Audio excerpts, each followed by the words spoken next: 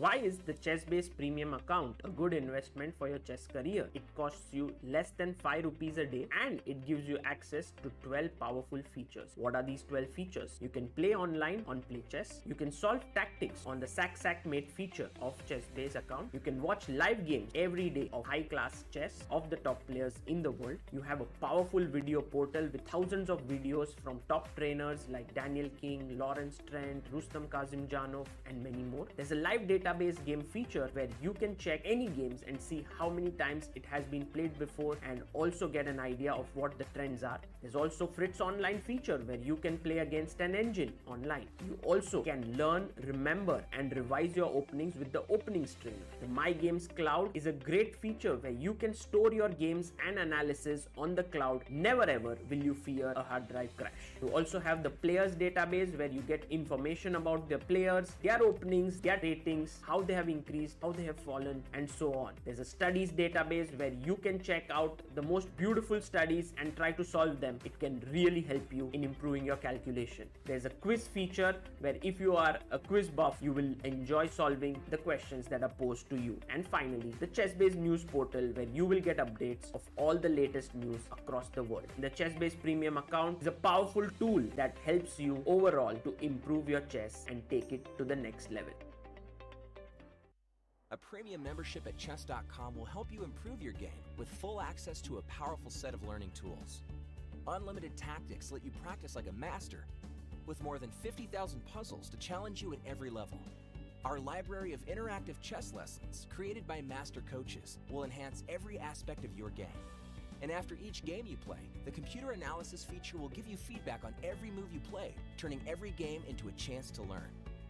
And that's not all. Premium benefits also include unlimited tournaments, video lessons, the Opening Explorer, and much, much more. Upgrade now to take your game to the next level. Want to play chess but don't know how to get started? Try chess.com.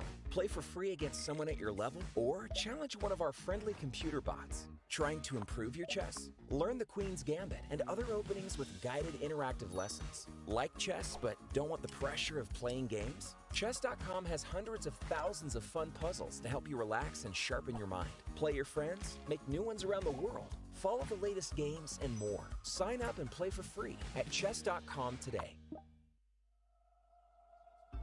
The crucible of competition. The eyes of the world. Goa, India, hosts the 2025 FIDE World Cup, where over 200 of the top chess players in the world face off in an 8-round knockout tournament. This queen has nowhere to go. That is the end. Excellence, perseverance, and stamina bring glory, national pride, and a spot at the illustrious candidates tournament. The globe's best chess players hope to add their name to the list of champions. Woo, he made a move in 1 second. The 2025 FIDE World Cup. Let's get these games started.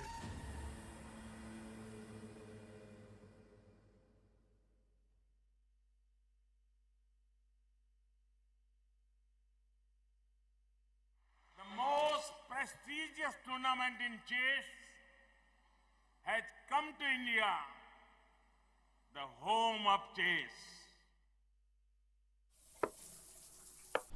अरे यार देगी अरे क्यों चालियो घोड़ो Yes! Yes! Yes! Yes! Chess chess chess chess खेल ये हमारा है। आओ दुनिया वालों ये वेलकम तुम्हारा है। अपना गेम भारी है, हैंडशेक की बारी है। अब इंडिया बोलेगा।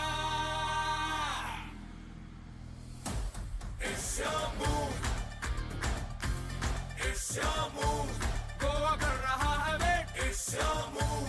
Come, come, come, don't be late. It's your move. ए तो कोई खोल। चतुरंग के सारे रंग सदियों से हैं अपने संग। शतरंज बिछता है हर आंगन, विश्व को दिया हमने विश्वनाथन। डंका बजा है, गोवा सजा है, खेल जमेगा खूब। It's your move. हो न जाए checkmate. It's your move. Check league में भी होगा जस्ट इट्स योर मूव गोवा कर रहा है wait it's your move come don't be late it's your move esto todo it's your move एक दो ढाई it's your move it's your move it's your move it's your move it's your move. The FIDE World Cup 2025 starting from 31st October to 27th November in Goa, India. It's your move. Hello. Welcome everyone to the Tiebreaks day of the first round of the FIDE World Cup, and joining me here are my very great co-commentators Amruta Mokal and Grandmaster Sahaj Grover. Thank you so much, Sagar bhai. It was a great first round, and now it's, I think, going to be even greater because we have 5 Indians going into the tiebreak, and it's anyone's game. Yeah. Exactly. Tiebreak में तो बहुत मजा आने वाला है, guys. Are you ready? It's going to be a lot of fun because there are rapid tiebreaks first, 15 plus 10. Then we have 10 plus 10, 5 plus 3, 3 plus 2. Each like 2 games. In case of 1-1 tie, we keep reducing the time control and finally reach to this sudden death moment, which is actually a new rule that FIDE has introduced. I'm very excited if it reaches there. So Can you explain the rules, Sagar? the last one? Yes. So it's 4 minutes plus 2 seconds increment for white, and for black, the players have to make a bid. So whatever is the lowest time, if both players will bid, if one player bids 3 minutes, the other player bids 2.5 minutes, that player gets 2.5 minutes, the other player gets 4 minutes on the clock, and with a 2-second increment, and if it is a draw, black goes through. Oh, wow. That's an interesting one. And you know, tiebreak day, generally it's all about speed. और उसके लिए players will come more casual dressed, I think. Jeans is allowed. Yeah.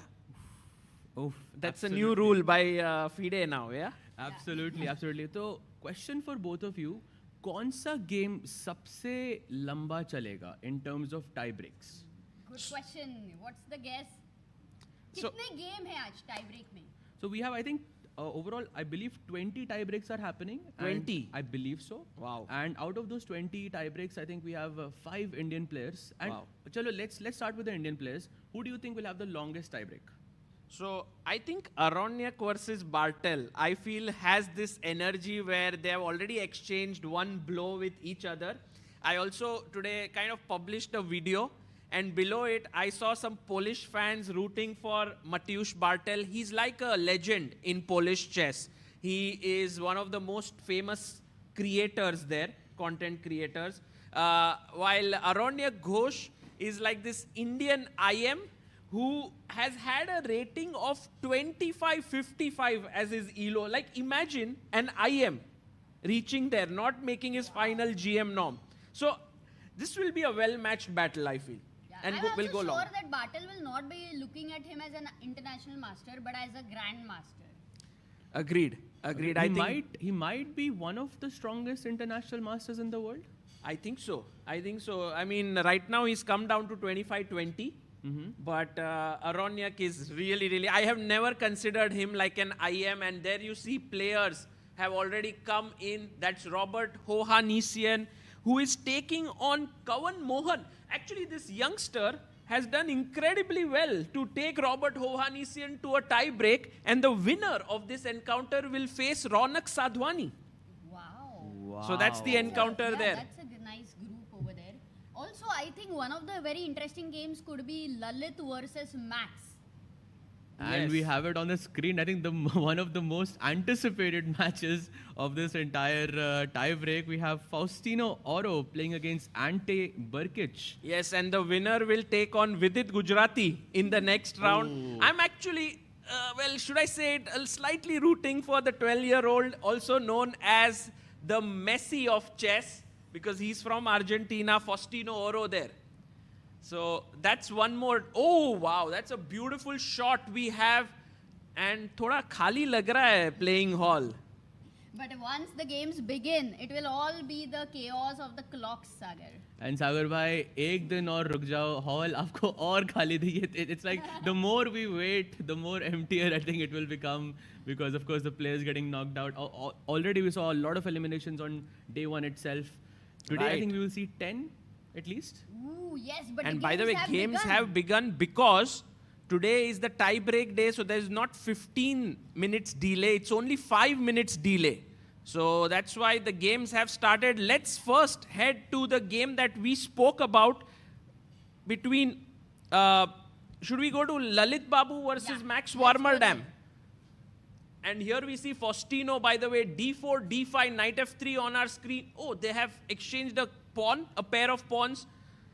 Oh, this is London variation basically with one tempo less, yeah? With the black ka knight e4 pe. Lalit versus Max, you mean, yeah? Yeah, Lalit versus Max. And do you know, Sagar bhai, do you know what this opening is called?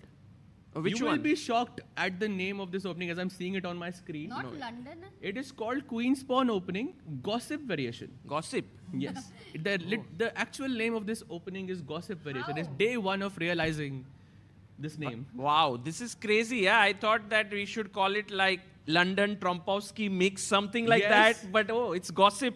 Nice to know this. Who came up with the name and why they came up? Maybe It but was they were just Gossip. playing. It was just Gossip. And they just यही नाम डाल देते. So right now, we have this game, Queen comes to b6 by Max Warmerdam.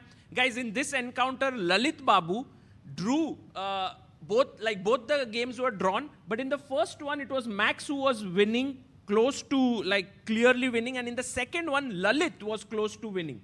So right now, it's 1-1, and we have started off with this one.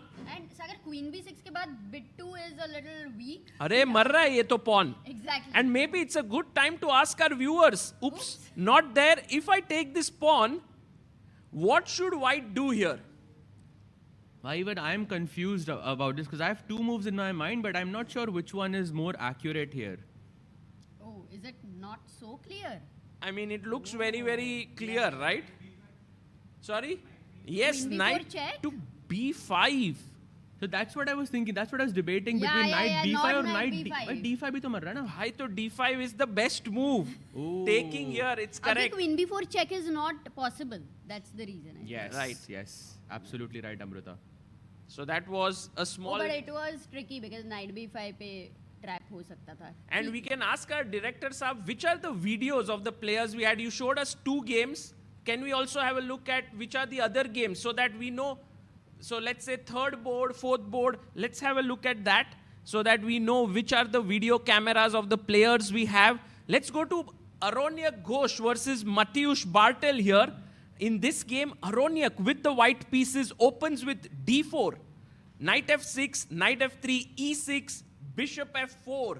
The London system here, we have Sahil Tiku here, who is one of the most ardent fans of this opening. कैसा लग रहा है भाई?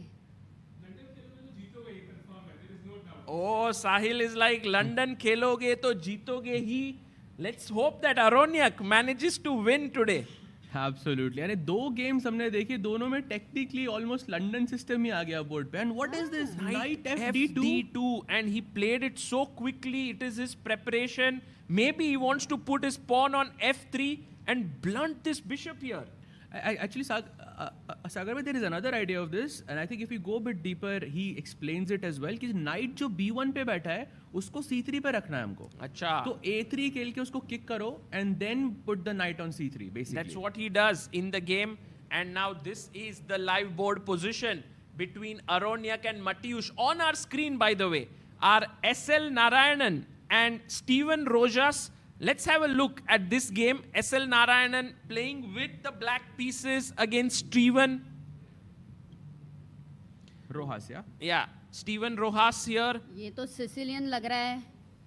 So e4, c5, knight f3, d6. c3, knight f6. Oh, by and the then way, guys. h3 is given up the e4 pawn. Yes, quick question to our viewers here. Why can't we take the pawn on e4? Anyone would like to give it a shot? Go for it. White It's a to trap. play. Opening trap. This is something you must know. Exactly, bhai. Rakshit bhai on fire. Queen A4 check, and you lose the knight, which is just hanging. Wow, what a nice tactic. And I think first round mein in the classical format, I believe it was Pranesh who played that G5 move here. You remember, Sagar bhai? Knight C6 karke G5 directly. Or it was, I think it was Pranesh if I remember correctly. But so we have seen this before and hoping for some exciting chess here. Right. So here, Bishop D7, Bishop D3, Bishop C6 played. And now, what a hyper modern opening this is. You don't put your knight here, you move your bishop like this, you move your knight to come to F4. G3 played by Steven, and D5 bhai, SL Narayanan क्या ही prepare करके आया है. 95. Yeah, he has 16 minutes on the clock. I don't know how much is the zero tolerance for tie breaks, because for classical उन्होंने बोला था कि 15 minute late आए तो game like you will be lost. यहाँ पे तो सिर्फ 15 मिनट ही. इसलिए पता नहीं. Everyone is here, Amruta though. नहीं, but classical में और एक है. अगर 0 मिनट्स के बाद आए, मतलब गेम शुरू होने के बाद आए, तो फाइन भी है $500. $500 is a fine if you are late. Oh, and so I hope that. Wow, matlab, I don't think you're gonna get that $500. No. I hope no player has to pay that $500 or 500 euros, whatever it is. Right now, we see on our screen Lalit Babu playing against Max Warmerdam, one of the most exciting tie breaks for me. And that is the game we saw. Amruta, Queen B6 played here. Lalit went Knight C3. Queen A5 on the board, and we have Bishop check, Bishop D7, and now Lalit takes, Knight takes, castles, good move, giving up a pawn. Black is like, भाई लूंगा नहीं, इसको लूंगा तो बहुत ज़्यादा problem हो जाएगा. You know, rook will come here, attack this. So he goes E6, and this is the live board position we have. Black is also not going after material. Maybe he's understood what is important in life. What is important in life if not material? It's activity. That's what's important. No, being non-material. Non-materialistic. Being, very deep here, Amruta. Oh, that was the point, yes? Yeah, that was the point, but it has to be subtle. Like, we don't discuss the point. By the way, in this position, like if black manages to go bishop e7 and short castle, then white के जो दो pawns है c2 और c3 पे, they become sort of long-term weaknesses. So white को थोड़ा immediately act करना ज़रूरी है यहाँ पे before black manages to get his king to safety. And I can see a move here. I can see a move here, Sagar bhai, which is in retrospect makes a lot of sense because I can already see it. But on the board, I'm not sure if I would play it. And that move is c4. What is this? That's a good one. I like that. It's a free pawn. But it uses the principle of opponent's king is in the center. But I'll take it. D5. And then D5. Nice, Amruta. Oh my God. Thank you, Wow. Sahaj. Can we go Great full idea. screen? Yeah, Can we go full screen on this game? Sahaj bhai has given us इतना बढ़िया line यहाँ पर. And if we can go at some point full screen, director साहब, ललित बाबू 1.5 minute से सोच रहे हैं यहाँ पर. थोड़े freeze हो गए actually यहाँ पर. Maybe you will have to refresh this. But do you think, like Sagar and Sahaj, Lalit will be thinking about c4 right now? See, I have played Lalit a couple of times, a bunch of times I think, and he's a very sharp player. At least that's what I felt. He बहुत unhinged chess खेलता है. Like and I think c4 is right up in his wheelhouse. I would think at least. And also c4 makes sense. You're untangling your pawns. जैसा आपने कहा कि king, black का king थोड़ा unsafe है, उसको target करना makes a bit of sense. What I don't like about c4 is black can go pawn c takes d4. क्योंकि उससे वो c pawns हमारे फिर भी doubled है. And I can just go, you can capture back with whatever. Let's say you capture back with the pawn. And I go bishop e7 and I go short castle. And आपके pawns अभी भी खराब है. Correct. So maybe black will try to play that way अगर c4 होता है. At this point, Lalit has been thinking for a lot of time. We'll wait for his move. Yeah. There's one more game of Indian players that we haven't seen. That is Ritwick versus Nogerbek. I think it holds a special importance in this tournament because the winner is going to face? Guys, any guesses? Who is the winner going to play against? इतने सारे player है कि इतना बार देख के भी भूल जाते हैं. Well, the winner is going to play against Gukesh. So that's a very important encounter. But are you able to find a game or? Yeah, I don't know if they have started. I mean, control F. And we also have in the chat, we have few people, they also want to see the games of Kevin Mohan, Ritwick Raja. Exactly, I'm trying to. क्या बात है? Yes, Gukesh. So, yeah. And also Faustino Oro, because everybody is very excited कि विदित किसके साथ खेलने वाला है.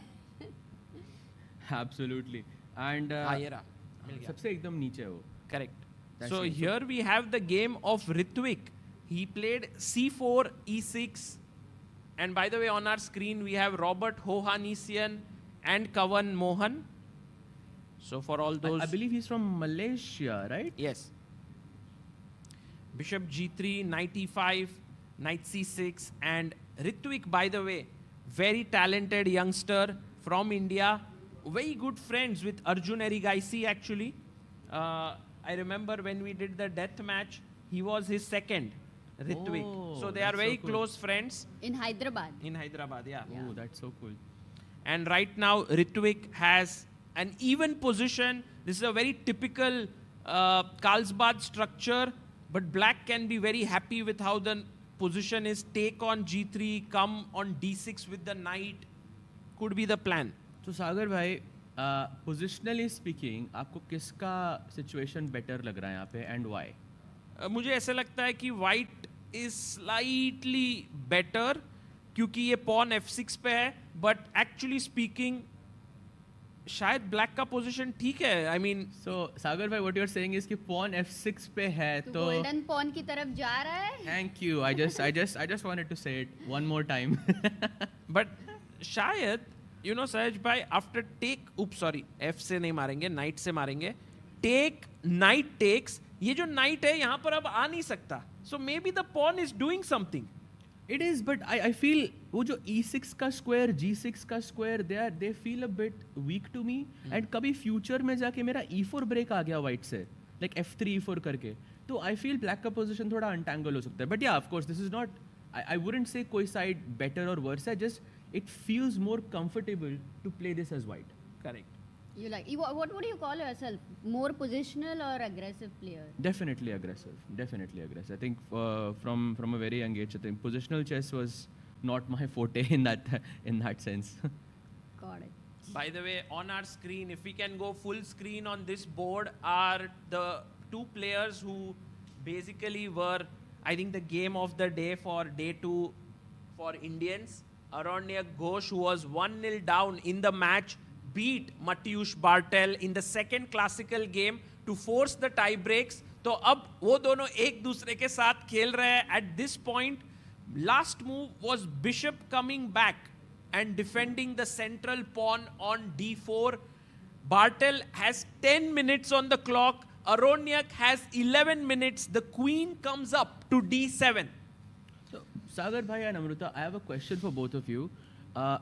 They have a difference of about, 50 points, something like this. So, and Bartel, of course, is the more experienced player. But considering कि पहला match Bartel जीता था and second match Aronyak जीता था, who has the psychological advantage going into this match? For me, it's Aronyak. Because I think at some point Bartel would have thought he would win the match after winning the first game, but he could not. And now going into the tiebreak, the one who strikes the last usually has the mental, advantage. Yeah, the momentum is on Aronyak's side. I think we think alike over here. But look at the position. Yeah, white is having an isolated pawn, which means that it's going to be a lot of piece activity for the white pieces. And I'm not sure how do you guys look at the pawn structure with A7, B6, C7. थोड़ा weak लग रहा है या is it a normal kind of a structure there? I think it's normal, yeah, this structure with the bishop here. But I like this idea, knight e5, and if I can force you to take, that would really improve my structure, is what I'm thinking. Yeah, this piece exchange I think helps black for sure. White is not going to go for that. I mean, you think it helps black? I thought it helps white. How? Just improving the structure. We don't think alike, yeah. Well, a knight d5 maybe aa sakta hai, I'm not sure. Very specific, yeah. Now attacking here, and if I take, then I have a mating idea. Sorry, queen takes. अरे कितना mouse slip करोगे? Somehow the queen is always going one square ahead. Okay. So right now... No, white should not be exchanging these pieces like that. The knight on c6 right now is blocking the bishop on b7, though it is keeping an attack on the d4 pawn. लेकिन rook d8 and all is incoming. d4 का क्या होगा? बहुत ही अकेला है. Yeah, it's an isolated pawn. Definitely you have to defend this, but and he answers the question. And I think maybe we can ask someone in the audience or in the chat as well, why can black not take this pawn on d5? Ooh. Let's ask. Take. Oh. And then... किसने बोला? अरे. Absolutely right, sir. Yes, that's absolutely perfect. Correct. Yeah, and you take on d5 and white wins. Oh, we have a first mistake by Bartel here. He retreats the knight back to b8 in the spirit of Breyer. But where would he have gone? Like, because knight on d8 doesn't look like, a good square. Knight a5 pe to b4 and... No, knight a5. B4. Maybe doubling, he was afraid of this structure. But it's still much better than going back to b8. Oh, very hard to assess, yeah, I must say. Yeah, I mean, it was very difficult to choose between knight a5 and knight b8, and there was a third move there, b5, which is insane to play in such a format. Wow. Yeah, b5 is insanely difficult. Because when you take, I take back with the queen, threatening a mate and also your knight. So it's a very interesting move. If you take knight takes here, then your d5 pawn becomes slightly soft, so you can take knight d5. But as of now, the move is knight b8 and... Okay, why is it a mistake? Let's still try to find out. Can we have Bartel and Aronyak on our screen? This is SL Narayanan board. Maybe if we can have Bartel.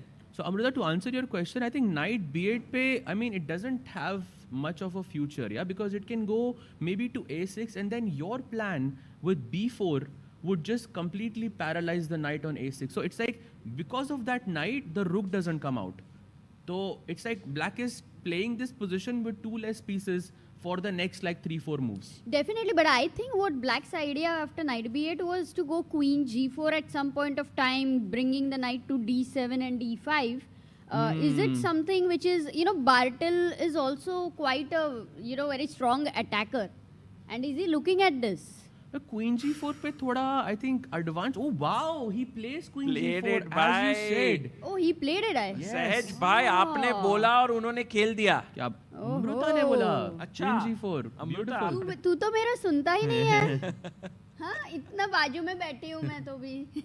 नहीं, I think आप दोनों discuss कर रहे थे. I was trying to see if what is Bartel doing on the screen. But he did play queen g4. That's amazing. And with the bishop here, looking, and queen here, you have to be careful. But is the d5 pawn hanging really? Oh, that's a good question, because 95 is a direct threat. Yeah, but I think you will always have bishop takes h7 check hanging on the Yaar, lekin wo diagonal, are you not scared of the diagonal? Oh my goodness. And guys, today we are going to have a very special guest joining us. But now Anish Giri is coming, yeah? Well, we had to keep that as a secret hype up, but Anish Giri is here, the current world number 5 and already qualified to the candidates coming here to Goa.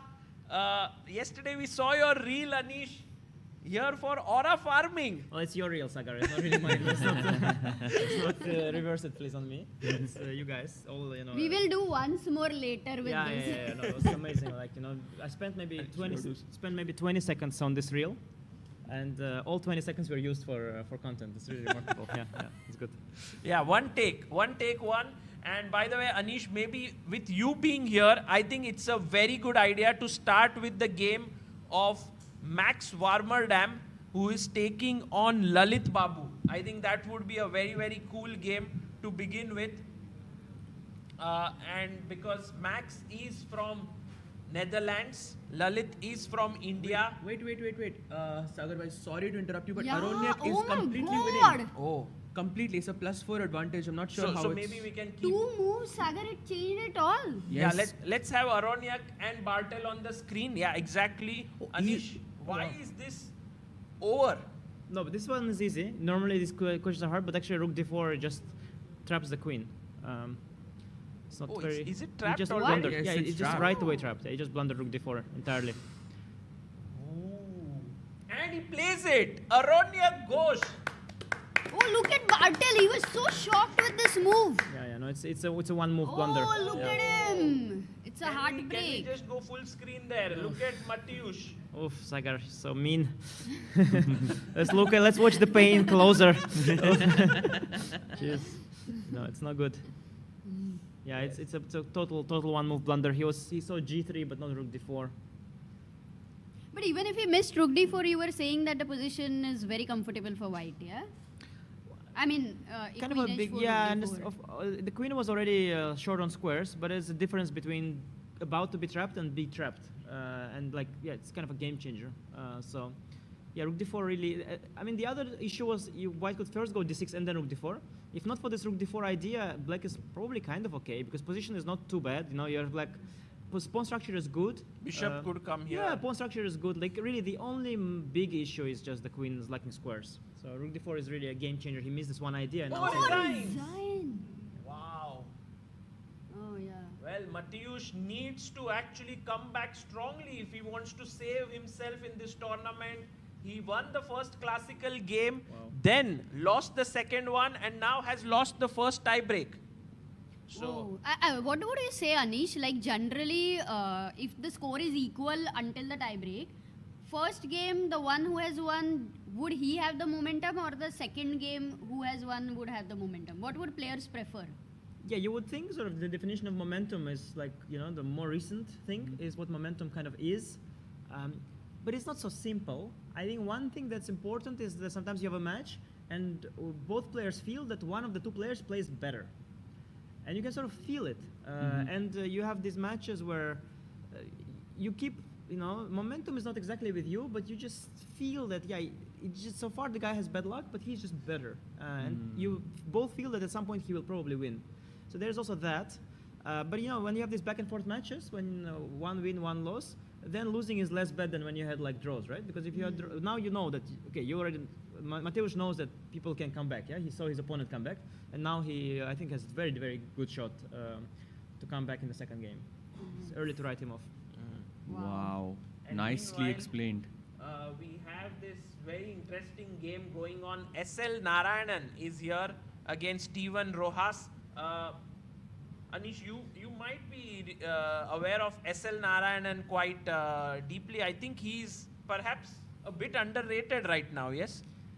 Yeah, obviously he had a higher peak. Though, you know, as a player myself, I should warn against terms like underrated, overrated. Like, very often there is a reason why your rating is going up or down. So maybe he's struggling a little bit with this form. But of course, I mean, even with his current rating, he's a big favorite against Steven Rojas, and position is very promising for him. Yeah. Why is black better here? Is it because of the g4 square weakness? Eventually, a knight can jump there. That's one of the factors, I think. Overall, the fact that there are e4 is surprising. But knight goes to g4 like he wanted. Wow. Yes. But I think fundamentally black king is safer because there are more pawns in front of it than in front of white's king. That's in short what it is. Black has a lot of dark square control as well. Now 95 coming in, and bishop on g2 is staring at its own d5 pawn. So it is also a bad piece. But I think the fact that the f2 pawn is missing really makes white king very weak. So Anish is in favor of the golden pawn, yeah? Yes, this is a concept of Sahaj, not to touch the f pawn. He calls it the golden pawn. And whenever it is touched, generally it leads to debacle, according to him. Well, so what happened here? Like very often, you use the f pawn as an attacking, unit, and then when it goes to f4 and f5, you damage one of the opponent's kingside pawns. But what happened here? The f pawn is gone, but it hasn't touched black's f or g pawn. So f pawn was traded for a queenside pawn, and of course, yeah, f pawn is more important than a queenside pawn. While I think often touching a f4 pawn is a good f pawn is a good thing, like as an attacking method. But I don't know what exactly happened here that the f pawn is just gone. Of course, yeah, it's. So take 95 is on the board, and let's go to the game that we had promised when Anish arrived. Lalit versus Max. If we can have them on the screen here. Anish, what are your thoughts here? Bishop has just dropped back, and Max is someone whom you know very closely. Yeah, for sure. Actually, I know Lalit Babu for many years. He used to play a lot of Dutch Opens, Yes. A lot of Dutch tournaments. And he had one also. He's done quite well there. Yeah, but he even played like in 2009. When I started playing Dutch Opens, he was also there. One of my early tournaments in the Netherlands, I remember this Dieren Open that I played there. Erwin played there. Our friend. Also, Lalit Babu was there. He was always around, so I know him quite well. He's a good player. The game position looks fine for black. I mean, I usually prefer to have context in the game, so I would like to see how we got here. We want to ask you the name of the opening. Sahaj has told us. Do you know what is this variation called? See, this doesn't qualify as some version of Trompovsky. It's a different We name, thought that as well, but no, it has a very, very strange name. So you probably have used this word at least 3-4 times a week, at least. But no, like. Are you sure about that? Shower attack. I don't know. While let's speaking try to to other guess. people, but I'm sure you must have used this word 3-4 times a week. But it has a strange name. It's some sort of an attack, right? It's just called variation. Like this word and But the word is used a lot in social. Yeah. Maybe It starts gatherings with or G. Wow. ends with P. But I don't know if it's true. Yeah, we might tell you, but Wait, it turns out it's not true. That name. I don't know if only Chesscom Diamond members are getting to the these words names. that come, group is just a word, but it's not. Yeah, you're not gonna say group opening. Close, very close. Okay, a little close. In between there is a double grass. S. Oh, There close. is a double S in between. Double S. When you are GSS. when you are gossip. Yes. For real? Yes, Gossip it's opening? called gossip variation. Yes. Oh, you think so badly about me that I use gossip? I don't gossip 4 times a week. No, I didn't say you gossip. I'm saying you must have used Once this a month word. maybe, but You have used this word maybe. Today we did, but it doesn't I mean. mean, you said people gossip. It just doesn't. Yeah. You must have said Sahaj gossips? No. Sahaj probably gossips 3 times a week, but I. Wow, gossip attack, gossip opening. Wow, this is a strange name. Wow. Yeah. I don't even know. I would like to know the story behind it. There are a lot of these very obscure names that are in the, in these obscure databases of openings that people have never used. This is one of them. I've never heard the gossip opening before. Me neither. First time. Yeah, probably not the last time though. It's quite a remarkable name. If you had to name any opening, Anish, what would it be? Well, I wanted when I was a kid to have something named after myself. There was one time I played the new. I came up with an entirely new variation in the Grunfeld against Queen B3. It was popular. It was called the Russian system, and I came up with an entirely new way to play against it. And I was so proud. There were just 2 games in the entire database of very weak players. Like one was, at the time, I was already top grandmaster, like 2600 top grandmaster. I played against Morozevich, so I was the first strong player to play. There was some guy What without did you rating, play? and some guy. I took on c4, queen c4, castle e4, and now I played bishop e6, and if d5. You can't play bishop g4 because e5, but you go bishop c8 back. And you provoke with d5, and now you're going to undermine with e6. So it's a concept, it's a new concept. So proud, this one guy had no rating, the other guy had 2200 or something, and it was me. So I was sure it's going to. And the next week, there comes out an article, and it credits this 2200 who played before me. Apparently, it was not a 2200. It was actually a guy who was actually also, a prominent player in his time, and he was a master that people knew, and he had some opening ideas. And there was a whole article with that name at the top, and so this is I don't like even this was taken from me, so I have no legacy at all now. That's terrible, Anish. I hope that you have some more ideas up your sleeve that could be named. Gone. There's no more new ideas early on in chess. There are ideas down the road, But there's nothing left. As early as move 5 in relevant openings, I think everything's been named. Wow. No, Anish, you have to keep believing. We will definitely play a lot. I'm sure Sagar will play next time when he plays with Levy and. But that will, Sagar will probably find something new, but that will be Sagar variation. Okay, by the way, guys, D5 is on the board. Lalit going for this move that Anish spoke just now. And he's kind of hoping you take and the bishop is hanging, but it seems like Max is doing quite well as the c4 pawn is a real weakness. Yeah, so it becomes very imbalanced now. White is going to likely take the e pawn and the f pawn and then have that situation, remember, where we have more kingside pawns, so our king will be safer. But white is losing a pawn and maybe c pawn.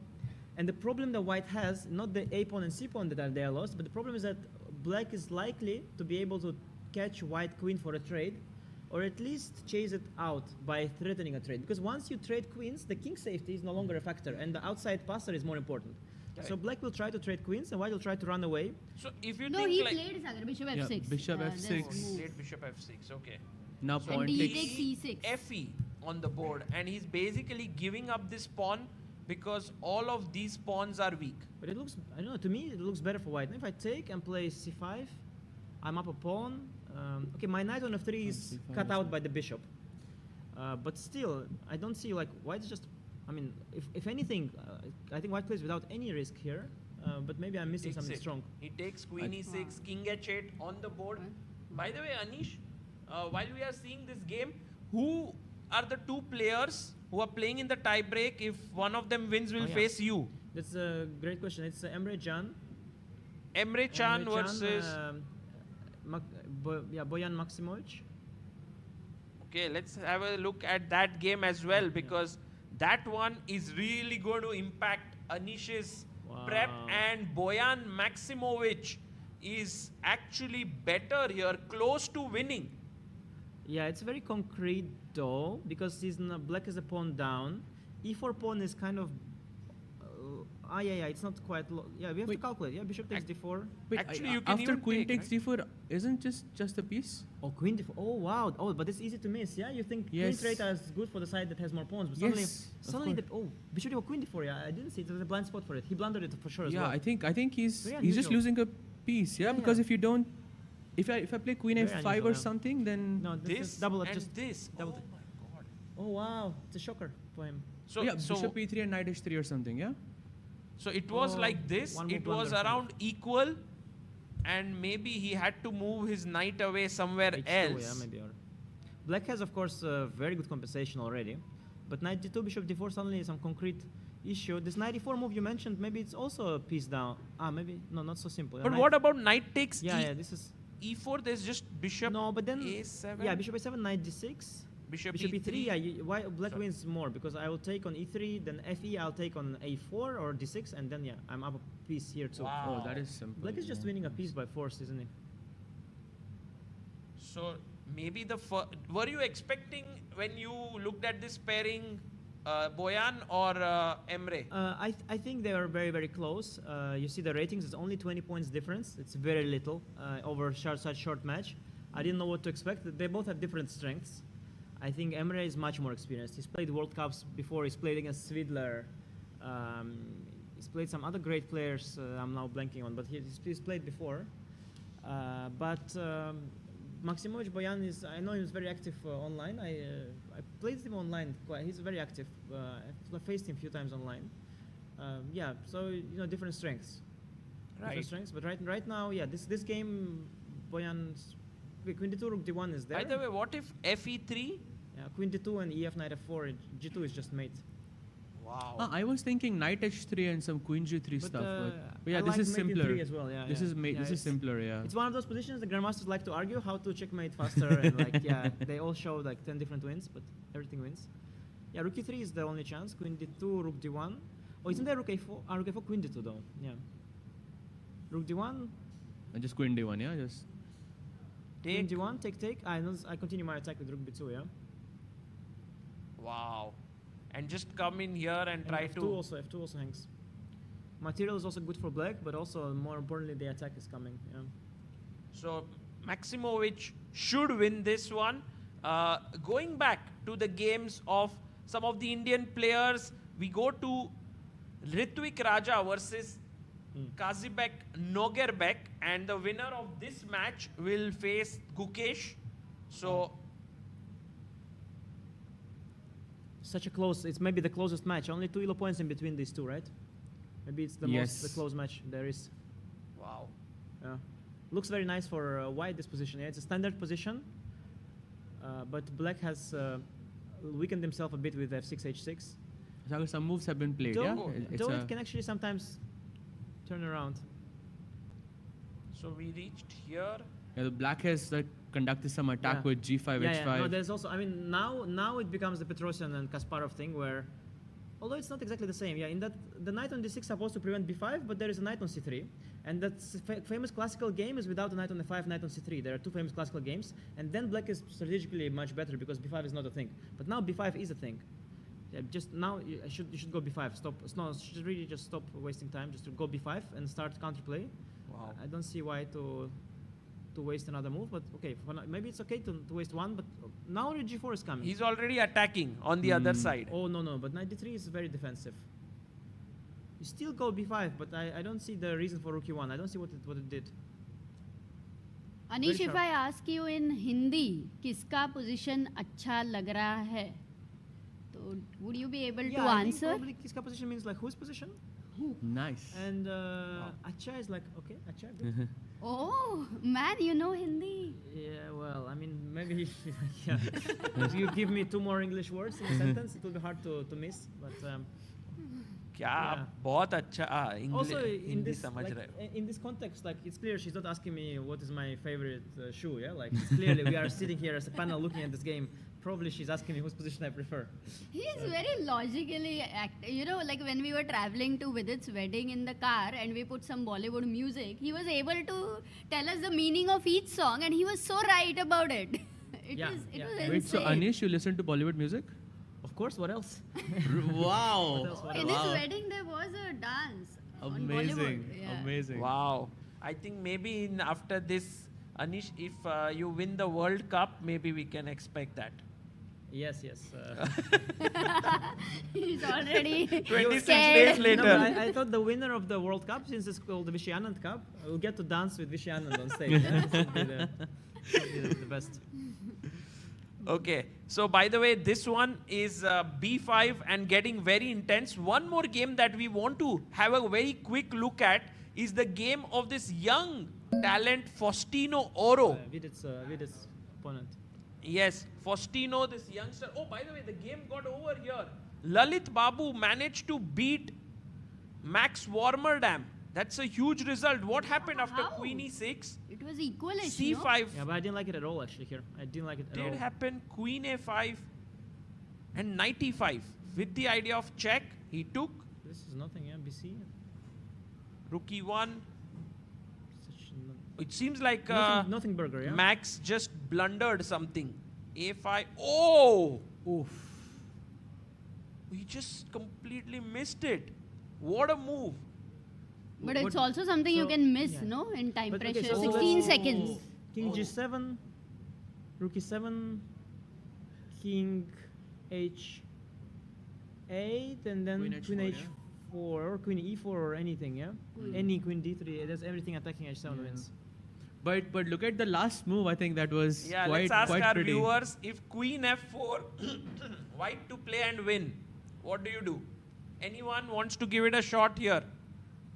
We have a few grandmasters in the fan zone. Yes.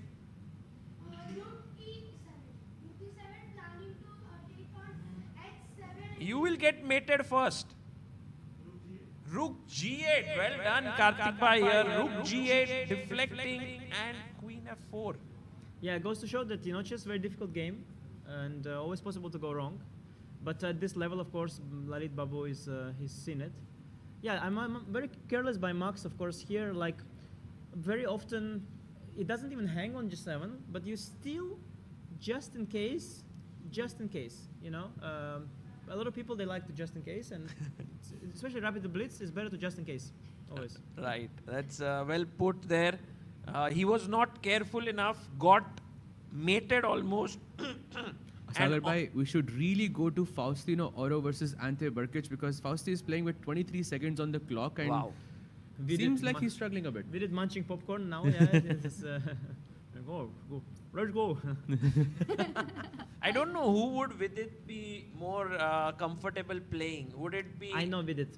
Yeah? So the moment one of them wins, he'll be like, "Oh, I got a stronger one." Typical Vidit, you know. He'll always complain. He'll be like, "Of course, this guy. If I only got the other one, it would be some." He will say that, "Oh, this Oro is so this Burkic, you know, is already old. He's already harmless." Or now he'll be like, "Then if he'll get the other way, he'll be like, I could get Oro. You know, he's so young and so inexperienced. Now I have this Burkic. You know, his years of experience so strong."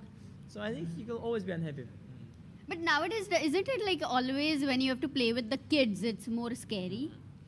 Yeah, but these are myths, you know. Vidit has played a lot with my kids and nothing scary. He enjoys it a lot. Enjoys it a lot. He loves it. He says, I want to come again. And these are myths. No, it's only about chess, Anish. Everything else is fun.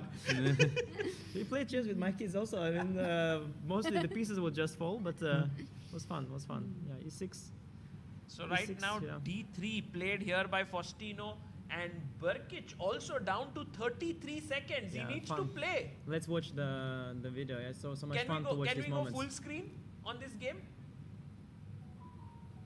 Yes, that would be nice. Look at Faustino, by the way. He's so locked in. Pawn to E6. Yeah, I like E6 also. Threatening Queen E5 check. Now, by the way, one of the only moves here, yeah, Rook takes B4. If you don't play that, apparently he's in trouble. No, he's not going to play that. It's difficult. Rook F8. Yeah, normal.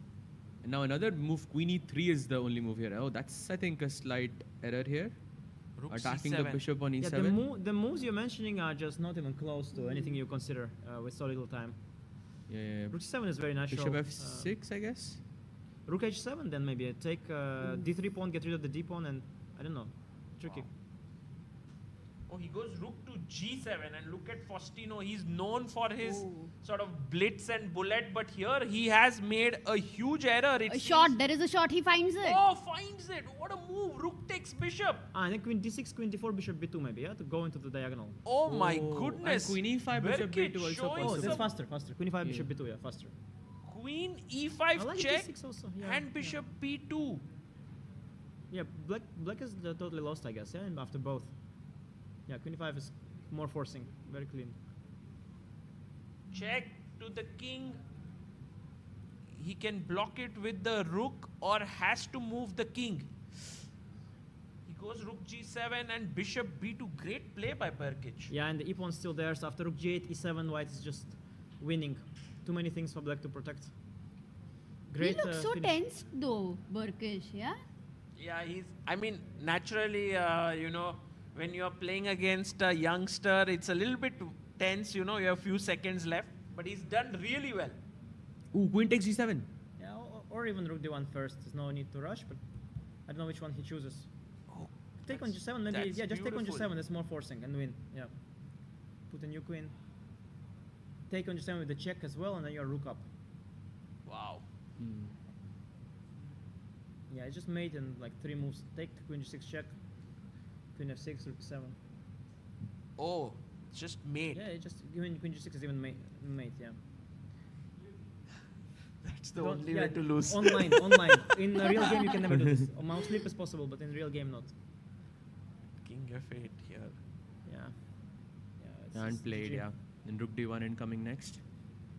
Oh, okay, no, it's just made. Resigns there. Yeah, So win for Burkic, and so Burkic gets closer to facing Vidit. Needs to just a draw in the next game. Let's quickly go to the remaining games. We have maybe one more There's game. Ritwick. Ritwick is actually losing against Nogerbek. Wow, the last move. Oh yeah, there's some. He blundered a knight. Oh, knight h1 in the end. That's what he blundered. He thought EF, rook e1, king f2, but there's knight h1 made. So pretty. Ooh, So that's take- beautiful. Check.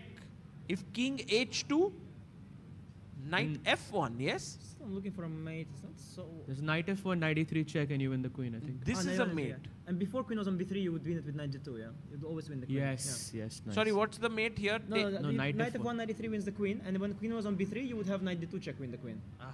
Without. So here, this was hanging. Yeah, knight h1 is nice, yeah. So Nogerbek scores a win against Ritwick, or it's done. Ritwick Diptayan lost. is playing, Sagar. Diptayan Ghosh versus. Yeah, I'm not sure which side would I be more comfortable with here.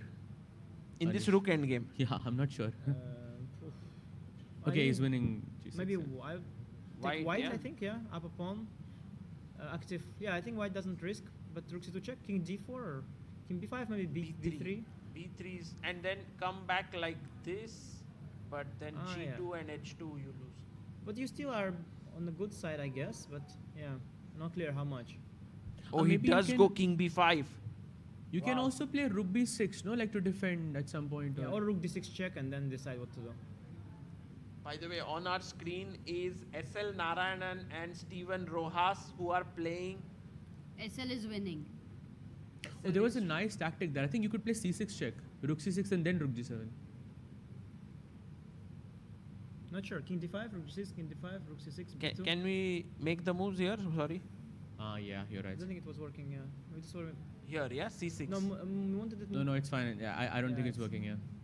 The rook was all actually. Yeah, rook was Rooks. on, but it's still rook 6, b2 anyway wins. So it's just kind of. Yeah, rook c6. That was the point. Yeah, that's why I thought rook g7 was clever. But It's just, I can go back. It's the same. yeah. Well, exactly. two grandmasters analyzing without anything there, without the position in their head. And by the way, SL Narayanan scores a win against Steven Rojas.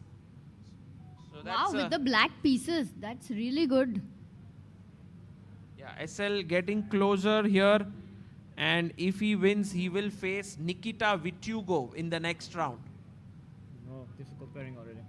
Anish, do you think that here white has solid chances of winning, or do you see this as a draw? Diptayan. Very concrete. I mean, white has ideas to go like rook b5 and king away and push the c pawn, and I think it's on black to play good moves now. But you wouldn't expect this to be winning for white because black has a strong pawn on b2 and equal pawns. I would think it's a drawn position, but yeah, it's okay. King e5, maybe king d4. It becomes like actually double-edged. Like who's first? King d4, king c3. Then give the rook there, take the rook here. Probably white is first there, but it's all complicated. Yeah. So it's a very complex endgame, Yeah, and it's they not have easy. less than couple of minutes there. On the screen, by the way, you can see Robert Hohanisian and Kavin Mohan, who actually has been maybe a find of the tournament. He made two has- draws, yeah. Yeah, 2 draws. He's 2300 from Malaysia FM and managed to hold Hohanisian to 1-1. And a very quick look at the game also shows. Actually, it's a beautiful end game. It reminds me of that, that game where you sack the h4 pawn. Kasparov, Karpov. Yeah, with the It was h4 knight king against h. bishop. Yeah, knight against bishop. Yeah. So here it seems like white is pressing, but is it Definitely enough? Yeah, looks like in blitz, such positions usually white gets to convert somehow, but he has a lot of time though. Black, yeah, Kevin is very fast. I was wondering why didn't he take bishop f7, just take the pawn and then come back, white b pawn down. Which Maybe one? it doesn't matter, but couldn't he just go bishop f7 after king h6? Just collect, no, and then play and then continue playing, no. No, I feel a very interesting point here is that Kevin still has 6 minutes on the clock, which is a Yeah. bit strange. Yeah, he has a lot of time. I think maybe the reason he doesn't want It's a black very to good get move, bishop, actually. yeah, he doesn't want black bishop to come to d5 maybe. But then yeah, there if f5 pawn is weak, Oh, by the way, here here d5. maybe there is. Ooh. King g7 though. King g7. Bishop e6. Wow, it's amazing, and the pawn game is winning. Okay, but it's Wow. difficult. to Wow, see. that's nice. That's very nice. And take this, yes? And Yeah, this is because the bishop is bad. Bishop c6 if you had, it would be maybe okay, but the bishop on c8, it's going to be swung most likely. wow, that's a very beautiful endgame here that we are having. I think Robert Hohanisian will win this.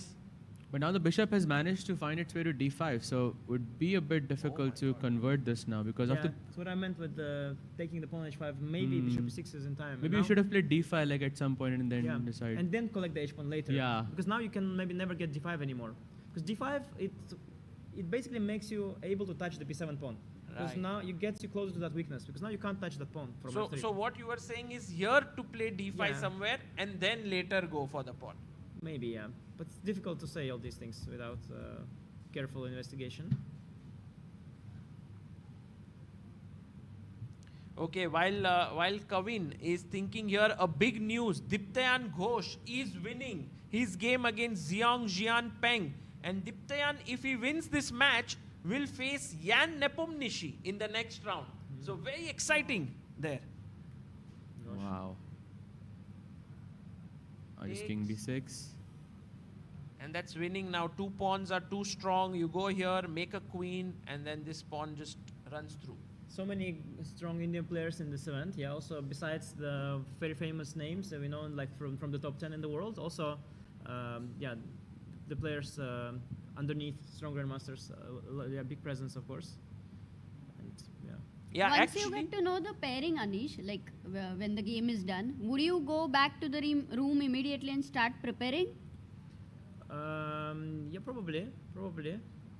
I'll gossip first, of course. I do at least 3 times a week, and after that, yeah, of course, I already, I already know both the players because I know I play one of the two, so I kind of had done some preparation before as well, but I'll continue at some point. Yeah. Also, it's getting a bit boring, after a while. I've done so many things already.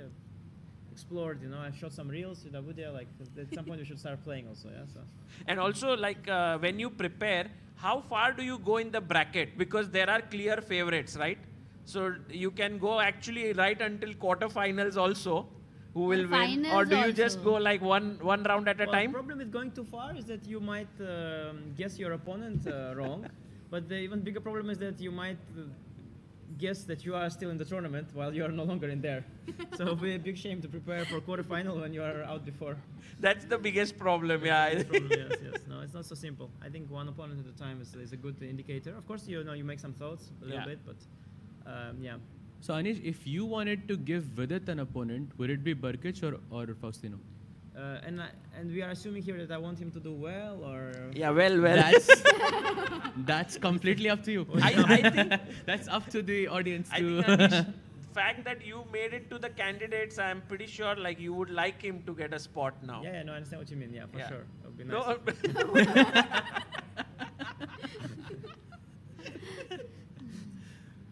No, it would be interesting, of course, to see Vidit playing Faustino, right?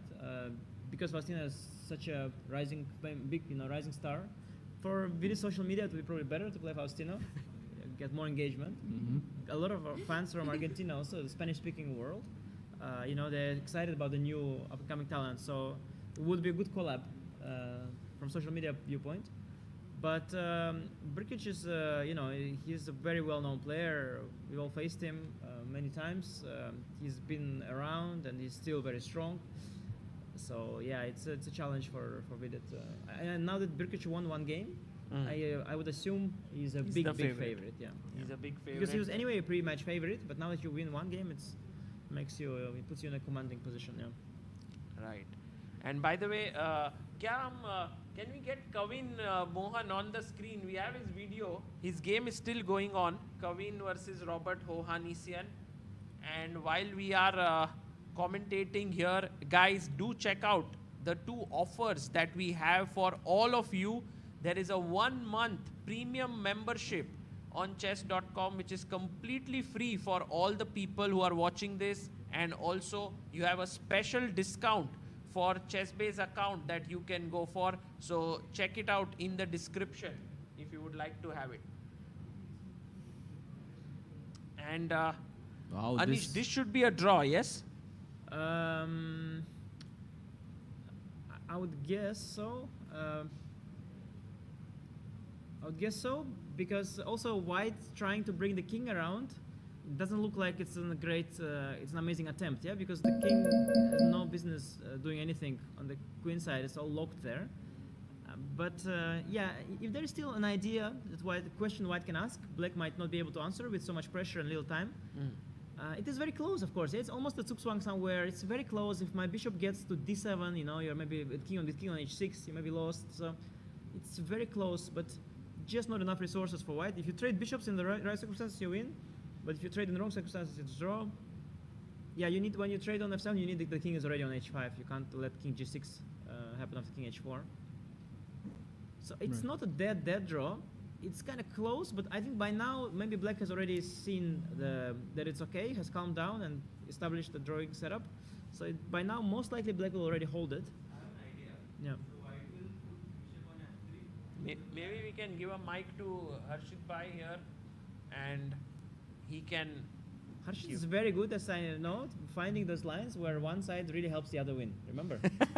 He's very good at it. He always starts showing this, yeah? And here Black goes b6, we can take a takes b6 and promote our b pawn, you know?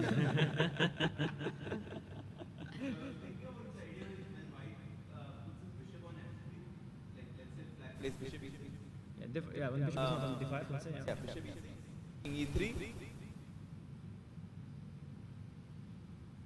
king f6, bishop f3, bishop f7, and let's say we can play d5 here. You know what was amazing actually is that you could have done d5 without bishop f3. I guess that's why the bar briefly moved up. It's even more epic, and then you can maybe walk with the king via g4. Yes. Yeah. But Black of course can avoid it, but he should realize that he has to avoid it. He has to keep the bishop here, right? Probably, yeah. Wouldn't it just be easier to keep the bishop on d5 and put the king on h6, and that's it? Yeah, okay, I'll put bishop on d3, and if you remove king h6, I will take the f5 pawn. But, then I'll play king f6. I'm only putting a king on h6 because I don't want you to play bishop h5. I will start going with the king back around, but that's where I came from, yeah? So, no, of course, probably bishop on d5 is just fine. Important to be careful. And now you can meet king d4 with king d6. So now it's okay. Oh, he played d5. Now it's okay because you have king d6. You know, guys, I just want to mention this: 102 moves have been played, and he still has 6 minutes, so almost 6 minutes on the clock as Black, which is insane. This guy is, I think, find of the tournament until now. Just 23-46. This is also a special thing about World Cup. You generally give an opportunity to some players. We were talking about yesterday, some 1900 rated players and so on, 2200 rated players get to play 2600 rated opponents in a match, which never happens. Yeah, but these players, of course, the low-rated ones, they are not nobodies. They're usually maybe best players of the country, which doesn't have many strong players yet. But they are, they are champions. They're champions. It's just that, they, of course, compared to the opponents, they're lower-rated and less experienced. But very ambitious. Actually, I played in the first round of World Cup a long time ago. A player from Africa was rated around 2400. And he was very confident. I spoke after the game with him, and I remember he told me, he said that, yeah, you are strong, of course, but he said, but I'm also a little bit strong. And I can never forget this. It was many years ago, but they're confident because they win the national championships. They're the best in the country. It's quite a big deal to be the best player of your country. Wait, sorry, you said he was from South Africa? No, he was not from South Africa. He was from another African country. I don't quite recall because I played multiple players. I'm mixing up the countries, but it was not South Africa, it was some other country. Yeah. How many World Cups have you played, Anish? I already once answered this question. I forgot. I counted that time. I think. Well, first 2013, one was 2013. 12, 6. Yeah, I think 12 years ago, and probably every 2 years. It's every 2 years, so it's probably 6. I played in Tromsø. I played in Khanty-Mansiysk and Sochi. I played in Baku 2 times, and I played 1 time in Tbilisi. Oh. I think that's 6. Wow. Such great experience here, Anish. And mostly painful though, but you reach semi-finals. Yes, but every World Cup ends with a loss for everyone, apart from the winner. So mostly World Cup is a painful experience. Like out of 200 players, 199 will leave the tournament in a bad mood. But now with 3 candidate spots, perhaps 3 people will be happy. Yeah, but not really. That's not how it works. Like I also have candidate spots, but if you're already have the candidate spot and you're playing 1 more match, you want to win that match. So yeah, maybe 3rd finisher will be kind of happy, but 2nd place will be disappointed because his last hope was to win the World Cup. And it's a big deal. Okay, candidate's one thing, but winning World Cup is a big deal. Why would you say that? By the way, we have a draw here. Kavin, great work by him, the youngster. But Anish, why would you say like winning the World Cup is so important? Or it's a big deal? Because when you ask me why would you say, I remember this. You probably know this. There's this Instagram guy like who has these memes, and he says like that's why, And he's also asking, why would you say? And I would say, because World Cup, that's why, Like it's self-explanatory, it's in the name. It's everything that has... But you wouldn't say that for something like Grand Swiss or this, or you would say it for anything? Like, I mean, for everything, right? Every tournament, if you... I feel personally attacked. No, I mean, yeah, it would be better if it was called the World Grand Swiss, but okay, it's still nice. I mean, the World Cup is nice, yeah, it's a nice name. Okay. It's a nice, good event. Yeah, Grand Swiss also good, of course. But, no, it's, Cup, World, I don't know.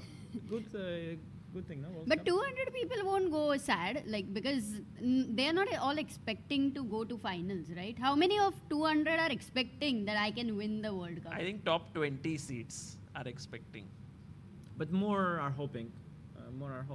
Yeah, it's a question of mindset. So 20 people will be in some I mean, you have pain. even like sometimes very top players like Hikaru, for example. Yeah, when he tries to bring himself into the mindset that he literally doesn't care.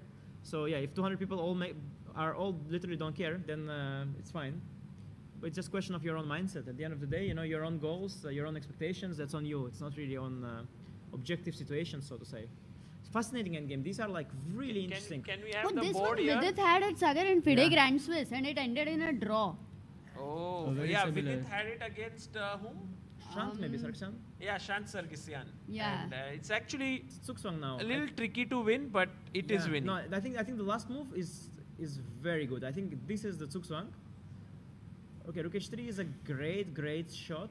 Because generally with checks or something, you should be able to win the rook, but not here. here. Rook maybe, yeah. This is amazing defensive move, Rook h3.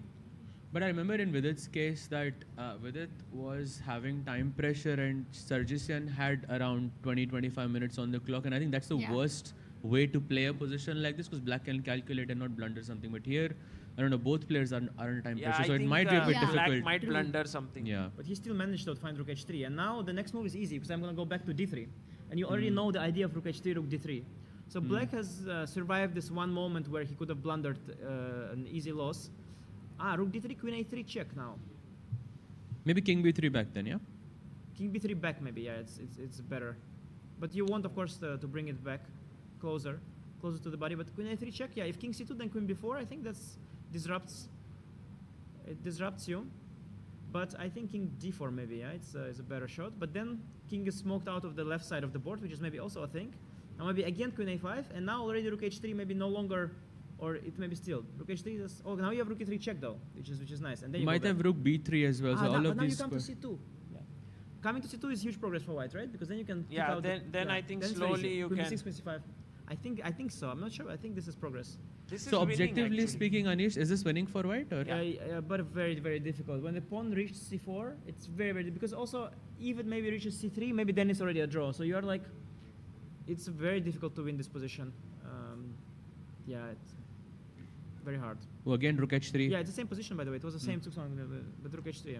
By the way, the other players are already taking their chairs. This final game is going on, so it's like an interesting thing. I don't know if they'll all start the second game till this game is they'll wait, no, for this game? They're waiting always, yeah, I think. They're waiting, but they're starting here. Oh, look at this. What? The chief arbiter is saying you can start. Oh no, she's saying like, the game is still there, and why are you sitting here? Is she asking? yeah. They have been told like you can only start when the game finishes. By the way, Anish, one question to you was, when you came to Chennai earlier this year, you did mention that you wanted a bit of like warm up for the World Cup. Did it help like this time when you're back to India? Do you feel more comfortable? Yeah, good point. Of course, that time I spoke in different context. I saw World Cup as part of the standard cycle. So in some sense, Chennai has already helped, I guess. Yeah, somehow I don't know how the Chennai helped Samarkand, but it worked out well. Yeah, I think people are going to get used to playing in India. More foreign players are going to get used to that. There are more and more events here. And we'll find our own way of how to deal with jet lag, how to deal with the challenges, the unusual food.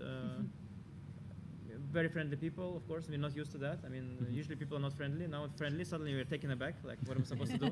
Supposed to smile back? Should I say hello again? Like, why are they all smiling? Why are they happy to see me? Are they planning something? So it's the challenges we're facing being in India. Weather is nice. We're used to clouds. Like the sun is there. Like, what's the sun? What is the sun plotting something? Should I wear something on my head to And Anish, last time I spoke to you and I asked you what your favorite city was, you said Pune. Pune. And I just wanted to ask, you've been in Goa. I'm not sure how long you've been here. Maybe it's a bit too early to ask, but do you see Goa as... Yeah, I think it's my favorite city. Also, I think if I want to come back home in one piece, no, but it's really, of course, no, it's a very different city. What I liked about Pune, like, I went there from Mumbai, and I found the climate much more familiar to Europe. Like, Mumbai was very humid, and in Pune I suddenly felt like, oh, some seaphone is going and the exclamation marks everywhere. Oh, it's a draw. Oh, it's draw. They drew. But did they actually finish the game? Yeah, did they claim it? Yeah, they drew. They claimed it? Yeah, they just repeated. I mean, the result Okay. is. Yeah, wow. Yeah. No, so so the climate thing was but the Goa, of course, is very different. Yeah, it's like coastal city. I haven't been to it, and of course, actually in Holland I live also on the seacoast, the seaside. So for me, it's quite nice. I enjoy the the Actually, sea and the Sagar, Nice to hear. between Pune and Mumbai, he likes Pune. Oh, yes. You Yeah, no, I observe know that? I assume it caused big tension.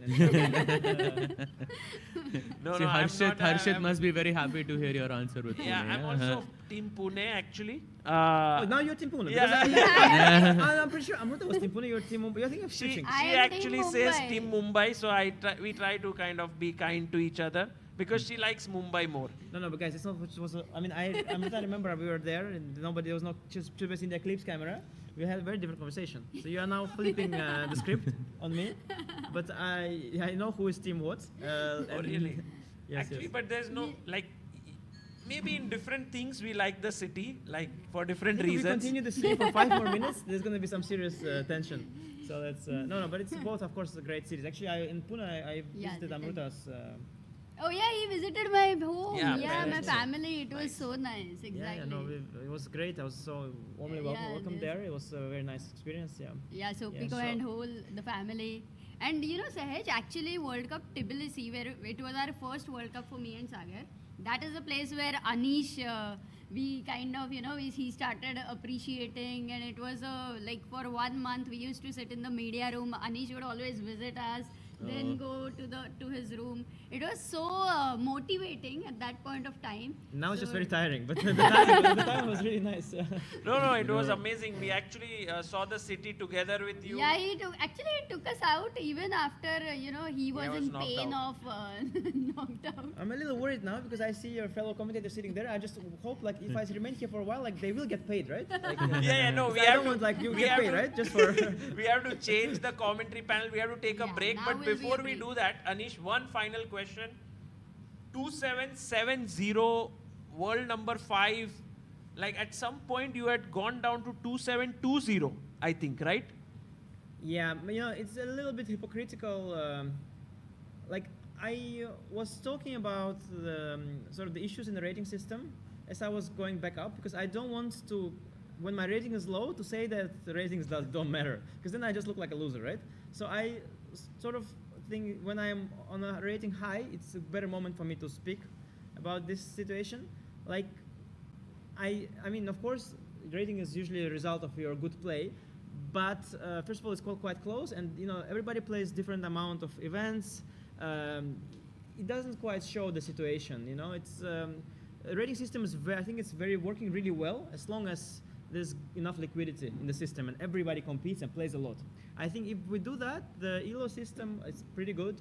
If everybody plays 100 games a year, all the time, the ranking will be very good. But the problem is that it's not the case. Some people are, and also people with high ranking are incentivized not to play because, I come here and everybody tells me you're world number 5. Okay, it's very nice, of course, when I'm world number 5. But when I'm world number 22 or something, I don't want you to tell me that I'm world number 22. I want you to call me by name. Like,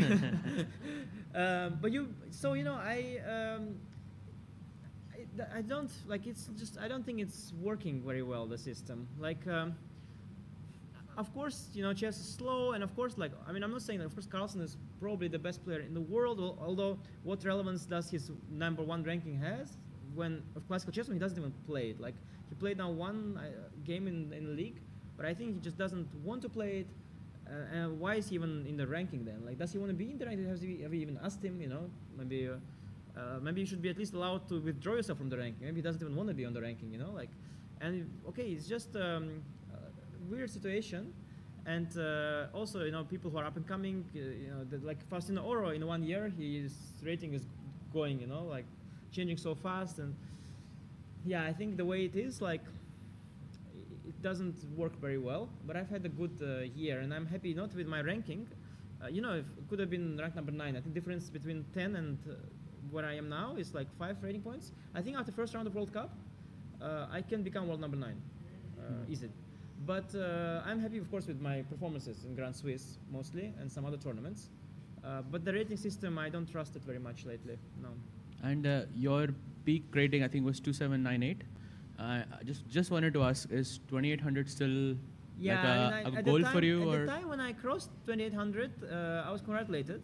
But now my peak is 2798, apparently. But yeah, of course, I was not on the list 798. And actually, I remember that because when I crossed 2800 in live list, and it was so hard to maintain that rating. I mean, it was so difficult because I was playing a top tournament, and I was making draws against top players, like 2750, and I saw my rating bleed away. Like, you make a draw with the top player with black, and sometimes I'm playing for a win with black against like top players. And okay, I was in like total panic. Like I have like 2803, and every draw it like 08 is going, and I see my rating bleed down to 2799, and it's inevitable, and I can't stop it. And I started to take a lot of risks in that tournament, and I tried to somehow win some games, and it backfired, and I lost one.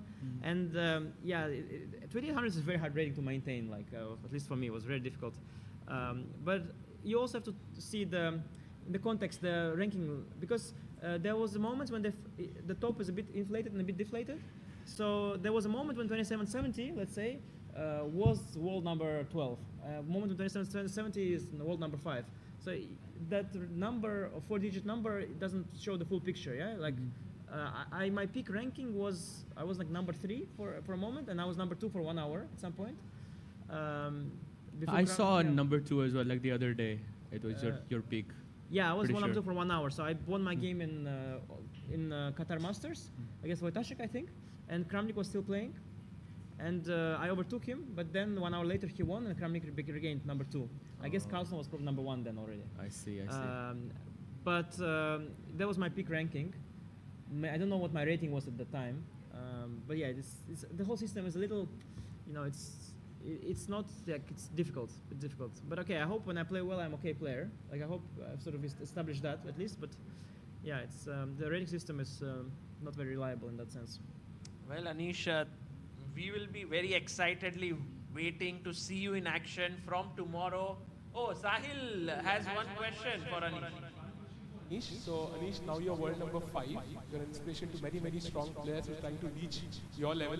Do you have like a morning routine that you follow that other players can learn from? Morning routine. Oh wow! No, so I start my day by I wake up. I go to Chess Monitor website. Then I check if my chessable courses are still on sale. Obviously, check my social media, YouTube channel. Check the number of my followers or at Anish Giri on Twitter. Every day you do that? Obviously, it's a morning routine, yeah. Wow. Then I brush my teeth. Then I go to Instagram, Anish Giri 94. Check how that's doing. Then I do that all over again. Again, so Chess Monitor. Then I go to my chessable courses, Twitter, Instagram, YouTube channel. After that, I check what Sahil is up to. His Instagram. If I see he's not on Instagram, I think probably he's in the gym. So I go to the gym. I see him in the gym. I tell him, when you go commentary today, please say that I go to the gym. We agree on what weight I'm lifting, which is realistic enough that it's bragging. Then after that I come back again, the Chess Monitor thing, Instagram, YouTube, and all of that. So. No, it's a good routine. Wow. Yeah. Do you go to the gym? Like really? Exactly, yeah. Like really, yeah. No, we have this joke with Vidit because he's like, oh, you're going to the gym, it's nice, but you're doing something in the gym. It's a whole different matter. Wow. Okay, one final question, very short one, absolute final, then those guys will join in. But the question is, before your game, here we have a big buffet, yeah, very nice food over here. So generally, chess players, would they eat a lot before the game, or they'll try to avoid? Like, what would you do? Before a game, no, it's a good question. You have to, have a right balance. Some people say you shouldn't eat much because then you digest, but I know that Garry Kasparov was famous. He would eat a giant piece of meat, like, before the game. Because, he didn't need it at the start because he was so well prepared. The first hour, he would be digesting the steak, and he would be in prep. But then when the prep would end, the steak would be gone, and he would have full energy to pound. So that was Kasparov routine. Yeah, for me, it depends. Today I ate quite well. Was more gossip than the meal afterwards. Yeah, you guys also joined us. More what? Gossip. Oh, okay. Yeah, the gossip variation. Yeah, but no, okay, depends. I think on how you feel, what kind of food. For me here it depends a lot. Sometimes there's some dishes I really like, and other times because there's a lot of options. But sometimes you know how it is. Yeah? Sometimes there's some dish you really like, and then you go for it, and sometimes you eat a bit less. So depends. Wow. Very interesting. And maybe guys, right now with the games already starting, I think we will continue this panel, and then 10 plus 10 will be But with... you have to ask, they're waiting to join, so they can... No, I think it'll take a lot of time and it'll all get... So let us continue this because it's a rapid game, and then we'll... 10 plus 10, we'll have Harshit, Tanya and Sahil joining in. Anish... But they still get the pay the same as... Absolutely. Okay, that's good, yes. because otherwise... would you, Anish, want to stay back? Would you like to? Yeah, just see beginning a little bit the games, Yeah, sure. just so that because anyway I have to go, to see the games afterwards. So Yeah, to go and visit Chess Monitor, I'm assuming. The routine. The routine. Yeah. To continue we with did the routine, so we might as well continue. Yeah. So let's go first to the game of. There are a few games that we are looking at. Firstly, Max Warmerdam versus Lalit Babu. Can we have them on the screen? Max Warmerdam, yes. And right now, a must-win game for Max here. A good opening, perhaps, for him with some imbalance right from the start.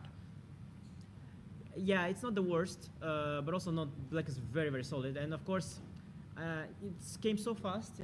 Even I feel a little bad for Max. It's my fellow countryman and a friend of mine, so I can only imagine he is also feeling very annoyed with the first game still. That's the problem, in this format, you're still very annoyed. So you're not somewhat tilted actually even. So yeah, it's a difficult game for him now. He has to win it on demand, and it's clearly going to be a long, difficult game. There's no opening traps. He didn't win. It's not going to be easy. It's going to be a long game, and he will need to maintain full focus throughout, and difficult task for him ahead. Yeah, I understand that. Okay, with white, it's obviously you can have a better chance. To play for a win, but when you are in a must-win scenario, in your experience, does it matter which color you have, or? Well, obviously white's better to have. You start with the first move. Obviously white's better, yeah. But of course, as an experienced player who's going into the World Cup, you have to be ready for must-win with black also. Because if you lose the white game and then you play black and you already give up, then you're not doing yourself a favor. So you have certain openings with black and certain openings with white, which you use only in must-win scenarios, or? You can't probably do that all the time because then people will figure it out and prepare for it. But when you have experience, you have certain approaches that you do, and you know, let's say what you could try, and you know what has worked at some point or what hasn't worked at some point. You know what to choose from, let's say. But it's much harder with black, of course, than with white. At least here Max got a position, he's got at least bishop pair, like I said, in balance. Bishop pair, something to work with. Yes, so quite interesting here. Mateusz Bartel, also in a must-win against Aronyak Ghosh, seems to have gotten an interesting position with white. Yeah, because he was facing the Petrov, so the danger when you face the Petrov and you must win is that there will be symmetry forever. But in this line, the symmetry has been disrupted because you took d4 to e5. That's one of the few structures that Petrov players have to face. And at least there is an imbalance. And when white has this pawn majority, there is some long-term potential sometimes to start some sort of a kingside push. But black has two bishops, so it's not so simple. But yes, sometimes this f5 push is coming. But yeah, it's kind of a theoretical position, but not mainstream. I think there were some games like Fabiano had a game against Yuan Yi long time ago, and I can say, yeah, it's a complex position, strategically complex position. And look at Bartel's time. I mean, he has 16 minutes on the clock, so clearly he's very much in prep If we can have Bartel and Aronyak on the screen, that would be great. Right now, Queen D7 played by Aronyak. He just needs a draw, and this is the difficulty in the World Cup. When you need a draw in tie-break games, it's very difficult sometimes. And you know, we see a lot of like wins being exchanged. Yeah, 1-1 score keeps on happening many times. Yeah, once it starts, sometimes it can't stop. I've had those matches, like not often, but sometimes you have these matches when it's a 1-1, and it can go both ways. And sometimes you win and lose, and then sometimes the other guy wins and loses, and it's like, and I've seen such matches, you know, with Levon. I remember playing against Matlakov, like some match was 1-0-0-1. You remember that one, yeah? So yes, in Tbilisi. Such a memorable match, like. Also with it, Bluebaum. And it's funny at some point how their openings, like at some point, you know, it started with some good openings. They're well prepared. You know, they played their normal, but at some point, like the hell breaks loose, and like Levon went like knight f6, the horrible Benoni every game, and like it all like you basically get into the dirt, like, and you just go along with it. At some point, you stop. You know, your suit is off. There's only a t-shirt and like a cat. Remember, it was like, you had this cat on the t-shirt. Yes. It was a big match. Yeah. But So tell me Anish- this position, just a question, Sagar, over there. Yeah. That for black, the pawn majority is on the queen side, white is having on king side, and there are a lot of weaknesses. So practically, it looks much better for white than what the engine shows. Or no, like. It's hard to say. So first of all, black has the bishop pair, which is a long-term asset. So secondly, black controls the light squares really well. Currently, this d7, e6, f5, g4, e4, they're all very weak. But black has, of course, big dark square deficiencies, like f6, h6, g7, g5, color complex is weak. The thing about the pawn majorities is that, so black passed pawn potential is with c5, d4, but it's just not happening because white has all the pieces protecting d4 square. So c5, d4 is not quite happening. And white will want pawn structure-wise go h3, g4, f5, like just purely pawn structure-wise. But if you go h3, g4, you weaken light squares around your king, and the bishop comes to e4, and your king is very, very naked. And f6 will come, and it will all open up. So it's not kind of an obvious position, because what you want to do with the pawn structure is not supported by the pieces where they're located. So this whole thing becomes very complex. So what also happens sometimes is if black goes f6, then white will trade these pawns and then trade the dark squared bishops, and the black king will be a little bit weak, and the e5 square is a bit weak, but then black gets the e4 square. So there's like all these trade-offs and complications, but more or less these positions are more or less balanced, and black shouldn't panic yet. Wow, amazing explanation of Beautiful. the position. I just wanted to ask a question to you, Anish. What has Right. been your longest World Cup match, if you remember that? Yeah, no, I had for sure. At the format at the time, I had the longest possible match against Yevgeny Nair. It went down to the Armageddon. Wow. So that was my longest match. I had also a very long match with Motilev, but I think it was decided in Blitz. I don't think it went to Armageddon game per se, or even in Fast Rapid. So I had a few long matches. I had an extremely long match in not a World Cup, but some Grand Prix knockout with Karakin when he was still active player. It was a very, very long back and forth match. So I have some experience with long matches. And generally, when the match is long, do you think it's what is your score there usually? Are you always winning, or? Not always. So I lost a relatively long match to Jeffrey Zhang. Jeffrey Zhang, okay. Relatively. And that one to Karakin was in Grand Prix. I also lost that one. But So- Nair you won, yeah? Sorry? Against Evgeny Nair. Yeah, I won against Nair. So I think it's a back and forth thing. I don't think it's yeah. You know, if I played so many that by now I've experienced all of it pretty much. Oh, so By the Jan way- is in a must-win, right? Yeah, Emre Can is in a must-win situation. The winner of this game will face Anish Giri in the second round. So Anish has a special interest in this game for sure. And it seems, Anish, your opponent I mean, might be Boyan because he won the first game. He's now better in the second one. It seems very likely at this point, doesn't it?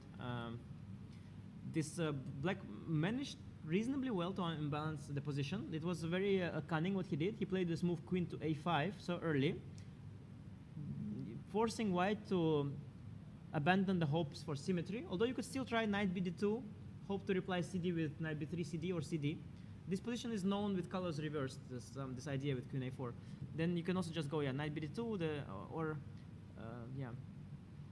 and you maintain symmetry. But black, asks for a fight. White said, okay, fine, I'll give you a fight. So close the position. But then the queen on a5 is arguably not well placed. But at least we got this complex structure. And then, okay, black maybe didn't play it optimally. Queen on a5 is not well placed, but maybe retracting it so early was not the best. Questionable whether, okay, the bishop on c8 is often not a good piece in the Benoni structure because with little space, you want less pieces on the board. And both pieces are fighting for d7 square, for example, as well, knight and the bishop. And you want to put knight on d7, which is very nicely placed, but then it blocks the bishop. So it's common to give up this bishop. But now, b5 break is, b5 push is hard to achieve, right? a4 is coming. So he tried to help with c4, but now, knight c2, knight b4, now knight is heading to c6. c6 is a vulnerable square. I think Boyan is playing really well, So yeah? far really well, yeah. Very Really good well. chess. Great going there. Sagar, one important game right now, Yes. SL Narayanan is almost close to beating Steven. Oh my God! I think wow, he's completely winning, yeah? That's huge. That might be the first Indian for today who might qualify to the second round. Yeah. Well, to be honest, not so surprising. Of course, he got into the tiebreak, but the rating difference is huge.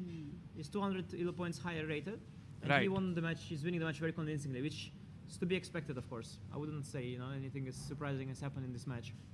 So much stronger, so much more experienced, higher rated.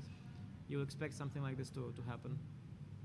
Yeah, taking with the queen was just wrong. He should have taken with the pawn here. Yeah, already difficult. You have to play for a win such a position. It's not very fun. And just double attack and it's all over. Resignable. Oh, just loses the rook. In fact, I guess taking the other rook was a bit risky. Very little bit. There is a line like there's an opening variation like this where you give to all these rooks. Some game of Karpov against Vishy back in the day, but this is not quite the same. Black had a few more material, few more pieces there on the board. Yeah, somehow he didn't risk this. Yeah, going Queen here. f7 is nice. Yeah, Oh, just, nice. Meeting the That's so nice. defending from the back. But in the game, he went queen b7 and rook d1. Some tricks here, but bishop e3 should end it. And this is completely winning for SL Narayanan. And quickly checking the game of Faustino Oro versus Ante Birkic. Wow, Faustino is not going to go down easily. Yeah, he has a nice position. What? I think I can guess which line it comes from. There's this new trendy line where, where you get this, this dc5 and b4, and then you get this very unclear pawn structure where you have majority there. He has majority here. This was also played in the final game of World Championship, in Women's World Championship and so on. It's getting popular, right? Yeah, there are many also games in, Olympiad, Nogerbek against Ding Liren. Also, Fabiano played it, I think, with both colors this line. A lot of games. Vidit played against Le Quang. This structure, it comes from this notable variation. It's the obscure variation. Yes, reversed. Yeah, it's where it's known from. But why? I mean, G5 is what engine suggests, sure. but it's dangerous, if you don't have deep understanding. The thing is, black has already burned the bridges. Without G5 also, you can't just chill in this position. No, I mean, you can castle, but and try for E5, right? Yes, this but plan. Yeah, you can, and it's more natural to do that. But it's also risky. Like when you already have the B and A pawn, if you risk at some point they will just promote A5, B6, A6, B7. So you have already burned bridges, and everything is risky at this point. And in such a situation, okay, then maybe you might as well do G5 and probably see a bit of his prep because I think he knows it. But it's E4 is E4, G4, knight FD2. And by the way, guys, a big news coming in. If we just have a look at SL Narayanan's camera, he has won the game against Steven Rojas. So, first Indian to qualify today. So, that means that we had 8 through to the first round because they go to round 2 directly. Then 5 qualified yesterday. So, that was 13. And now this is the 14th player right now. Yeah, you have to somehow be careful not to end up with more Indian players than participants left, yeah? Doing the math. Somehow that can happen, I feel. So many great players, yeah? At some point, there's a round of 16 and there are 20 Indian players. And you're like, how did that happen? So actually, I think it was Sagar Bhai who did say that 20 players are going to be selected. Was it you or was it Harshad? Yeah, I said 20, but actually now only 19 are left, so I was wrong. So I think mine was 16, but I think it's a bit low on the lower side. What do you say? Somebody said 8. I also had 16. Somebody said 18, I think. That does look like it. By the way, this game is really one of the most exciting ones right now. Can Faustino Oro beat Ante Birkic here is the big question. We'll come back to it. There is Diptayan's game, Sagar, where he's also winning, because that would be a big news. With a double exclamation move here, Diptayan Ghosh playing knight takes G2. Nice.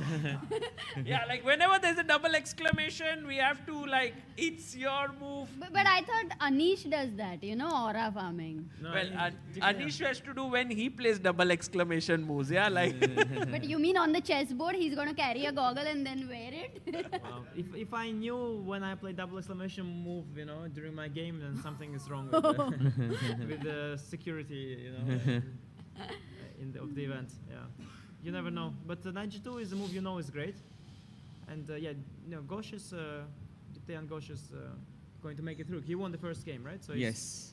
By the way, another update: Max versus Lalit Babu is. Max is fighting back. Looks like it's going to be. Wow. It's going to go into the 10+10, yeah. Well, it's early to call it. Early to call Too it. early, yeah, but seems very comfortable, yeah, the edge. Tension's high, of course, early to call, but it looks very good. Can we have Max and Lalit on the screen? And that would be very cool. Yeah, there we have them. He takes on B7.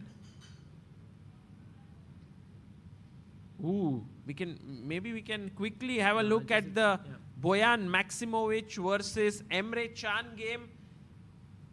Anish, maybe Emre Can trying to fight back here. Yeah, it's, I guess from the last time we saw the position, it got a bit better, but last move?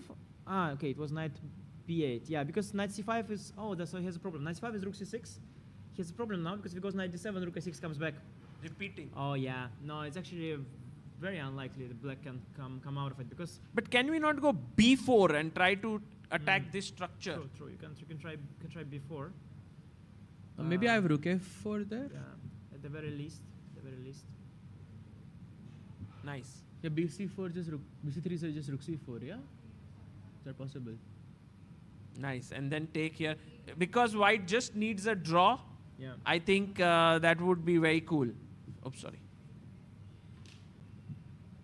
Yeah, black lacking pieces in his play. He needs really that knight c5 move. For one knight comes, if knight came to c5 here. And then to d3, that would be really good. That would be a different story. That's the realistic chances for a win. With knight on b8, whenever you open up the position, not going to be better. Not going to be better with knight on b8. It's so interesting that in almost all the games, like for example, Lalit Babu won the first game, but Max is better. Faustino Oro lost the first game, but now he's better.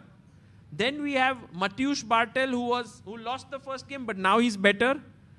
I think Nogerbek is kind of won this exception where he won the first game. He's also better in the second one. But also Diptayan, Sagar, we were at that game. Yeah, I think Diptayan will make it through. Yeah, it's already kind of over, yeah. He's completely winning. Queen trade is a must, otherwise you lose the bishop on rook on g2, and so Diptayan will make it. That's a big win actually for Diptayan, because his opponent is a 2500 GM from China, generally very strong.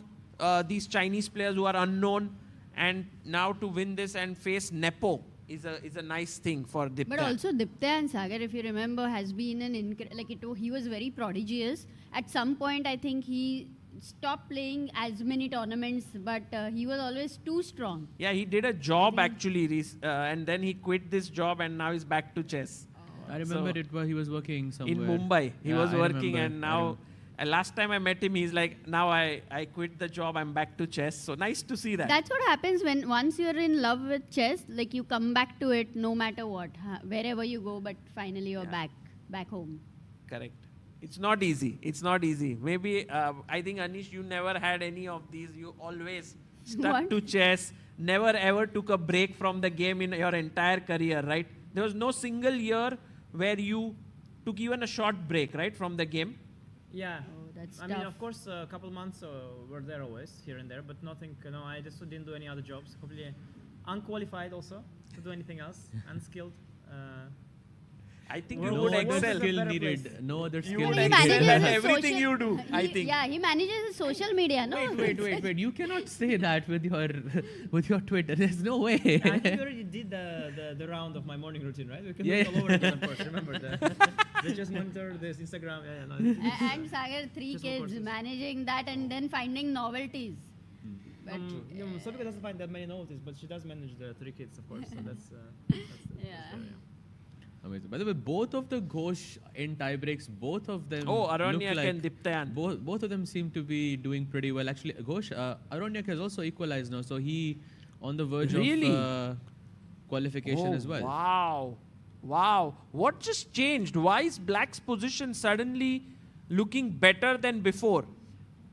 What White does is it definitely has points. So he's trying to control the c5 square even more, and he wants to get the a pawn to a5, then queen to f2, and control all these dark squares, sort of. But the computer is not that enthused. But I also don't think it's over or anywhere near. I think position remains very playable, and it doesn't look outrageous what he does. I mean, I can get behind that. And of course, if Black gets rook c8, queen c7, c5 anyway, then when you try, then you regret trying to stop something that happens anyway. But and maybe it will happen. Yeah, there's no way to stop this. Yeah, then you probably go back to d4 and back to square one. But then you've wasted some time maybe. Although Black also has to go back to d7. But I don't know about knight coming to d4. That's the problem. I mean, maybe I have a problem with that move, because if you get pushed by c5, then queen c7. Let's say knight d4, queen d7 back. And now c5 is a threat. Yes. But Indians are saying direct c5. What? No instead way. Of queen c7. Really? No, not here. Instead of queen. It's not an easy decision though. You mean here? Yeah. And give up the pawn? Wow. I think you're winning the c3 pawn. Yeah, but it's not easy though. But bishop, I'll take the bishop, yeah.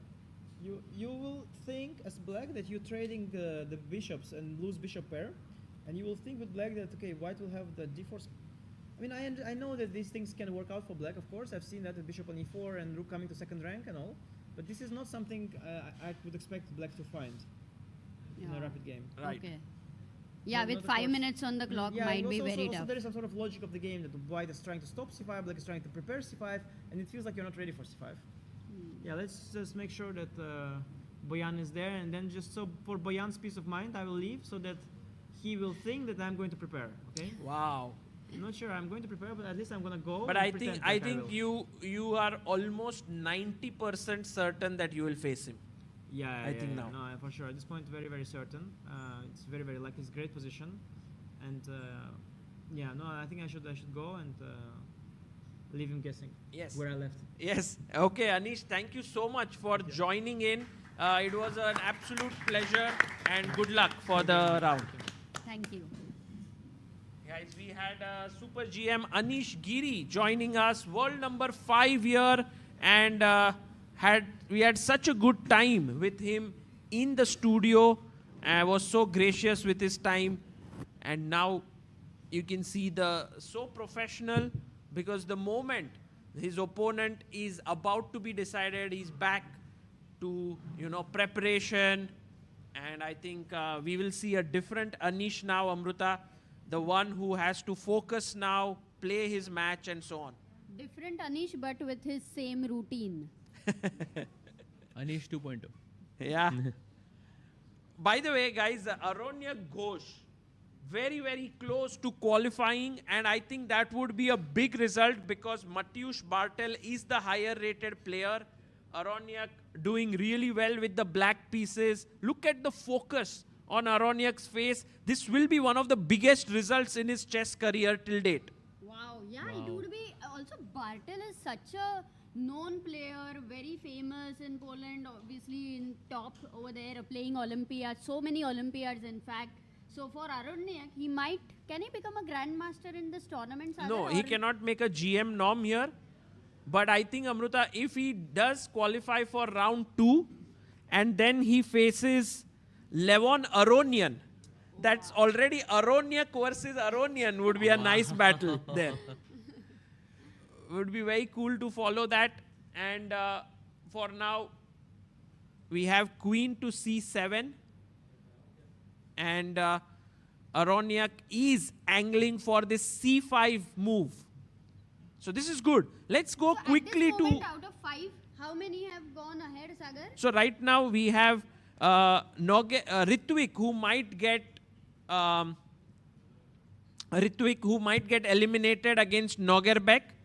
SL Narayanan has already qualified. Lalit Babu against Max Warmerdam is still going on. It's 1-0 for Lalit. Diptayan seems like he will qualify. Aronyak seems like he will qualify. So 3 out of 5 look likely right now. And 1 might go into the next stage, is my feeling. So Max versus Lalit right now. Sahaj, Yeah. is that the critical moment I going would on? say so, because it's a very difficult endgame to save, especially I think under the circumstances, because you have to sort of, play it a bit safe, and White has this long-term advantage thanks to this double bishops, in this endgame. So I'm not so sure if it will be easy to save this, and this could go further into the tiebreaks. Right. So let's focus on this one. We have Max and Lalit on our screen. Takes. Lalit just needs a draw, guys. He just needs a draw and he will be through. Can he somehow magically use his knights and get that half point? But, decision making for a player in a must-win situation completely changes. He has simply no interest in drawing the game. No, but they say that, when you have 2 bishops and your opponent has no bishop, then each bishop has half a point more. And because this is such a comfortable advantage for White, I see this as very difficult to Very hold tough, for. yeah? Very tough, yes. Tough. Do you think, this is hanging right now, actually, in a way. Bishop takes a5. It would be a pawn. Clear pawn, right? Because if you pin me here, I have bishop c3 coming back. So can we try to get the b pawn instead, like rook b8? Yeah, rook b8. I was thinking that, but somehow it doesn't feel right for some reason. I don't know why, but it doesn't feel. It feels maybe a rook bit b1 risky. just, yeah. But then I will go a4. Oh, a3 you can or actually something. also think of knight b4. I don't know. A4 will be Oh, possible. knight b4, I love that. Knight There is a3. a pin. A4 भी possible. Right. Knight a3 भी possible है. I think rook b8 के बाद I will go e4 and आपके knight के पास कोई square नहीं है जाने के लिए. Oh, e4. That's a great Why not move by knight b4? knight b6. Knight b6 पे Then bishop bishop a5 मर रहा है ना? bishop अब a5. now you're not attacking b5 yes, anymore. yes. True. Can I go knight b4 instead? So knight b4 already अब इस situation में आप rook b5 नहीं मार सकते. Correct, because of the checkmate, back Yes, rank. exactly. So bishop bishop f1 is a nice move. I missed it actually at first. Could be. Looks like a knight. Another thing, Sagar bhai, is I can go in bishop takes knight, pawn takes and just rook a4. क्योंकि आप rook b5 नहीं मार सकते. True, and then this would be clearly winning. So in a way, we are looking at Max versus Lalit going into the next tiebreaker, yeah? Yeah, this is very It interesting. Could be. Very And also- important. Also, time difference भी अब almost आधा हो गया है Lalit Babu का, so it's looking a bit difficult. Yes, Tough move for Lalit. What to play here? According to the engines, the best move is knight db6. But then you are giving up the a pawn. तो इतना easy नहीं है ये move करना. और एक game जो बहुत सही चल रहा है वो है Faustino Oro versus Ante Berkic. And look at Faustino. He's winning. Wow. So Wow. deadly, the position. The king on e7, his pawns on a4, b5. I have a feeling that Faustino Oro is going to win this, take the match into 10+10. Vidit is still waiting. Oh, yaar, mera opponent kaun hai? Abhi tak pata nahi chal raha hai. B6 played. Oh, what's this move? Isn't the pawn hanging? Rook है ना मेरा B1 पे. Oh, rook is there. Sorry. So also another point A5 is कि is- bishop G3 मर रहा था, but वो rook A3 पे बैठा हुआ है. Very smartly defending with rook G3. Yeah, nice. So Brilliant play. Somewhere I was thinking कि rook takes A4 मारेंगे. Rook takes A4 के बाद bishop takes G3 मारेंगे, but I don't think it's possible right now because I can take the bishop on C7. If You I go can rook take A4, No, even if I go rook a4 after bishop g3, is it like forcing? I'm not sure. See, it's winning, but it looks tricky. I'm not sure how you would. Knight F1 है मेरे पास maybe. Knight F1 is tricky. Yes. So always anyway for bishop g3, if you have knight f1, then you are safe. Yes, precisely. So right now, Faustino very, very close to winning this and forcing the tie breaks again to the next stage, that is 10+10. That would be very interesting to see.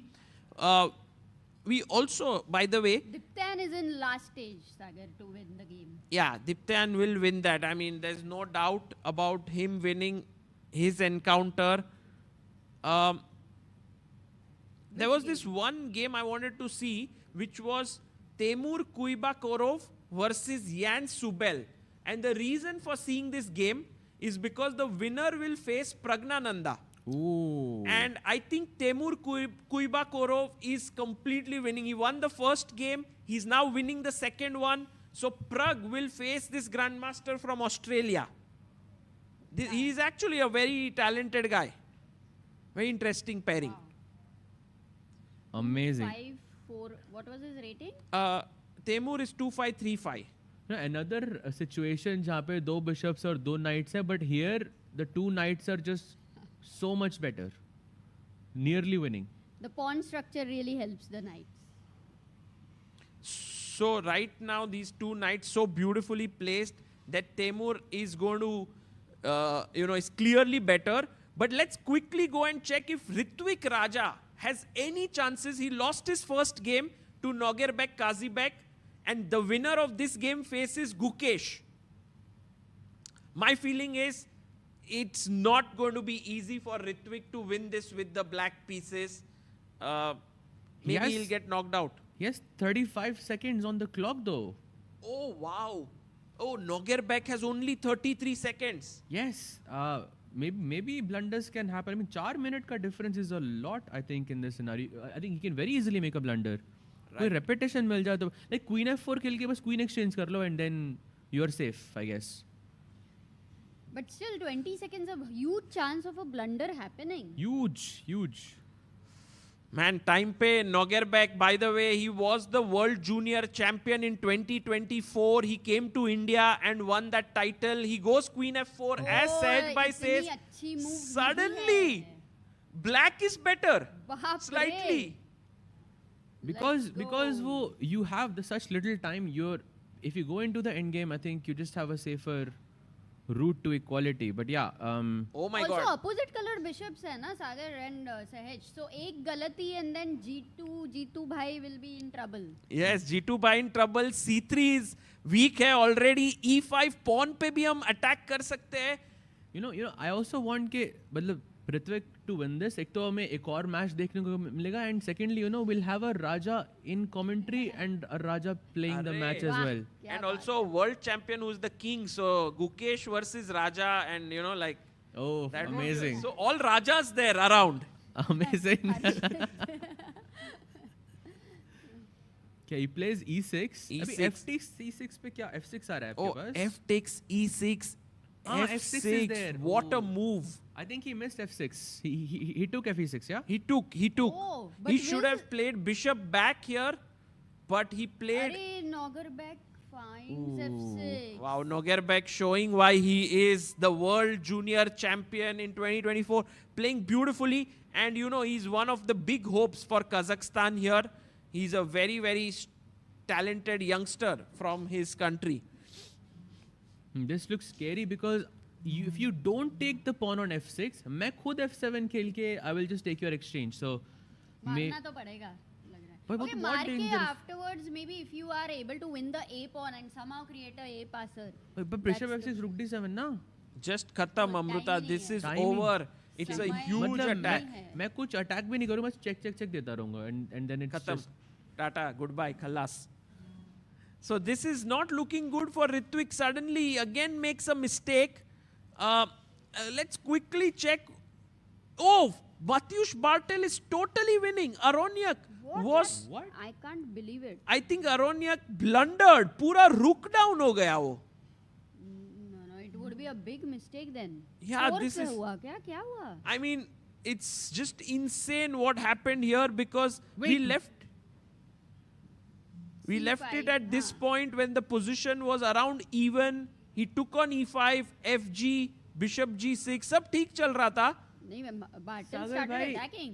it was a full rook that he just blundered. A full rook. No. Not here. A bit later. Like still, I think the position is more or less balanced. Okay, maybe slight advantage to white, but okay, bishop d8 rook. Black के पास अभी भी like थोड़ा compensation है. But look at this.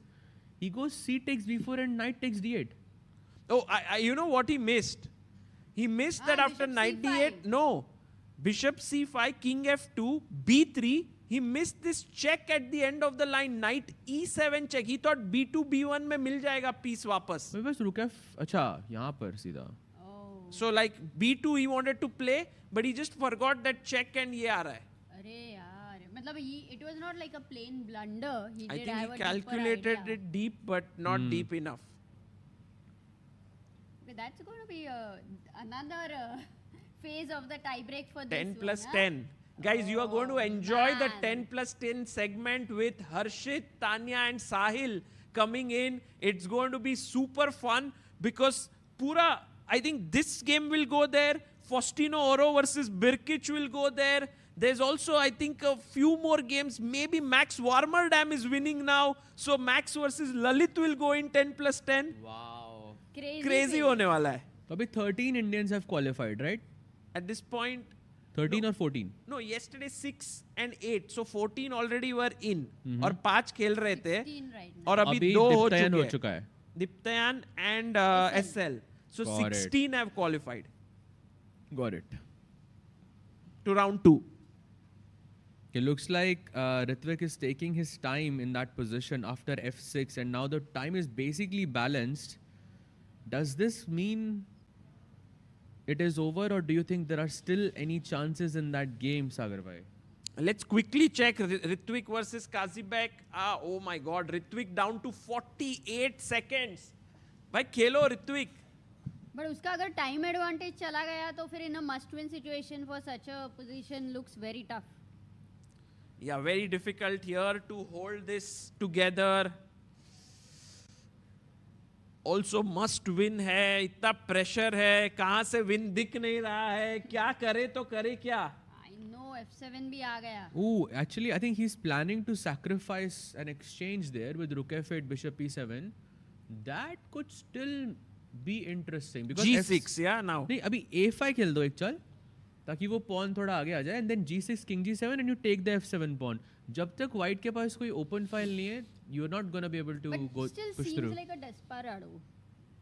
Of course, both players having like half a minute. I mean, you have to do everything in your power. करना पड़ेगा यहाँ पे. By the way, chat would want to check Oro's game. Can we quickly see Faustino Oro here versus Ante Birkic? It seemed like Faustino was totally winning, and now Birkic. Oh, what a tactic! Rook takes h5. क्या हो रहा है? वो तो chair पे like he's completely sitting on the chair there. Faustino Oro. He's like 12-year-old kid. chair पे तो नहीं chair पे not sitting normally. He's like वो जो बच्चे बैठते हैं ना वैसे. I know. ये तो Prag का style है. हाँ, exactly. Prag used to sit like this when he was a kid. Wow. And he's so excited because he's winning here. He pushes the pawn forward. B7, queen बन रहा है वहाँ पे. He's exchange up. Faustino Oro is going to take this one home. Whoa. You know, Sagar, he played a lot with Vishy Anand. There were these matches which Yeah. happened. I think that would have really helped him to gain a lot of confidence. Correct. And I think we will soon have Vishy also joining us in the commentary. It would be amazing to see him commentating on the game of Faustino. Oof, that would be amazing. He makes a queen, b8 pe queen ban gaya, rook takes b8 is already on the board. Now you're a full rook up. I think it's over. So with it, its opponent not yet clear. They will go into 10+10. And there it is. Oh, resignation. wins. Yeah, what Amazing. a comeback. Great play by Faustino, yaar. 12-year-old guys, 12-year-old boy not going back home soon. Yeah, he wants to be in India. He was like, bhai, chodunga nahi main. Mast खेल रहा है. Youngest, no, Sagar? Amazing. He's And by in the World Cup? yes, the youngest. By the way, Ritwick Raja is now completely winning. What? Let's Oh go. my God, Ritwick Raja, can he force? Harshit thoda smile kar raha hai sun ke, so I don't know why. Wow, but what just changed? Look at Max Warmerdam. His opponent, Nogerbek. We can't see them. We can see Max and Lalit. There's no video, but guys, the A-pawn is running down. Can Nogerbek somehow manage to save this? Kuch karke. But look at this, that desperate attempt actually helped him. It worked. yes, It worked. absolutely. And now the king comes to G7 and the F7 pawn is gone and black has 3 different passers. And hello, there is 1 pawn on A2. Yes, A2 pawn is the MVP. Mistake, but Blunder. A4 Rook, आ रहा है क्या? क्या हो rook रहा है? takes F7. Game over. कैसे? Oh, A1 queen What a हो रहा beautiful है. move, yeah? अरे. Will he go for I think it? a logical move also from the white side because you wanted to get the king out to F2. You know, we learned this at a very young age. King should be in the center in the end game, but here it does not work because he's just not in time. Yeah. And meanwhile, Lalit Babu resigns, which means we are going into 10+10 there. Lalit had won the first game. So that will be interesting. Max Warmerdam also hanging in there in the World Cup. मतलब both whites won, yeah, उधर. Yeah. Yeah, now he has... Oh, this is now straightforward. Yeah, you just trade one pair of rooks and then you have like these 3 extra pawns. But how do you push them? You- क्योंकि एक A2 पे बैठा है. I don't think you push the C ये भी pawn मरेगा. because वो C pawn bishop को बचा रहा है. You just get the king from F6 to B2 somehow. And white का king अगर वहाँ बचाएगा, then you push the E pawn down. I think C pawn को नहीं touch करना है. That's what I understand. Makes sense. Yeah, that looks like a plan. बढ़िया plan है. So all clear now, Sagar. Yeah, this one, Raja Ritwick 10+10 में जा रहे हैं. Is there any other game? I think Bartel and Aronyak already done. They are 1-1. I think Later, maybe we can have a look at what Kavin Mohan. Kavin is losing right now. He will get knocked out by Robert Hovhanessian after playing incredibly well in this World Cup. Kavin is going to lose now with the knight coming. I mean, this is over. He's Yeah, pawned this out. is over. Definitely. So this is not looking good. We'll stick with, for some time, Ritwick and Nogerbek. Let's finish this game. That's the only Indian game left. 10 seconds. And look at him keeping that pawn on C6 for nothing. Now C5 can be an interesting choice. And maybe King G4 is also interesting. King ko H3 pe leke aao. Played. Actually, King ko H3 pe leke aao. Take that pawn or force the white king to go to G1. And just be careful, Sagar bhai, कि वो rook A4, rook H4 mate ना हो जाए बस. Just be careful about कोई that. Chance ही नहीं है वहाँ तक पहुँचने के लिए. But कितने सारे pawns है, बाप रे. Did you just lose on time? Oh, okay, no. 1 second 1 pe. second. Wow, crazy. By the way, guys, the interesting thing to note is today 5 Indians took fort in this tie break and none of them have yet lost it. Yeah, like 2 went to round 2 and 3 are now in tie breaks. I mean, if Ritwick wins, then all 3. Wow. So all 5 are still alive. Also winning on demand with the black pieces is super impressive. Too good, man. He's sweeping all the pawns, Sagar. There's G3 also gone and then he just pushed the H pawn down. This is, I The think, king a is like the resignation. vacuum cleaner right now. Yeah, just cleaning up everything. King G3. Meanwhile, Aj actually Gukesh came today in Goa. I saw it from the... ChessBase India pe? No, I saw it. One person came with a chessboard to get an autograph, and I saw Gukesh's autograph on it already. And I was like, oh, Gukesh is already here. Nice. Oh, blundered the rook. Wow. Maybe it was just a practical joke, yeah, by Nogerbek. He's like, chalo, up next round, resignation. So that... No Indian has lost in this round. That is so epic. Hats off. A big applaud. Yes, let's have a big round of applause to Raja Ritwick, SL Narayanan, Lalit Babu, Diptayan Ghosh and Aronyak Ghosh. All 5 Indians playing incredibly well. And right now on our screen is the game of Kavin against Robert Hovhannisyan. Let's have a look at it. This is not going so well for Kavin. Yeah, he's losing his third pawn. Yep, absolutely. Robert Hovhannisyan, a former world junior champion. Definitely the more experienced player. In the previous game also, he was trying to push in that same colored bishop endgame, but Kevin was just too fast and he defended really well. But this endgame is just completely lost 3 connected pawns. No ways that he can save this. This rook endgame is totally lost. And that too, he has a lot of time, you know, for such a winning position. Normally you have 10-20 seconds, but how does he have 3.5 minutes? Maybe he will be a good blitz player, I think. Yeah, I think so. By the way, Diptayan will tomorrow take on Yan Nepomniachtchi, so that's going to be fun. Ooh. And we have SL Narayanan taking on Nikita Vityugov. Apart from that, Aronyak Aronyan is the game which will be very exciting if that happens. And we have Ritwick, who could potentially take Gukesh, and Lalit, if he wins, he will take on Avonder Liang. Amazing. 3 games left. I think we have this one, and then we have Corey Jorge versus Ansat, and then we have Alisher Suleimanov. This is the guy who defeated Magnus, right, in Qatar Masters? Yes. And he might go through now. Alisher might beat Arthur's Nixons. Arthur's, of course, well-known commentator. Commentates on recently at the BL Masters, Grandmasters, he was commentating. Well-known. Also, he trained Levi Rosman for a while for his GM title. So, he's losing here against Alisher Suleimanov. So, but Alisher is 2-4-9-1. Yeah. Must be an underrated player though. Yeah, he's pretty good. I think he's more into training perhaps now, chess training in Kazakhstan. Actually, Kazakh chess is really incredibly growing fast, you know, Amruta. Yeah. There are so many young talents doing well now. Nogerbek, here you have Alisher. It's wonderful. Also, Ansat, for example, is from Kazakhstan. Yes, so Suleimanov wins, and that is the end of the round, guys.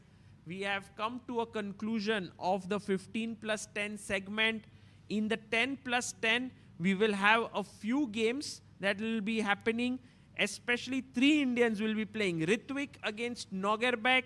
We'll have Lalit versus Max and Aronyak Ghosh versus Mateusz Bartel. So stay tuned, and we will be back after a very short break.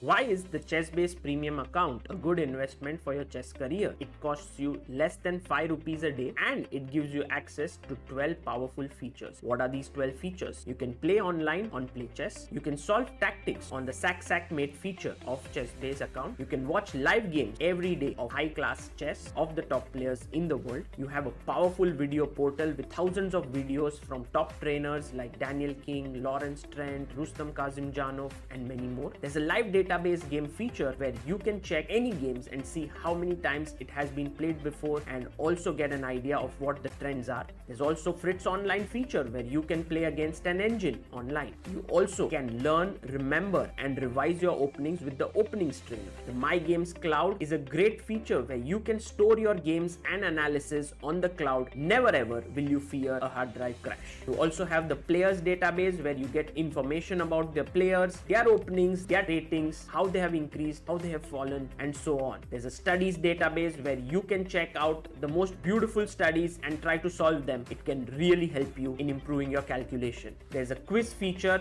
where if you are a quiz buff, you will enjoy solving the questions that are posed to you. And finally, the ChessBase news portal where you will get updates of all the latest news across the world. The ChessBase premium account is a powerful tool that helps you overall to improve your chess and take it to the next level.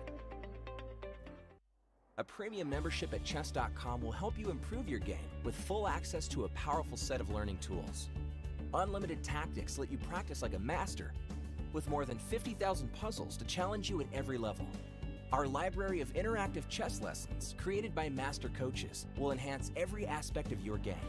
And after each game you play, the computer analysis feature will give you feedback on every move you play, turning every game into a chance to learn. And that's not all. Premium benefits also include unlimited tournaments, video lessons, the Opening Explorer, and much, much more. Upgrade now to take your game to the next level.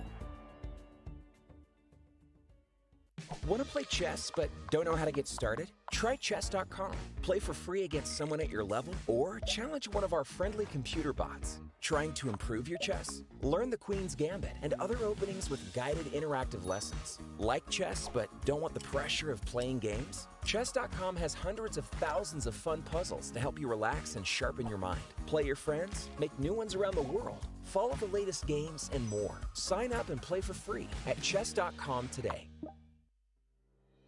Why is the ChessBase premium account a good investment for your chess career? It costs you less than 5 rupees a day and it gives you access to 12 powerful features. What are these 12 features? You can play online on Play Chess. You can solve tactics on the Sack Mate feature of ChessBase account. You can watch live games every day of high-class chess of the top players in the world. You have a powerful video portal with thousands of videos from top trainers like Daniel King, Lawrence Trent, Rustam Kazimjanov and many more. There's a live database game feature where you can check any games and see how many times it has been played before and also get an idea of what the trends are. There's also Fritz Online feature where you can play against an engine online. You also can learn, remember and revise your openings with the openings trainer. The My Games Cloud is a great feature where you can store your games and analysis on the cloud. Never ever will you fear a hard drive crash. You also have the players database where you get information about the players, their openings, their ratings, how they have increased, how they have fallen and so on. There's a studies database where you can check out the most beautiful studies and try to solve them. It can really help you in improving your calculation. There's a quiz feature where if you are a quiz buff, you will enjoy solving the questions that are posed to you. And finally, the ChessBase news portal where you will get updates of all the latest news across the world. The ChessBase premium account is a powerful tool that helps you overall to improve your chess and take it to the next level.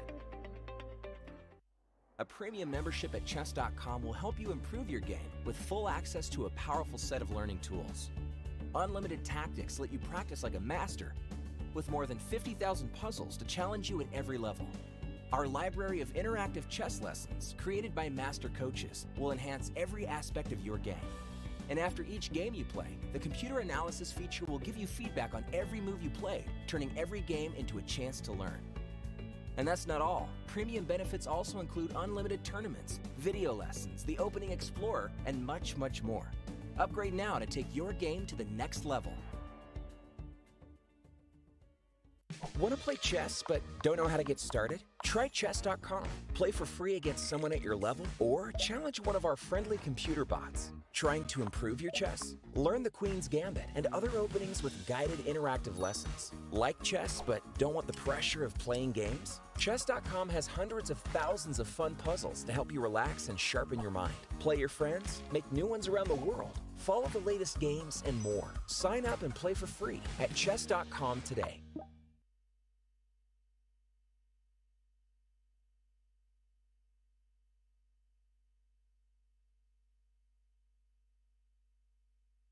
in Goa. And what a Monday morning it's been to wake up to the amazing news. Huge love to our Indian women cricket team winning the Cricket World Cup. And of course, sports fever is on in India. In Goa, chess fever it is. And going into the 10 plus 10 tiebreak, taking some of that Indian women cricket team fighting spirit. The 5 players still left in the tiebreak. We've got Vishy here joining us, are still in the fight.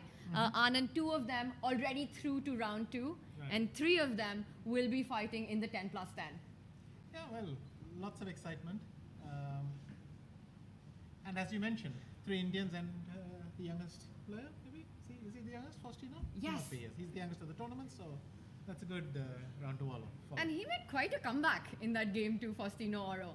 Yes, I was impressed with Burkich's choice in choosing that particular line. It was very sharp in a situation we only needed a draw. So I think these guys will go at each other again. बहुत मजा आने वाला बहुत है मजा आया. And you played an exhibition match with Faustino not so long back. I think maybe in about June, 8 months. Oh, just in a few June, months back. Correct. Do you think he has already made big progress in these few months? And do you think in Blitz, the shorter the time control is, he becomes a favorite?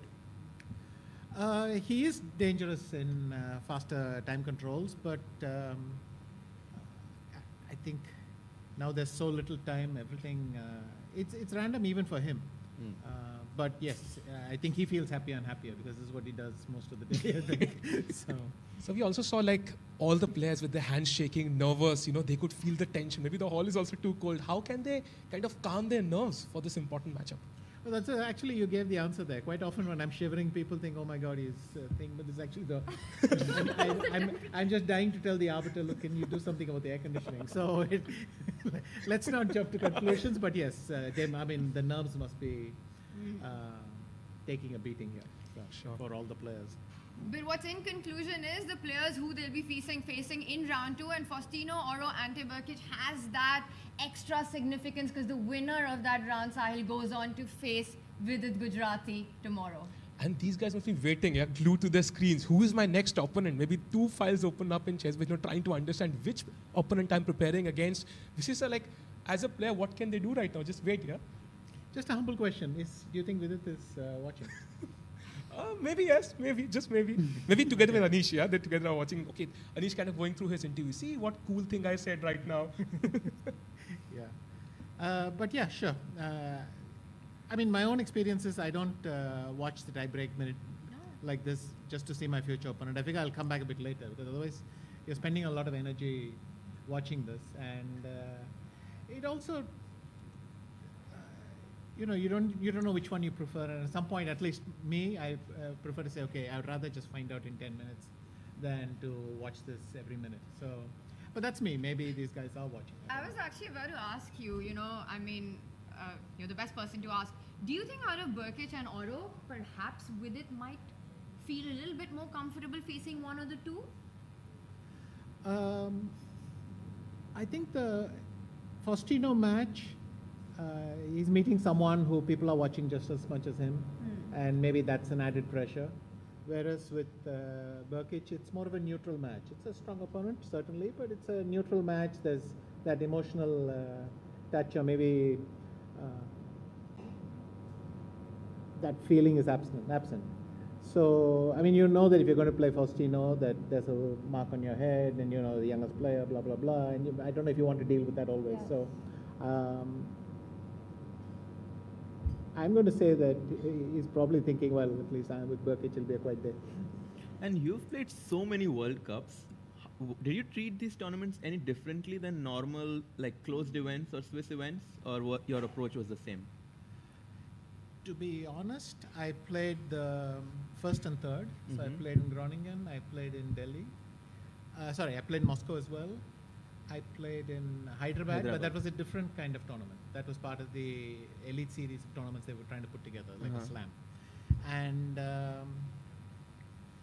then I played one more in 17 and I stopped. So my experience, I was once very experienced in this format, but I mentioned yesterday, I think most of the participants are much more experienced now because in every online competition you end up playing a knockout, and that's what they're used to. So that there's constantly in the situation where they're in must win, must draw, this, that. Every sort of situation they faced at least once. I don't I think there are too many of them that for whom this is unfamiliar territory. Some will be better than others, but I think most of them kind of just know what it feels like. And I think, Sahil, it's a good time to also, before the chess action starts, to just set the stage, maybe for those of you who are joining us who perhaps missed the 15 plus 10. In round one, a total of 78 total matches happened. 20 of those went into tie breaks. All the favorites made it through, the ones who did in the calm classical section, except one. There's been one big upset in round one, which was Shizu Wong and his win against Mendonça. 200 rating point difference. Shizu made it through, and what's his reward? He gets to play Air Dogmas in round two. So that's going to be a fun one to watch for. We have 5 Indians fighting it out in the tie breaks. 3 of them left in this 10 plus 10. As it gets shorter, the next time control, if after best of 2, it's still 1-1, we will have the 5 plus 3, then the 3 plus 2. Finally, the Armageddon. What are the chances that we actually reach Armageddon today? At the moment, it doesn't seem likely. I think there are enough games before, but once we get to Blitz, then who knows? And do you think that as the rounds progress, the likelihood of going into tiebreaks is higher because the players are more nervous, and because of that, the ability to strike back is more? Or do you think it's a bit? To be honest, there's a contradiction there. To say at 5 and 3, already the possibility of result is very high, but the possibility of 2 results is also high. It's a toss-up whether we get an Armageddon.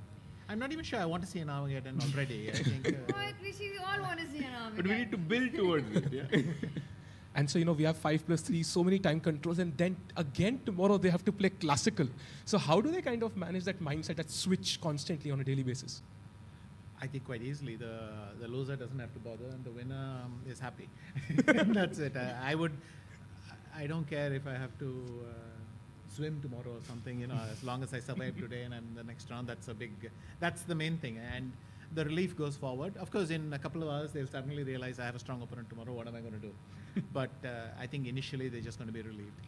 And in the 3 Indians coming into the arena for the next one, I want your breakdown in all of them. So let's start with Lalit facing Max Varmadam as the first game. What do you think will be the key factors in this, and is there a favorite in this one?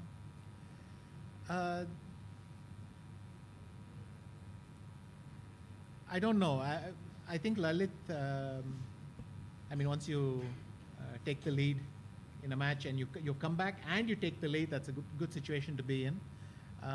Now it's kind of a toss-up emotionally, I think. Yeah, and so much about nerves as well in this format now. Yes, but you kind of just get carried along.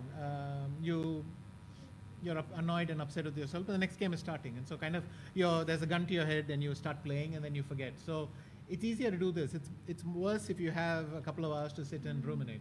Yeah. So you want to get back to exactly. the board. Let me play it's again. Better Especially if you lose, you just want to play right away. Yes. That can be good or bad because you don't want to have those emotions flowing within the second round. But if the people can forget and just play a natural game, I think Lalit should have very decent chances. Yeah. Yes. I think he'll be happy to just start the next game and forget the previous one, and that's it. So what you're saying is all 4 of us are picking Lalit for this one. In our hearts. Yes. I do think Max is a favorite though, and also his rating, which is 2580, is the lowest that he's had in recent times. Handshakes, and they're about to start, yeah? Okay. And moves on the board. Knight f3, by the way, move number 1. Knight f3. Okay, it's a gambit. There's going to be a Reti extra pawn unless he keeps on declining that pawn on c4.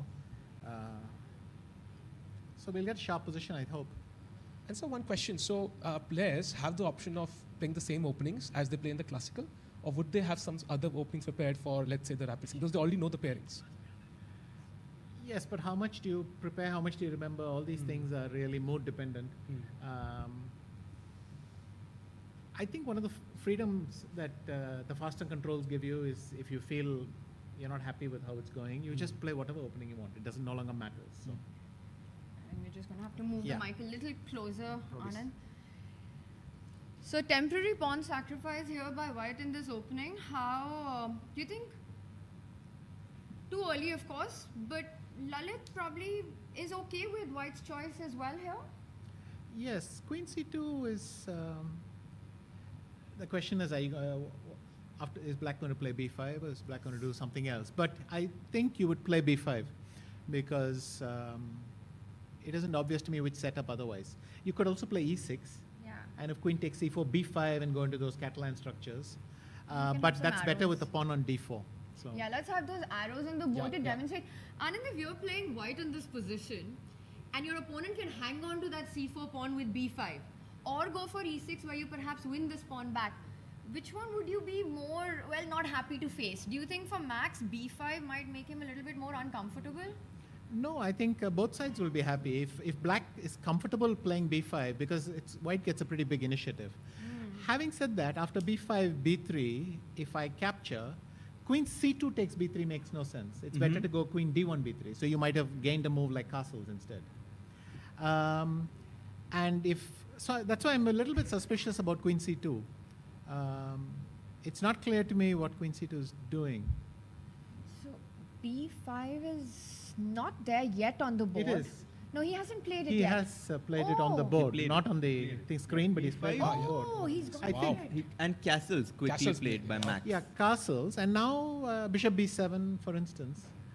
To be And, honest, I personally find this very easy to play with white, especially in this shorter time format, whereas black is always slightly passive, and for white, knight e1 is very unexpected. So he really wants to play d3 and recapture there. Which is the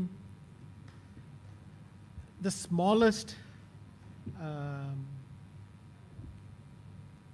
extra pawn that black can have. Once there's a knight on d3, it controls that c6 pawn so well, black will probably just toss it back and say they keep it. So knight e1 might even be prepared because... And it happened. Bishop b7, d3 maybe is on the board. Actually clever.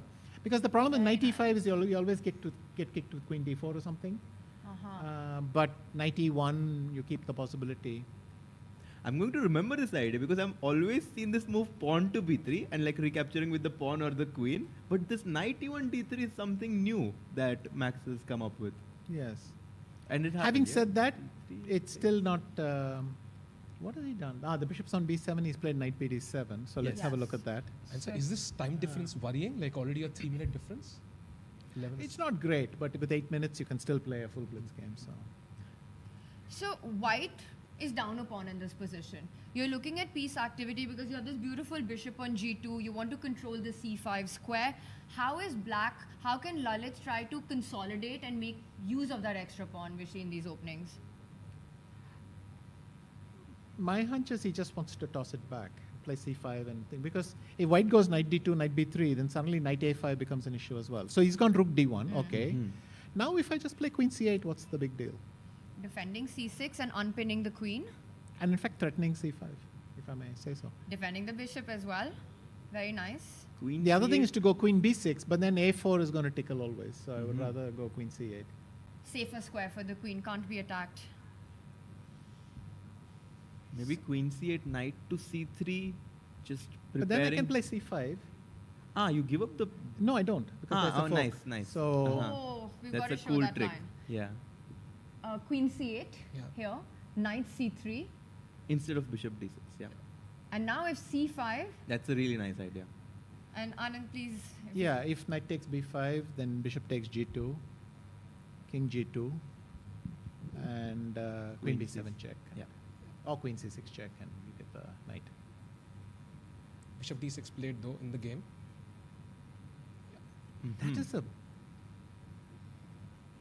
Maybe I'm not familiar with this, but bishop d6 is an awful square to my eyes. Yeah, Maybe he just wants to play queen c7, but somehow it feels wrong to me. I don't know why.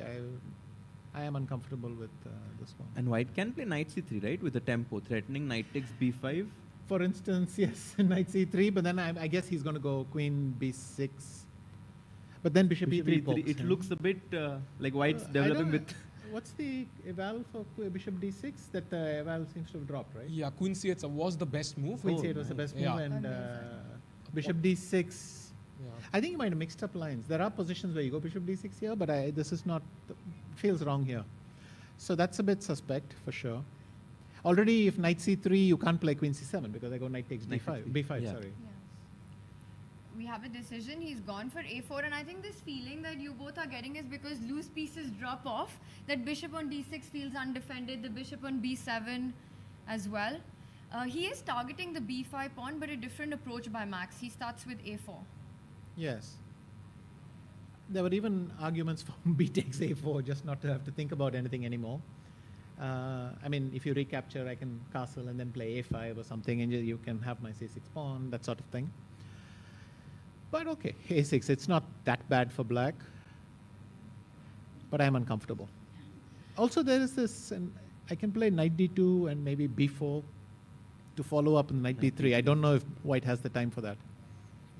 But in rapid, that's what you can go ahead and play this anyway. Because black will have to, D2, yeah. and because Max is still in rapid, but Lalit is already in the blitz stage. No, not yet. Not yet. Not yet. He's got 7 minutes. So. It's like all your moves are some sort of future crystal ball happening. Everything's being played out here. Knight e1, d3 ho gaya, knight d2. Yeah. And Castles, maybe knight b3 is strong enough even without, that's why I should play queen c8 here. So that if knight b3, I can play c5. And you have to get c5 before the Before white the knight thing- jumps to Very c5. important. Absolutely. So is that the key idea for black in this position, is to get that c pawn up? Is to not have one of the knights on c5 or a5. I think that's huge to stop. Yes. If white puts a pawn, for instance, if white put his b2 pawn on c5, white would be better, though he's still a pawn down. Because that bishop is shut away. And so this is the sort of thing I'm imagining. I mean, details, but already after some move, b4 might be strong, because I can follow up with knight b3. So just to summarize this position, the fight is for the c5 square, the dark squares. White has sacrificed the pawn, but is aiming for full control and domination of the c5 square, b4, a5. These are the points, making sure the bishop on b7 remains a dead piece for black. And there are other games. Yeah. Should we do a quick Sure. tour? Yes. Let's move to check out something else. Aronyak Ghosh against Matthews Bartel. This is the current position. So 13 moves in, and it seems like a London system, I think. Yeah. Knight h5. F5 played, and this is the current position.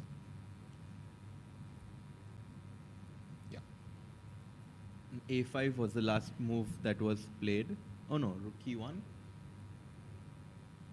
So he's hoping for e4 and then exploiting the fact that that knight on b4, while it's very pretty, is slightly out of the game.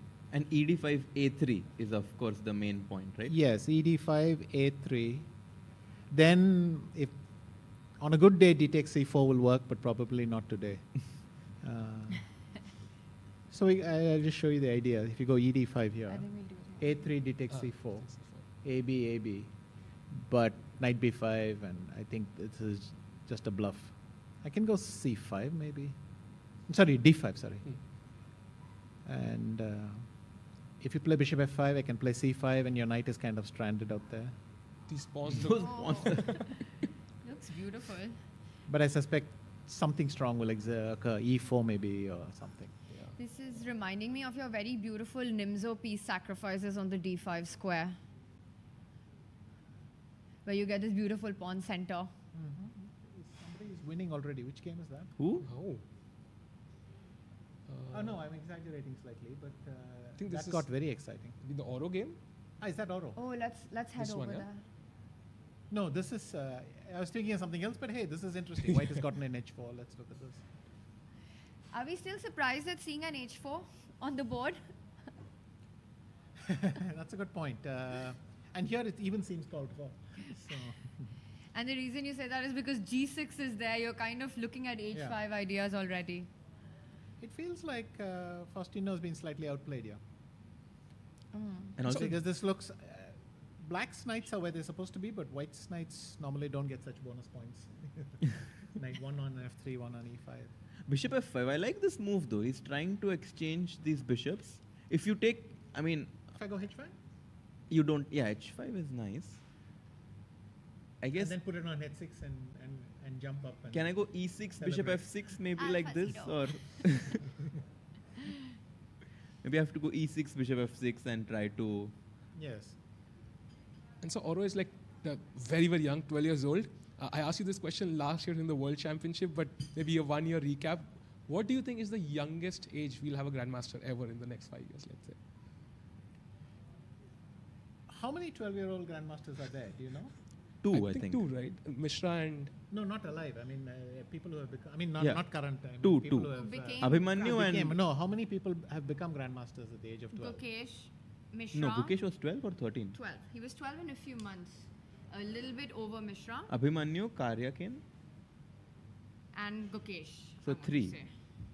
I think the number is higher. I can't immediately recall every name, but for me it feels like already double digits and maybe something... Well, it should be interesting to find out. Youngest chess grandmasters is currently being Googled.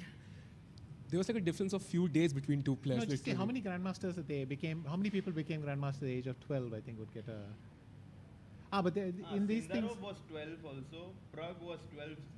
Yeah. It's quite a large... It's 5 at least. Right. Wow. Like Prague was 13 years, 1 month. I mean, anyway, like... Here they are, just so many guys. Oh, yeah. So in fact, to answer your question...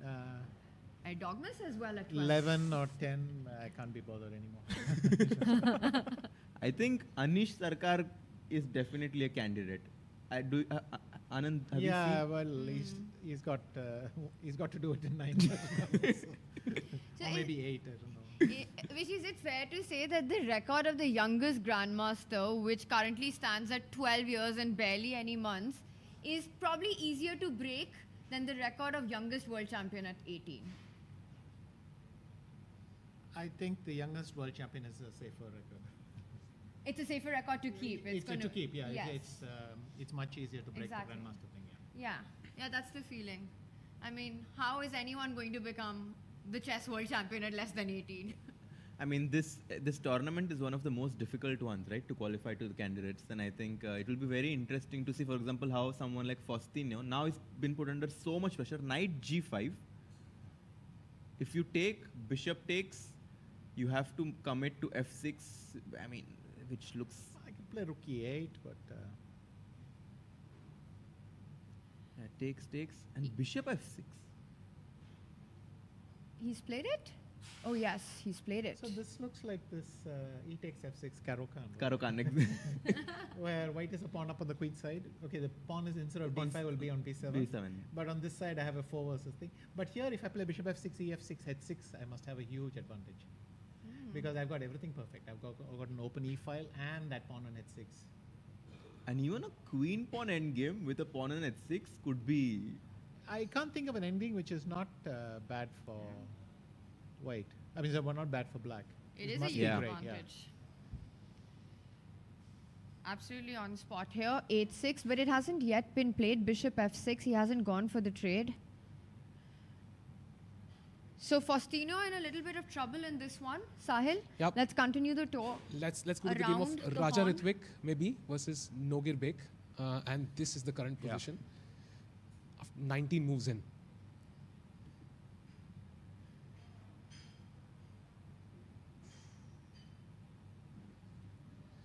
Sort of yawnish. Okay. Oh. I don't know, H5 or King N7.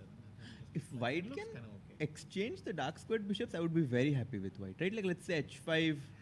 With the proviso that rook is on C4 or C2 is going to make... I understand the position you're fearing, but with the active rook, do you think still it's so bad? I think in this format, like white, it's clear that black would be feeling that he is strategically in some trouble, right? Like... Okay, let's knock a few moves around. I mean, what he's saying is essentially after H5, I go bishop H6. I think you can exchange it on E5, but we can do it here as well. But with H6, the problem is immediately my D4. But yeah, no, bishop H6, yeah, what do you play? No, but you can play queen F6, that's true. So bishop E5 instead of bishop H6. Some... Rook C2? Bishop takes E5, for instance. Okay. Queen takes E5. Rook C2.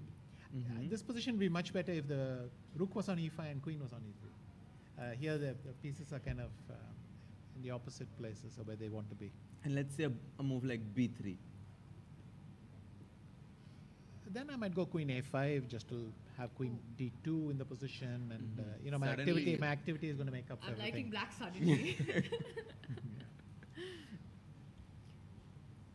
Oh, very interesting. And if you go Any to other games? yeah, queen F. By the way, this happened. I think bishop h6. Oh, queen. Wait, Oh, this is on the board. Oh. And Wait. wait. Oh, he went played rook rook c2. Okay. Wait, This did is he apparently a miss mistake. queen f6? Oh. Oh, he gave up. He No, he- probably did, but queen e3, rook b2, and rook c1 maybe is still playable, right? Yeah. Rook b4, c4. Okay. Something. Yeah. So queen e3, rook b2 might be better for black because I get the c file. And the queen on e3 cannot move, yeah, because the d4 Yeah. pawn falls. And This is the live board. So actually, the computer is giving Kazibek, Nogerbek an advantage here with the black pieces. So Raja in a little bit of trouble here. Yeah, and maybe we can also quickly check the game of Lalit because we have a very interesting development there, and I think in the favor of Max Oh, it's huge for Max, right? because he's got the perfect setup and one which we're really trying to avoid as black, where white gets to plonk his knight on c5 as an outpost. This is huge for white, no? Knight c5, queen. I mean, I guess I start with queen c3. Yeah. Well, you might as well keep the queens. Queen. Yeah. And then knight c5 and Although even if I go knight c5, I don't think you can take on d2 because takes, and then I put my rook on d6. Also looks very pleasant for white. yes, but the thing is, black is happy if you remove that extra pawn because his pieces get more squares. Funnily enough, black wants to be rid of that Rid c6 of pawn that as soon as possible. Mhm. In fact, knight c5, bishop c2, queen d2, rook d2, bishop c8. You may want to play a5 and then to just play to- b4 and not trade anything. But anyway, the queen But none c3 of played. Queen c3 Queen happened. c3 played. Okay, No, yeah, it's that's too- more too obvious, natural. I think. Also, I think Lalit's biggest problem is the clock. I think that's a massive factor already. He's under 2 minutes. is he? Oh, wow. He's under 2 minutes and his opponent with 6.5 minutes max. And now just Now I can play what, b4 or a5 maybe? even f4, you have to be careful to not just lose on the spot. No, knight d7. I mean, I don't know if I like f4 or rook d7. I mean, f4 for the moment it seems knight c4 and I'm not resigning. let's say I go b3. F4 can Ah, you knight go knight d6. g4 Okay. instead? So knight d7, rook d8 and queen b6 ideas? Rook d7, queen b6, a5 will again poke you. And then h3 You have also. to go to a7 or something. Uh, Yeah. Oh, this F4 looks very promising. Oh, for knight white. c4 on the board. Played. f4, knight c4 Yeah, played. knight c4 he needs because rook d7 he wants to play queen b6. So And then knight b3 c4. was the idea, right?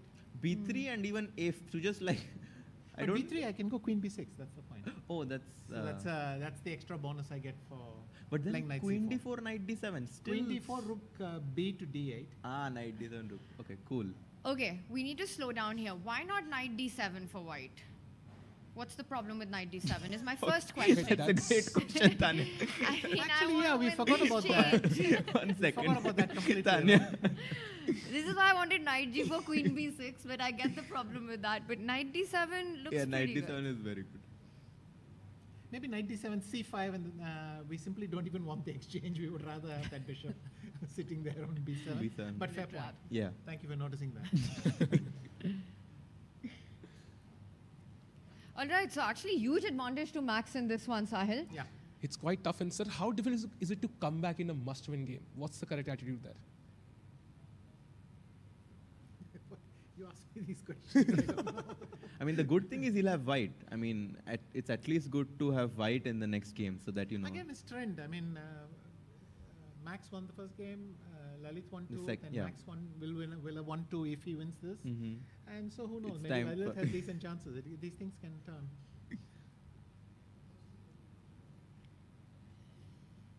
Should we check in with Faustino's game? Because that was quite exciting when we saw bishop f6 on the board, Yes. and once By the way, again Aronyak is the- also better if we can have a look at that Let's game. do that first. Yeah, and Sure.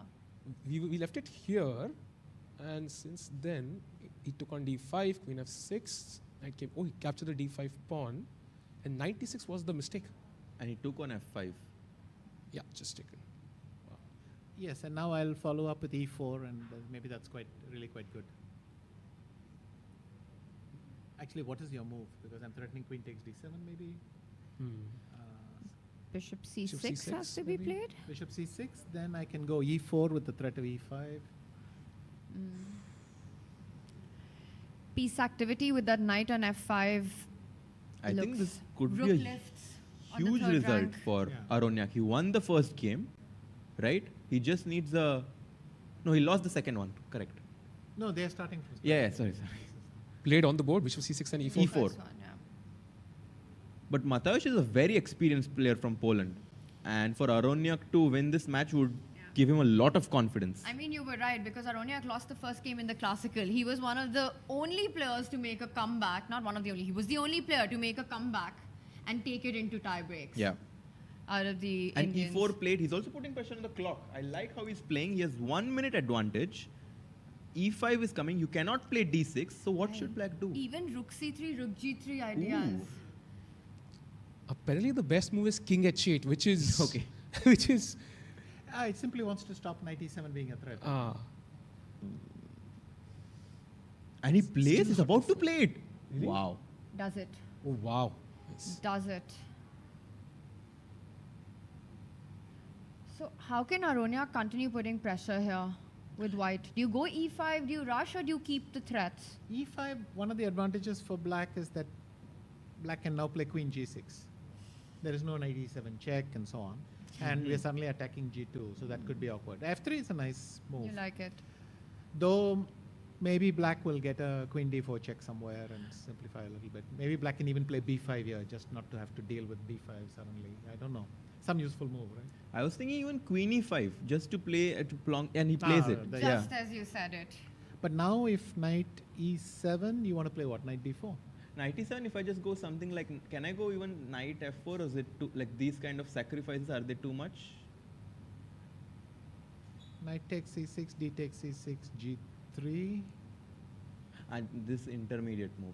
And then some, I just felt like rook a3 in certain situations, like maybe it's, yeah, of course I need to calculate. You can go knight e6, f4, queen d4 check. I mean, it's quite interesting.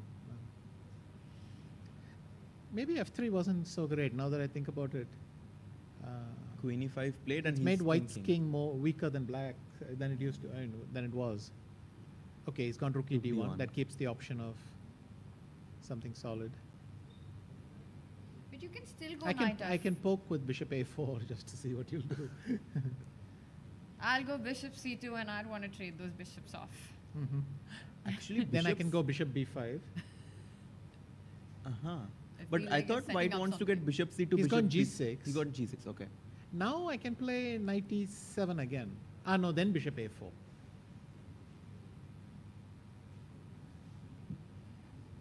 We're seeing He that goes for happen it. now. So bishop a4, bishop c2.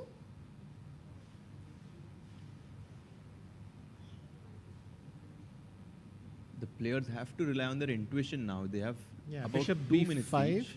Blitz territory. Full blitz territory. 10 seconds increment. Bishop to a4.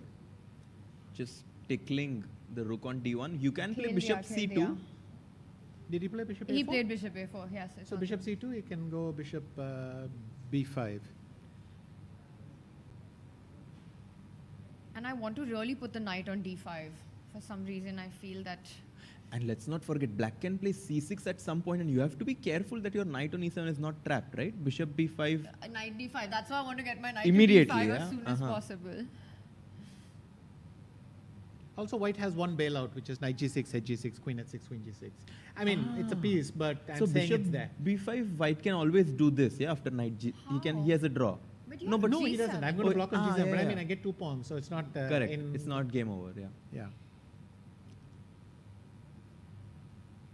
He takes on c2. Maybe he likes your rook c2, c6 idea. c6 Trapping. is about to maybe go. But I mean, I don't see D7 what else. is d7, rook d8, and d1 is going. Oh. I think So that's in what fact, he's he did going want for. c6. Let's point that. Sai, let's show that. That c6, you can't take d7. It's a poison pawn. But wait, c6, let me go queen h6. And maybe 1 minute for Bartel, 1 minute 15 seconds. Actually, after c6 is... you Knight see another f4. move other than queen h6? Knight Queen f4, h6, rook knight into f- d7. But then rook a1 check. King f2. Looks Surprisingly, scary. there's no check. I also was scared, but there's no check. Okay, what did he go for? He went knight f4 immediately? C5. C5. I think I like to see that move as white. I think Aronyak is even happier to see it. Okay, he gets the d4 square, but come on. I mean, white puts a knight on d5. I'd much rather have the knight on d5 than one on d4. And even also, finally, can I play queen at 6 now? He takes. Not necessary, but anyway. Pawn takes. Can I go queen h6 now? So queen takes pawn still loses to rook d8, so don't pick up that pawn. Queen h6 with the threat of knight takes pawn. 2 minutes for Aronyak, 1 minute 16 seconds for Bartel. Queen at 6, I like it. Threatening knight g6. Also, maybe rook takes d7 is a threat in some positions after queen h6. Yeah, once I've noticed that there is no black doesn't get 2 checks. That might be. Has he gone it? Yes, it's on the board. He's actually played queen at 6. It is. Aronyak's going for it. By the way, Lalit Babu is almost lost apparently. This is the current position and the material is equal, but yeah, but look at that bishop. Yeah. I wouldn't be surprised if the bishop ending was a draw. I mean, it was winning with e5, queen c6, bishop c6 was also almost winning, because my king has a straight runway to c5. Yeah. But okay, this is winning. This should okay, be let's go very hard. Yeah. I think Aronyak's game is very, very interesting. Yeah, I think let's stay there because also Bartel is down to 30 seconds now. Okay, but wait, if I go rook, no, I can't go rook f7. I actually have to protect g6. So what am I Knight going to do? f4 has to be played, right? Or maybe rook f6 works, yeah. Okay, but then the thing is, white can still bail out with knight d5. So it's not like white is committed to. Whereas after c6, that knight has only one way out. he plays queen f6. And he's gone for rook takes pawn, by the way. So this Yeah. was the question on knight f4 also. It was very unclear. Correct. So he's saying rook a1 check. He'll just play king f2, and he's not. He's afraid. gone knight g5. Threatening knight f3, big time. Threatening rook a1 check and knight takes e4 check. as well. White can bail out with knight takes g6, queen takes g6, rook takes c5. C5, No yeah. worries. But what if you No, want to no. play Then for a there's win rook on it? a1 still. So we can't do that. But h4 or something should be. Can we just come back with the rook and defend our back rank? Rook d1. Yes. Knight f3 check. Gf3 with rook on No, d1 you can't go should with be the rook okay. on d1. You have to go with the rook on c1. But e7 knight is hanging, No, so you I have can't to go do rook that c1 as well. only. Rook c1, rook a2. I mean, black has How is counterplay. h4? You have rook a1 check. No, you can't do that. How is e5? e5 knight f3 check. Oh, and then following up with rook a1. No, there I actually have rook c1. Rook c1. And I take So wait, on e5. Let's try e5 again. e5.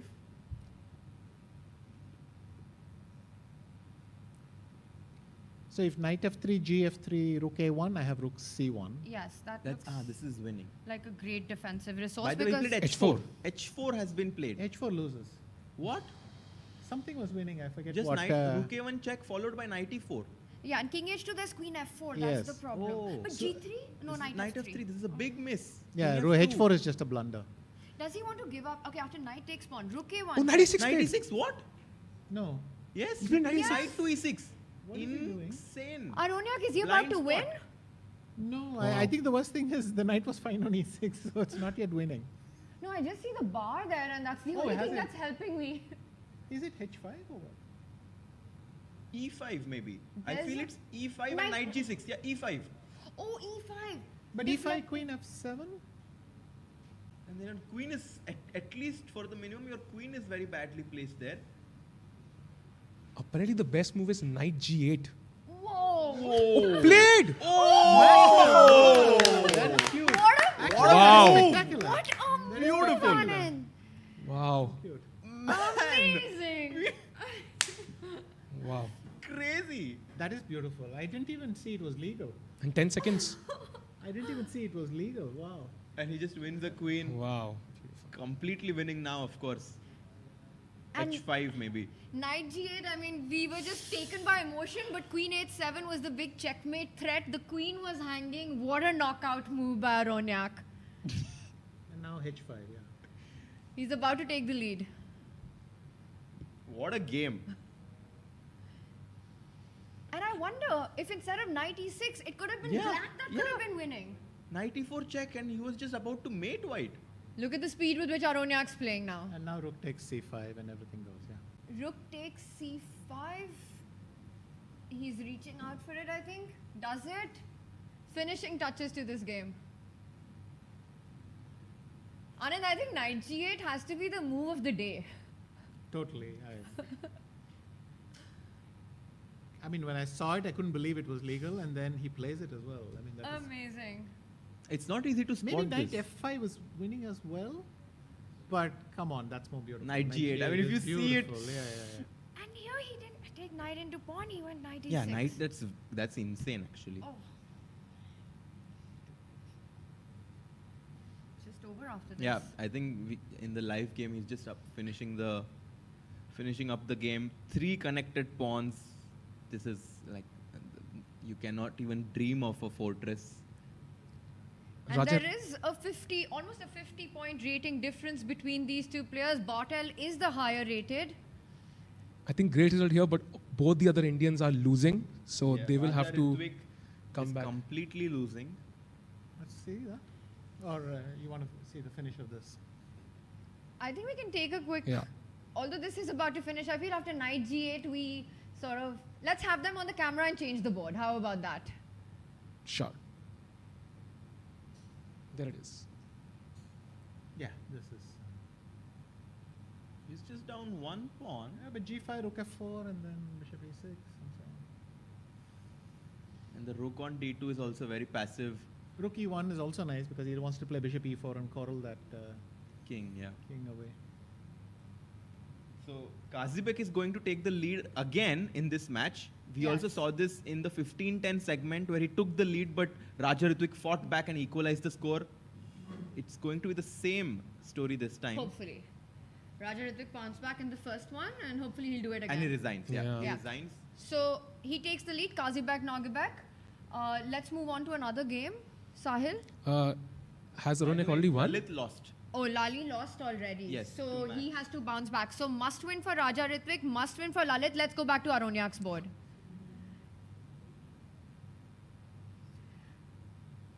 I think he'll find e5. Yes. In my humble opinion. Knight g3 He did.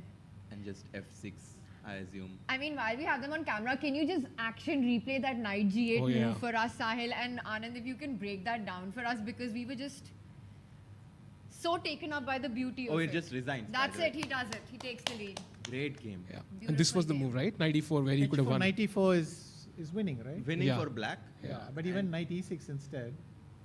And if knight d5, there is still queen d4 check. And if you go knight anywhere else, black can still play rook f7. But Aronyak found this incredible move, knight g8. Wow. And that is just spectacular. So Really I is. think the move of the day. It Maybe is even more of the tournament so far. Who knows? I actually agree with that. I mean, this just kills the game, right? You're threatening mate in one, the queen can't go to g7, nothing to be done. And we never see a white knight on g8. We never see like. But you can Oh, see look at- how upset Bartel Yeah. is because I think the moment he put the knight on e6, he understood, oh my god, what the hell was I doing? I could have Yeah. had knight takes e4. Was knight takes e4 winning in that moment, Let's Sahil? check it. I mean, the Let's thing just is, check you it. have to give a check, right? Doesn't matter if it's E2, knight g3 check. It's mating. King f2. Oh, knight, Knight h1 check. H1. h1 and then I go queen e6. Queen e6. Or queen e5. He could have and so on. been the one playing the most beautiful knight move. Knight h1 was the knight g8. Knight Yes. g8. There would have been a great knight move in either case. Yeah. Imagine. The black knight arriving to h1 would have been winning for And him. we would be screaming knight to h1, but instead we were screaming about knight But g8. also, if you don't see knight h1, you at least go knight takes pawn, give a check. Knight e6, just lost on the spot. By the way, Faustino is still playing. Maybe we can quickly Yes, check let's that do game it. because he's up a pawn. It's a rook end game. Should be a draw. Draw. It's a draw. Is it trivial or It is. anything to be careful about in this? It's absolutely trivial, I think. Especially because it's But there's h a and g sadness pawn. to watch that there's a black pawn on h6. Yeah, Should have been right? the white pawn, shouldn't it, Tanya? Yes, because that's what we were counting on from the start. That was supposed to be white's big moment. But in Yes. fact, now there's a black pawn on. Which means he never played that move. He never Or got he lost the eighth. pawn there, I suspect, Yes. which is what happened. Yeah. So this one's going to end. Okay, so game 4 now. Wow. They're still fighting it out. This one, they're still playing on. But not much of a fight left. Anand, obviously king pawn ending you don't even think about. You don't even calculate it whether it's... Is that a draw though? I would not take that chance. You never. There is no Could reason be, to go for it it. could be, but why? Yeah, why would you bother? Yeah. No, wait. Takes. You would go king f2, right? Yes, keeping King the three F5? square And opposition. let me play king g5. Okay. So you can't go to king e3 because h4 wins. So you would have to go king f1 or something to And get king keep f5? king f5 and then what king f2 so that you meet e5 with e3 But and when you go- e4 with e2. But my God, why would you do this? I go No, you e6 and then No, but you would if go. the same position black to play, let's say, with king f2, king f5, white to play, I mean, is winning for black, right? Which that? Like white king on f2, black king on f5. Yeah, king f5 Then now. king no still king e4. There's king e2. So But So you go surprisingly. king f1. Ah, yeah. You just keep the three square, right? The opposition. But it's so like, one mistake and you lose, and I think. But why is he thinking? The more he's thinking, I feel that he wants to force it with rook takes rook. Because otherwise you just move the rook anywhere. But you should know that with Faustino, he'll still make 40 moves with 1 minute. You should just, I mean, the king will try every square on the D and E files. You just, come on, just move the rook and press your clock. What is he What doing? would you do right now? Would you sit and calculate this king pawn anyway? No, You because just the move? other position is dead drawn, so it's criminal to think here. Exactly, but he's... And in blitz, I mean, in rapid, you can imagine that you calculate and you force the draw, fine. But what are you doing here? Exactly. So, has he forgotten? No, Oh, he's no, about to. He's going to move the rook. Yeah, Yeah. rook b5. King g6. And I think Also, this. he may not be in time pressure, right? He's got like 2-3 minutes, so he's fine. Oh no, he's 37 seconds, right? yeah. Did he really use up 1 minute. 30? It's almost like me in in this game which I lost to Gary. Just sleeping in the last 2 moves. That's what it looks like. And this allows white to go rook f5 because white will never take if he did not take when it was on f6. Yeah. And what's the right thing to do here? As white, do you offer a draw or do you wait for Faustino to offer a draw? No, I think you just make the moves and gain time on the clock. And So the person playing from the position of strength is the one, for example, here black has the extra pawn. The draw offer comes from him if it does at all. yeah, I think that's the convention. You let the player who has at least the theoretical chance to exhaust his hopes and then stop. Yes. So that would be the. We have another 2 games going on. One is between Adli Ahmed and Grigorian Karen. Maybe we can check that game as Yeah, well. that was very interesting for a while. We then lost track of it. Yeah.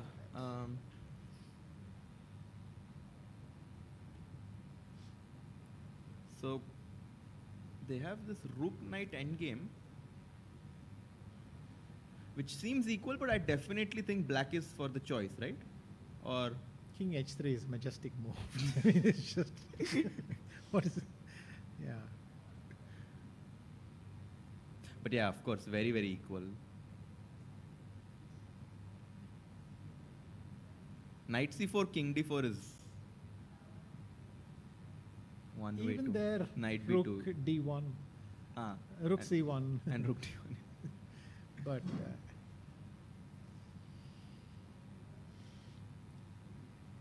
26 seconds for Adli. He goes king e6. The last game, sir, this one as well. when, Wait, like, king you e6, draw- rook e3 check now? Wait, this one. no, then knight e5. And then knight e5. So I think it's still possible to see a result here Oh, with they're this repeating, little. they're They're repeating. Ooh. No. Adli is playing for more. Yeah, because if knight e5 comes, then you're... Knight e5, knight e3, rook f4. I mean, But maybe now knight e5, there's also rook c7 check, hoping for king g6. Had to put it in. it's rook a6. okay, rook b3 and or even I don't know, knight c4, and then both Faustino and this game can Will go be- the distance. Even knight c4 works because there's a check. So What do you think the other players who are waiting for game 2 to start, are they happy to see these games go on for a while, they get more time, or they just... I would say for Bartel, it's probably breaking his momentum. He would want the game to start. He's probably composed himself by now. But look, this kind of dragging on just kills you. Yes. At least it would bug the hell out of me. So. Yeah, yeah. That's a fair assessment. And in the game of Yufa Daniel, I think they are also going to be making a draw against Thavendaran. So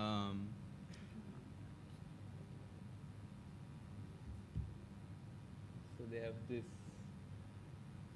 Bishop Knight endgame where black is down a pawn,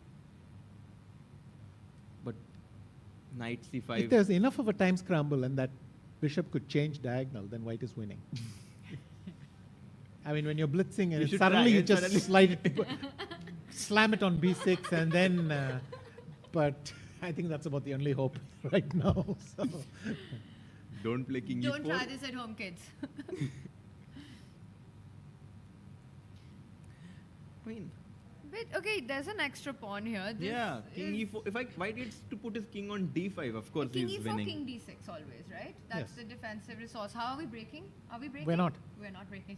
We're not breaking. This is over. I think the Oro game is about to finish.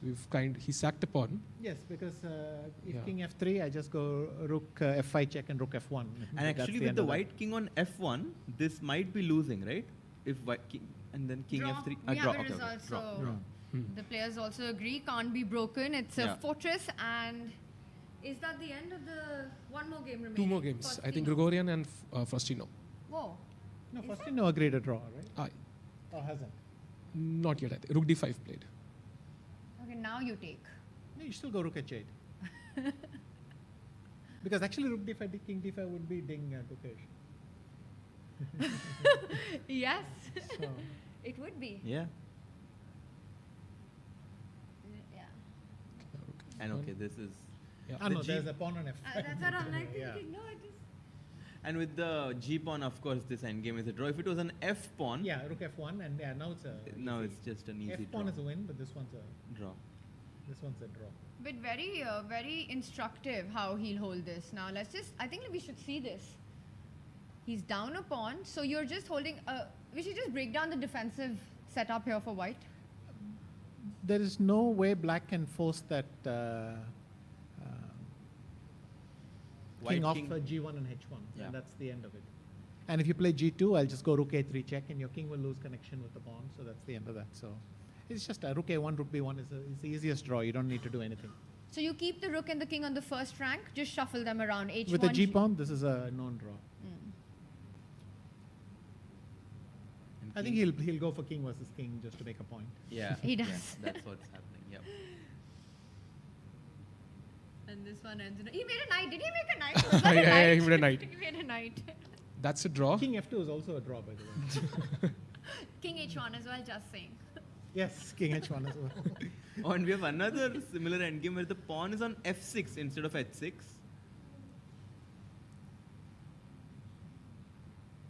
Also should be a draw, but I mean, with the pawn on f6, this is a slightly better version for black, I would think, or doesn't really. It doesn't matter, but yes, I think it's easier for this one. And Gregorian has 5 minutes. Okay, that definitely helps him to.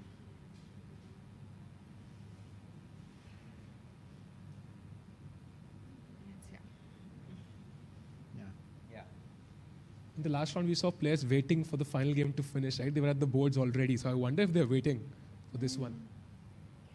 And let's just update everyone with what has happened in this round so far. So 5 Indians coming in for the tie breaks. Diptayan and SL Narayanan already making it through to round 2 in the first tiebreaker, which was 15 minutes with a 10-second increment. We're in the second tiebreaker, which is 10 minutes and only a 10-second bonus time. And we've got Aronyak, who took the lead with what Vishy calls the move of the tournament so far, probably, knight to g8. And we've got Lalit, as well as Raja Ritwick, trying to bounce back in game 2 of the second tiebreaker. And that's a draw as well. So all the games have finished. It's time for the comeback for 2 Indians, yeah? Yes. a must-win. Must It's win. a must-win. Do you see them doing it, and where will they find the chances? And if you could, Vishy, right now, give them a pep talk, what would you tell them? I would not give anyone a pep talk in these must-win situations. It's the most thankless job imaginable. I don't want to be the one doing it. At least the coach is getting paid for doing it. So I would not do this. Do you also think it's just a good idea to sort of let them be in their zone? And if somebody tried to give me a pep talk in this situation, I would want to kill them. So I don't think I want to listen to anyone here. I mean, afterwards, if you are won, you gratefully thank someone who told you just be yourself or whatever. But while the game is going on, you're thinking, once I finish this game, I'm going to have a word with Mr. X and Y. So And also because you just have so many thoughts yourself, right? That you're trying to. there's too little time. There's nothing. I mean, typically what Aruna or let's say Ubi would have just told me is okay. It is what it is. Go and play. That's it. That's all you can say. And it's hardly a big thing. I think it's more the fact that you have people near you who are rooting for you that makes you feel good, and then you go and play, and that's it. So nothing to report there, I think. no, I think that's already very well said. And I think they start immediately, right? Usually, or they have some break now. I think. We will get a confirmation. Anand, will you be with us for the second round of this tiebreaker coming up? Or I think I have to go, but I might stick around for 5 minutes. For the start, let me just for the start at least, but I might have to go somewhere. I thought I had something at. We'd love to have you if you can. Yeah. But yeah. No, I mean, by now I want to stay and see, but. All right, so there might be we'll. something happening. I forget what. Yeah. So while we figure that out. What a round. I'm still getting my head around Harshit, knight g8. Bhai, let's have that position on the board, because really that was a stunning find and found in seconds. Maybe about I don't know how much time he took exactly, Harshit, but he had very little time on the clock. I think he kind of knew that he has to move the knight somewhere to threaten queen at 7 mate. He saw knight d5, and then he's thinking about other ways to attack the queen, and then I think this could be the way that he came across this move, knight j8. So pretty. Which means Bartel now has to strike back. I think he's given a lot of emotional reactions as well, sitting at the board after the game for so long. This clearly means a lot to him.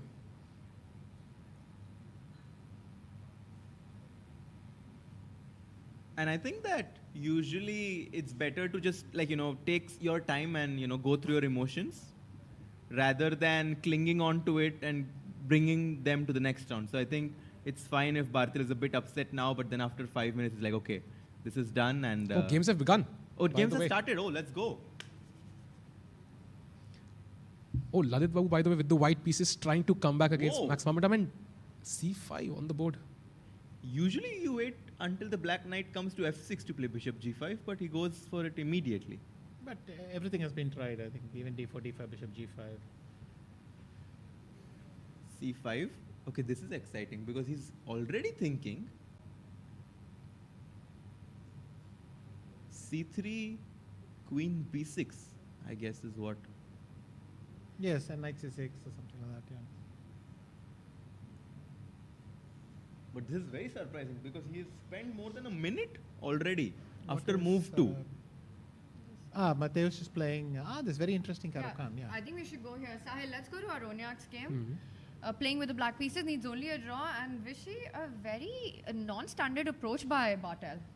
Yes, but this f3 Caro-Kann is out there, and with so little time and in this kind of situation, it's probably perfect. You get the chaos you want.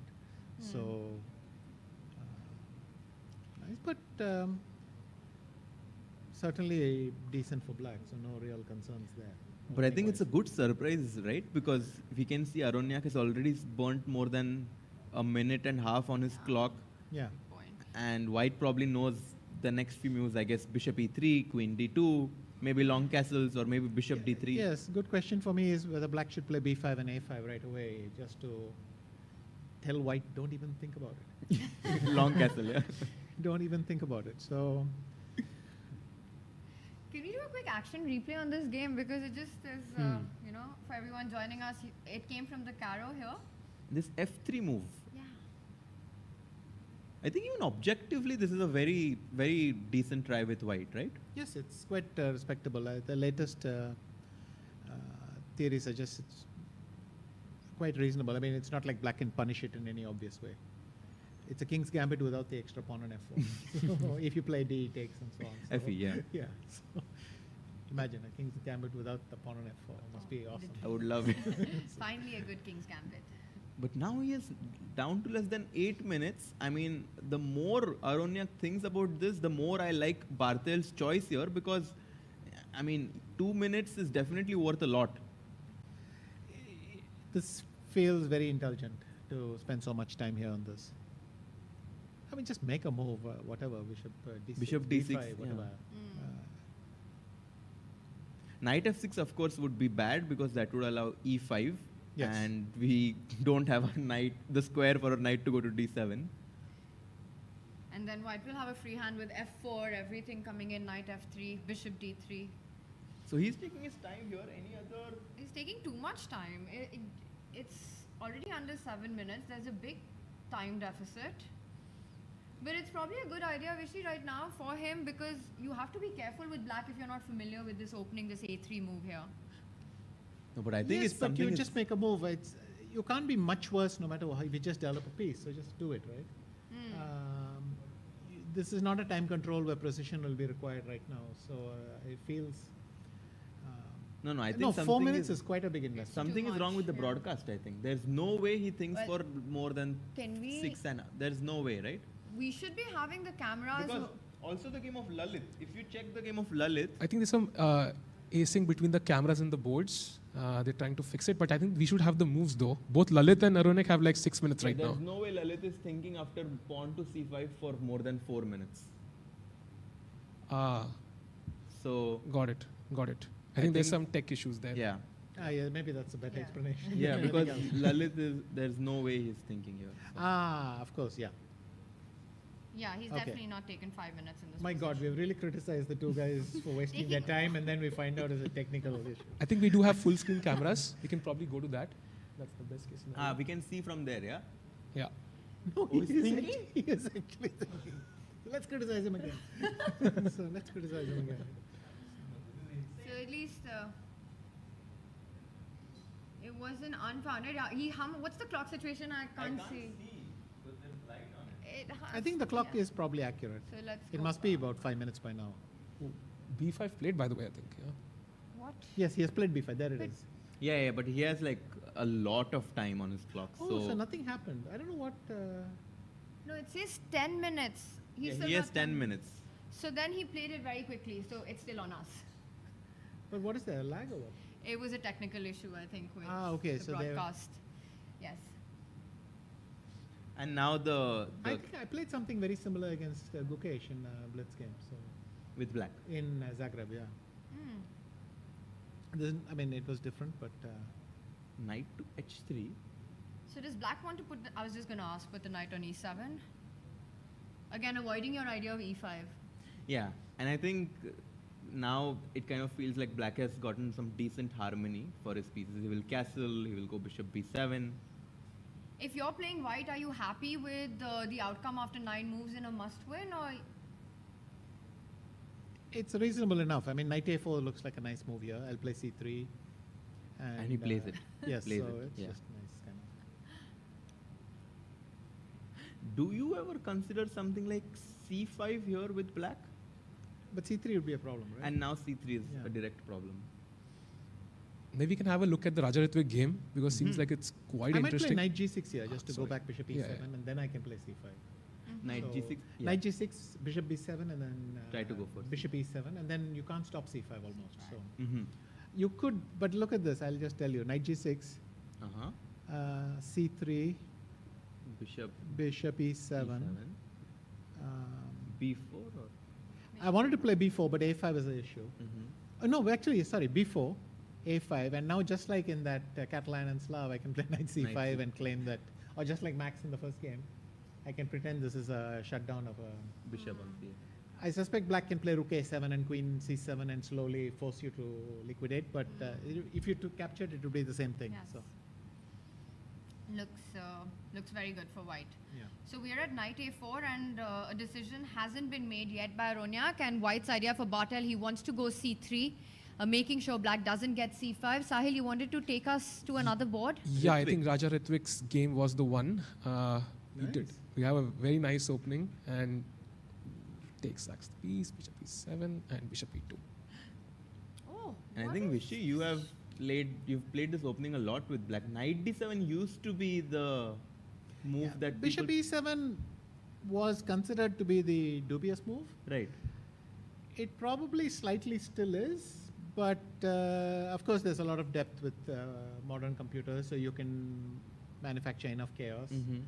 And but I'll tell you, instead of bishop e2, for a long time we thought a4, rook h4, and g4 was the way to go, and so on. So it's a fun position. Very fun.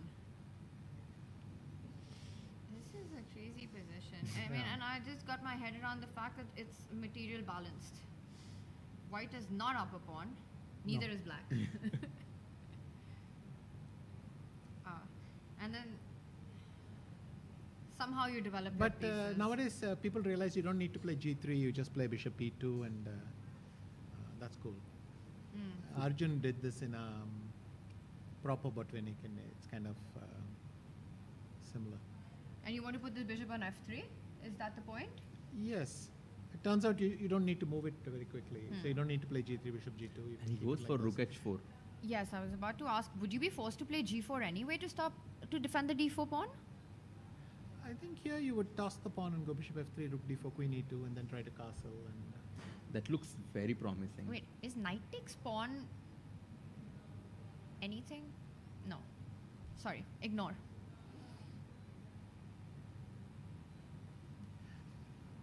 good point. So I'll tell you, knight takes, pawn takes, bishop f3, rook d4 is forced, queen e2. Yes.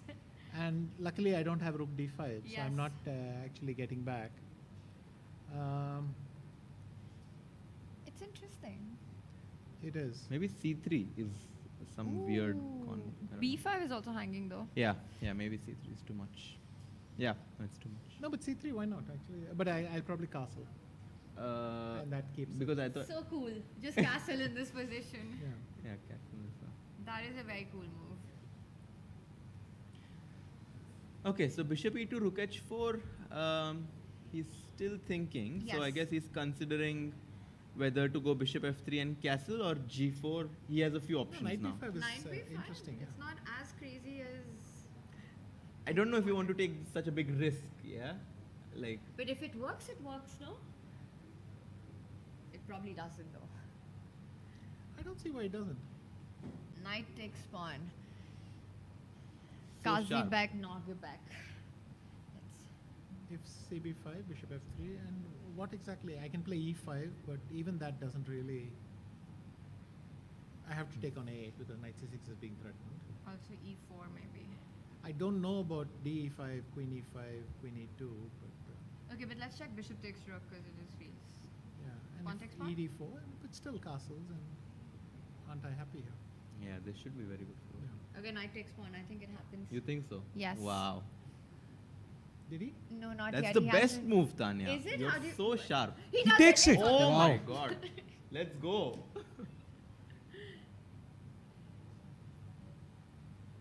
So knight That's- takes pawn, but Raja. Why would Raja? Double take his black? exclamation. Yeah, but it's just such a beautiful concept. It Yeah, is. that you can just keep your king in the. You know why at first I thought it doesn't work when I said ignore it? I Because thought rook rook d5, d5. yes. Yeah, then- but luckily queen e2 is pinning Yes. the thing. So just to show that after pawn takes knight in this position, bishop f3, and then Anand's queen e2 here just stops this idea. I like how I get credit for Yeah. You said it. You helped me finish the line. So knight b5, and I mean, if this Maybe works, that is then maybe it's a refutation, It's so for he rook remembered h4, it. yeah? That would be a point. That the disadvantage of g3 is black cannot play rook h4, so he missed the point. So he's gone bishop e2 instead. But then the theory should be bishop e2, knight a6, bishop f3, bishop b7. Instead of rook h4. Yeah, knight a6, bishop g2, bishop f3, bishop b7. Still knight B7. Yes. And if Oh, knight B5, you castle long. Because that's what the theory is after G3. Uh-huh. So G3, bishop B7, bishop G2, knight A6, knight B5, castle long. But here the fact that the bishop is on F3 might be work out better for white because it's defended or whatever. So And knight takes pawn, you just go king C7. yes. Yeah. No stress. Or even is king B8 possible? No, not really. Looks very scary to go on B8. So if knight, But this didn't happen. Anyway, let's not This take didn't it. knight happen. B5 has been Hung up played, with opening Yes. and analysis. Ritwick is thinking now he's in big trouble right now because knight C7 check is a big threat. Okay, so No, there's no way for black also. The D6, C7, everything is there. The only thing you can do is go back to D8. With a queen, and then But then, knight C3, rook D4, queen C2 is resigns. and And after then what queen else? D8, can I even in some cases I can even consider just castling. Maybe not in this point, but in some cases. alright, so Raja Ritwick in trouble in this one. Can we check in with Aronyak, who needs Yeah. only a draw to make it to round 2? Yeah, and Check back with him. we can go through the opening moves quickly. Another carrot. Oh, this is what we saw, right? Yeah, so things have exchanged. Yeah, he got this exchange out of the way, and A5 and put the bishop on A6. The only thing is, white may be able to play for G4, F5, and it's awkward, slightly awkward. but I After don't know. G4, let's say bishop A6. After G4, will black himself play F5? Probably will have to, but then I can play G takes F5 or something maybe. But not GF5? after bishop. If bishop, Bishop A6, A6, G4, then yeah. F5 must be strong. Yeah, sorry. He does go for bishop A6. I like this move. Exchanging the light squared bishops.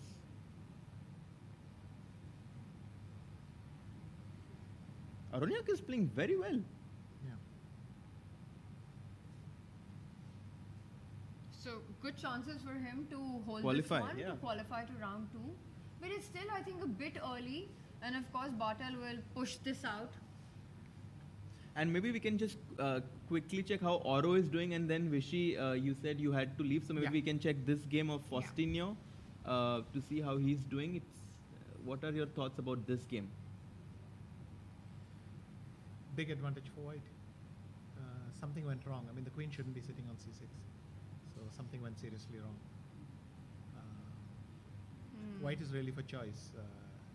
Play G3, move the knight, all sorts of moves. Knight E5 Knight is a E5 great looks move. very dangerous. Terrible for black. So, So Oro looking good in this one. Yeah, and then which means he's going to face Vidit tomorrow. That will be a very interesting matchup. But actually tomorrow all of it is just going to be fascinating to watch with the top 50 seeds coming in. And I know we discussed this earlier, so I'm going to twist my question around before I let you go. But this one I think might not be as tricky, Anand. We spoke about the favorites and who might or may not qualify. There are household names, big names that everyone's familiar with. Is there a certain name that perhaps people don't know much about, and one player you would tell our audience, look out for him, watch out for him in this tournament? Maybe a lesser known player, but you're excited to see his run.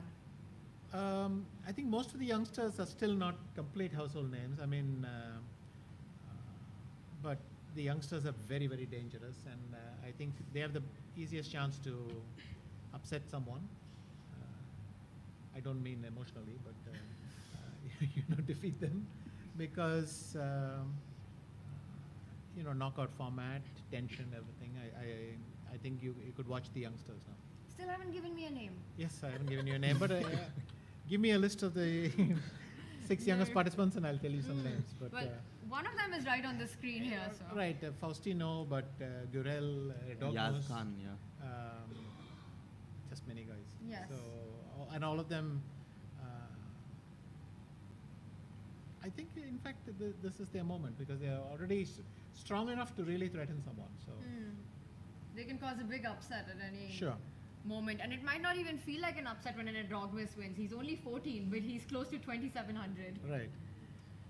Thanks a lot, Vishy, for joining us. We'll just go full screen and we'll be right back to follow the final few moments of this rapid game. But yeah, it was great to analyze these games with you. Yeah. Thank you so much. Knight G8. Knight G8, guys. Knight G8. Move of the day, move of the tournament. So far. Okay, thanks.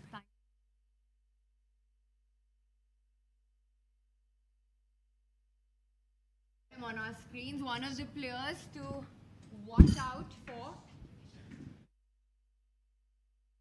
How far is his run? Right now looking good, Harshit.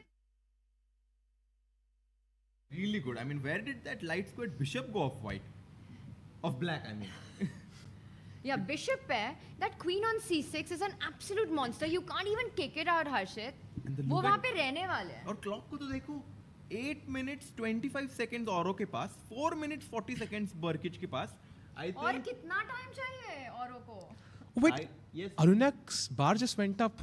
Can we have a look at that one quickly? Oh yes, let's go. Wait, there was a blunder here. Queen f3 was a big blunder. Knight h4, fork missed. My God. What? What? Look at him. Oh, look at Bartel. We can't believe it. Bartel reacts on the camera. He missed it. This is over. Oh, This is his over. eyes. Handshakes and Aronyak is through to round 2.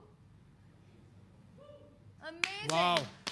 Yeah, of course, I feel, I mean, it's so nice that Aronyak qualified, but you have to feel for Bartel, who just could not get in the rhythm in this tournament, made a lot of blunders. And for Bartel, that move that could have been the winning move for him, knight takes pawn, turned out to be the loser. But Aronyak, what a performance. Let's also remind everybody that Aronyak, pehla game in the classical, hara tha wo. He made a comeback in round 2 and takes it in the second tiebreak. You cannot relax. I think Bartel maybe relaxed just a little bit after winning the classical game. Aronyak took perfect advantage of that. Even in the rapid formats, he was very, very sharp, very alert, and knight h4 was a huge miss. I think it's the emotions, yeah. He was a bit too emotional. Aronian once mentioned, if you want to play best chess, you want to keep your emotions at the door. And we saw him in almost every game after making those mistakes. Like, this is a one-move mistake. Yeah? He would never do this if he was feeling normal. So Aronyak qualifies to round 2. This is huge, guys. Big news. Big news. I mean, Aronyak being an underdog in this match.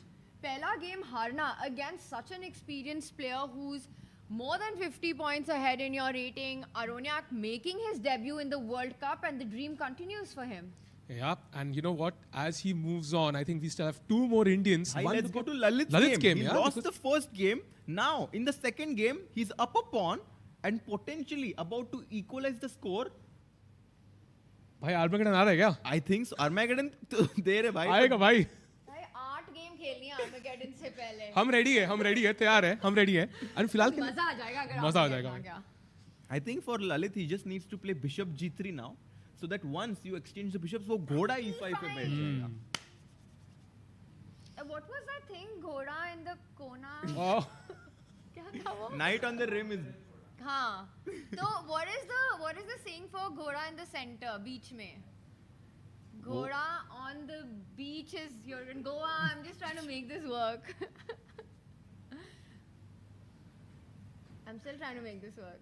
बीच में है घोड़ा मजे करे थोड़ा. Anyways, as we think of these proverbs, Chat will tell us. by the way, crazy position in this game. Look at what just happened. Raja Ritwick is losing now apparently.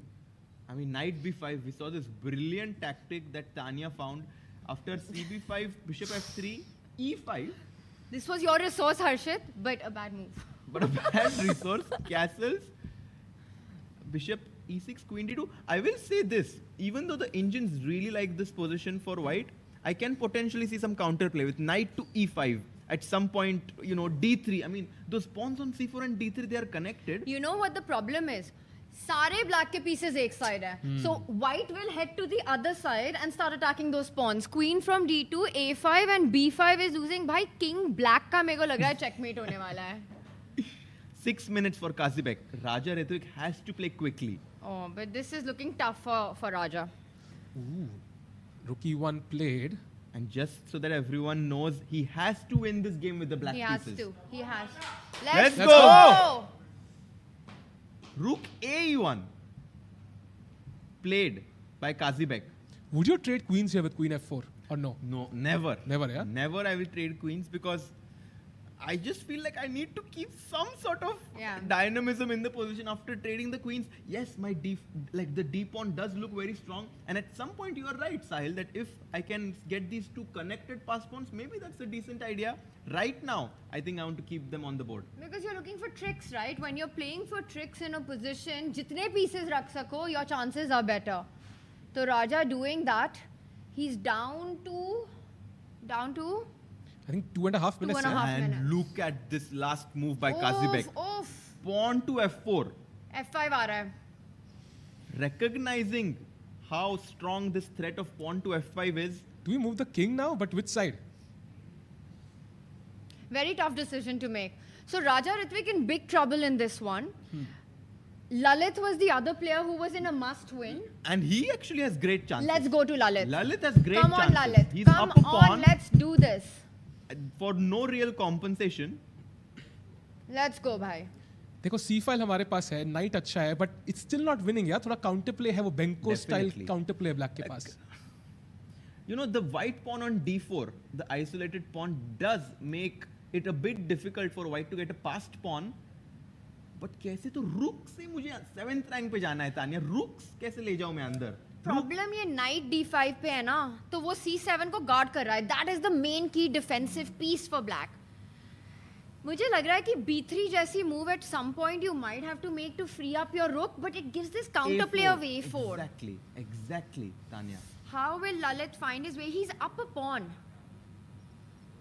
Not so easy to make a move. He goes king f1. I like this. Just improving the position. You know, at some point you have to start moving your knight, I feel. Bring it to a better square from e5, where it can start putting pressure. Knight c6 comes to mind. Would you ever consider going knight c4, knight e3, guys? Just to get rid of the knight on d5, which I think is the strongest piece in black's territory right now. Very nice. Is knight b4 a possibility then? I'm trying to win my a2 pawn. So maybe start with a3, stop knight b4. And I'll stop this idea, Sahil. और उसके बाद get rid of this key defender. He has to make use of the clock for sure in a situation like this where he's up a pawn. He has to make sure that it doesn't fall too far behind on the clock. 4 minutes for Max. 3.5 minutes for Lalit. Total black plays. Like black ने maximize कर लिया position. What is his move? Oh, f6 he plays. f6. Pawn to f6. In general, I think, Tanya, whenever black makes a committal move like f6, white should be happy, right? Because e6 is, again, a new weakness in the position now. जल्दी से खेला उसने knight f3. Like you said, putting pressure on the clock. You have to use the clock as the 17th piece. You know, I think what he wants now after knight f3 is, I wonder... Maybe knight d2 to c4, but he could have gone to c4 in immediately. One move. I was going to suggest knight e1, d3, c5, but I was like, d3 he could have gone in one move. No, I think knight f3 just wants to make sure that the pawn on d4 is defended. Which means that we can now maybe play rook e1, rook e2 and put pressure on the e6 pawn. Shift attention. Because f6 के बाद e6 weak हो गया है. Very interesting endgame. Lalit has to win to force 5+3. Yeah, he has to win on demand. Oro का क्या हुआ? Let's quickly just check Oro's game. Oh, what is this position? How did the black knight jump on g3? Why we were talking about the queen on c6 being a monster piece, the knight on g3 an equal beast. Baapre. And the e4 square is still available. Last few moves by Oro compromised some of his and the score, Arshit, is level in this match. Equal hai, jo bhi ye jeet gaya goes through. Yeah, this is it. This is it. A draw means it's not it, but if anyone wins, it's it. And we thought that Faustino has such a good position to qualify. Now, I think it's a coin flip. Because the black knight is going to jump to f5 at some point, put pressure on the e3 pawn. The other knight can jump into e4. Oh, you know, plan. Knight h5, knight g7, knight f5, the other knight makes a route to f5. That's a great plan. And you're just, putting a lot of pressure on the white pawns. The bishop on b2 is such a sad piece right now. blunted by its own pawn on d4. अभी एक बात तो पक्का है कि विदित पहले देख रहा था या नहीं, अभी तो पक्का देख रहा है मैच कि हो क्या रहा है इस पे. No, it's very exciting now. Oro does have a 2-minute advantage on the clock.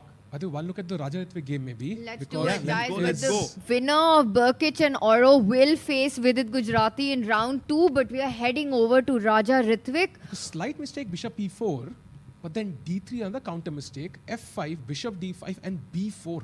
Still, but now black has 2 connected pass pawns. But some very concrete problems in the position. Bishop on d5 is hanging. Rook up, you can't move it. You said connected pass pawns. Maybe he has to go en passant in this position. Exactly. If you move the rook, the bishop is hanging. Maybe we can go full screen as Raja Ritwick has less than a minute on the clock. And he needs to move. And he's in a must win. Khelo bhai. Alright, b4, rook c7, but that loses the bishop. Yeah. Can you sacrifice with bishop takes bishop, pawn takes rook c3? That's a very interesting suggestion. I mean, I would definitely be thinking about ideas like this. The bar hates it. The bar hates it, but it does have a lot of practical values, Tanya. Oh, queen e3 is super strong in that position because of checks on e8. Oh, how many seconds? Oh, 10 seconds! 10 seconds. He goes for this idea. He takes it, he's and giving Kazibek has not taken on c5. He knows that c3 it looks very dangerous. But he will take it because rook takes bishop also is c3. So you have to take the rook. Then the taken and like, oh, knight c5 he takes. He takes knight takes c5, but queen b4 now. Pinning that knight. Oh, apparently queen e3 is the only move. What? It's the only move in the position. Or it's almost equal now. Oh, wow. Black is threatening queen d4 check and c3 immediately as well. Huge moment. Queen e3 and white is winning. Any other move, Raja is back in the game. I was going to say Raja Harshit is back in the game. Raja Harshit is always in the game, but Raja Ritwick is back in the game. यहाँ time उल्टा होना चाहिए था basically.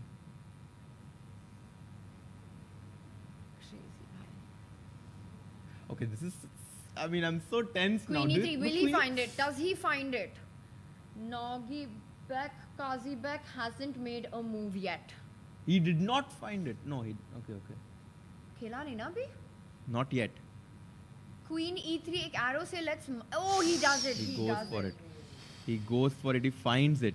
And Queen e5 and again only move. Only f6. move. This is not easy. f6. Not so easy. Everything else is allows black to come back in the game. Okay, f6 is not easy. Rook f4 so tempting. Rook f4 is such a tempting move in this position. That loses. Already the bar going down. Because c3. Okay. Rook f4, which is the most human move in the position. Huh? Rook f4, the most human move in the position, will be a big blunder. f6, will Nogerbek, Kazibek find it? Also maintains some of the edge, but that's a very weird move. I have to say, even if Raja Ritwick loses this game, I love how many problems he posed on Kazibek. Mat bol abhi, because I still think there's a big chance. f6 is not the first move on the radar. I see the idea of f6. You're looking at mating nets around the black king, and that can be. But it's not easy. I completely agree, because f6 c3. F6 c3. I mean, if you don't calculate exactly what's happening, it feels like the black pawn is about to win. White has only one move again. Queen h3. Ye to not nahi, queen ye h6 to check. nahi hai possible. Not queen h6 Yeah, check, but that's queen not easy. You have to No say queen chance. c8 idea. Geometry, beautiful geometry. If this happens, Queen h8, queen c8, 2 checkmates will be threatened. No, he goes queen h6 check. Oh, wow. Mistake. He's winning. It's better now. What? Raja Ritwick is better. Vamos. We are so back. King e7, and he keeps doing this. Raja Ritwick lost the first game in 15-10, came back to win with the black pieces. But okay, in it's second tricky, game. yeah? Bishop, queen and king in front of the rook.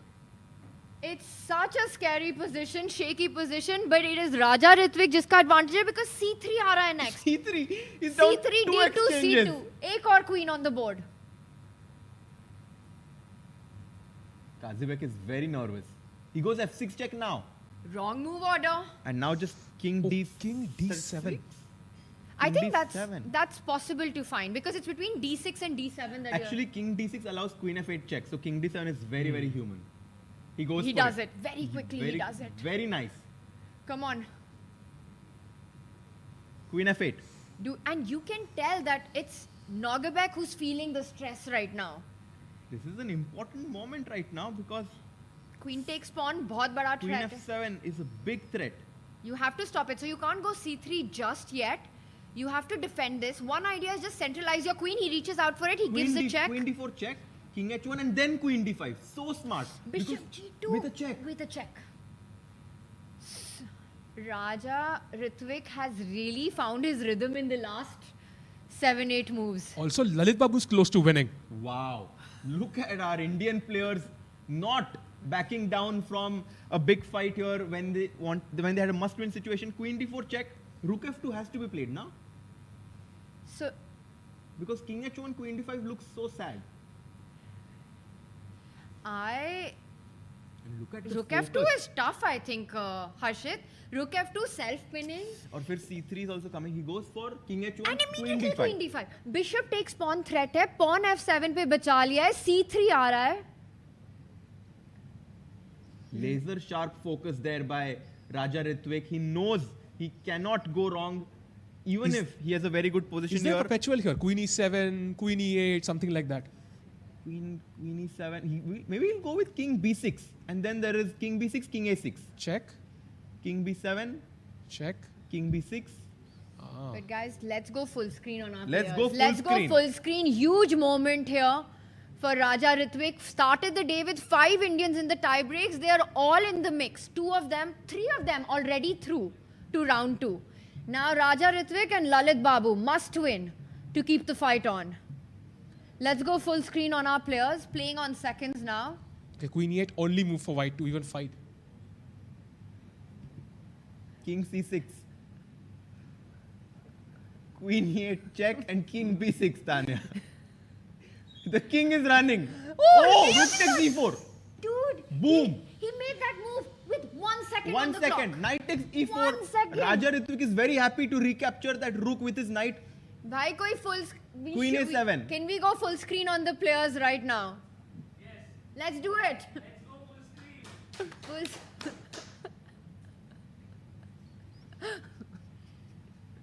Queen a7, d2. Right? Push him. Push the passed pawn. Yes. Let's go. 11 seconds. Power play by the passed pawn. Play. Khelo. 7, 6, 5, d2. so Oh, c3. Okay. Push. He's pushing it. He's pushing the pawn to c3. d2 coming next. But checks. Nogerbek And now is 10 going to seconds give for lots him. of checks in the position. He has to give checks. He has to, otherwise the pawn will queen. Check. First check. King आगे जा रहा है.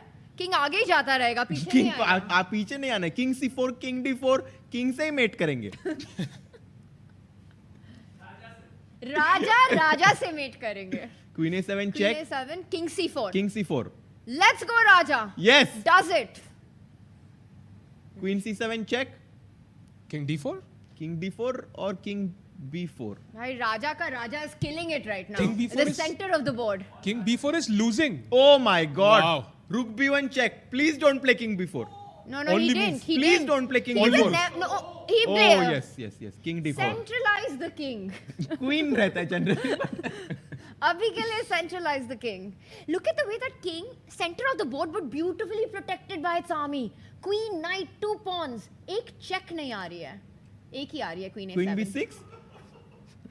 And now knight c5, right? Or queen c5. And dude, queen d8, king e3. I think he'll play. Man. Will he? I think king c4 is safe, but king e3 is also very, very good. King c4 is safe. You're right. No checks. No checks after king c4. Queen d6, Queen okay. D6. Okay, full control. Yeah, just Full completely in control. control. And now he leans back. He knows he's winning. Look at that body language. He's like, I played well this game.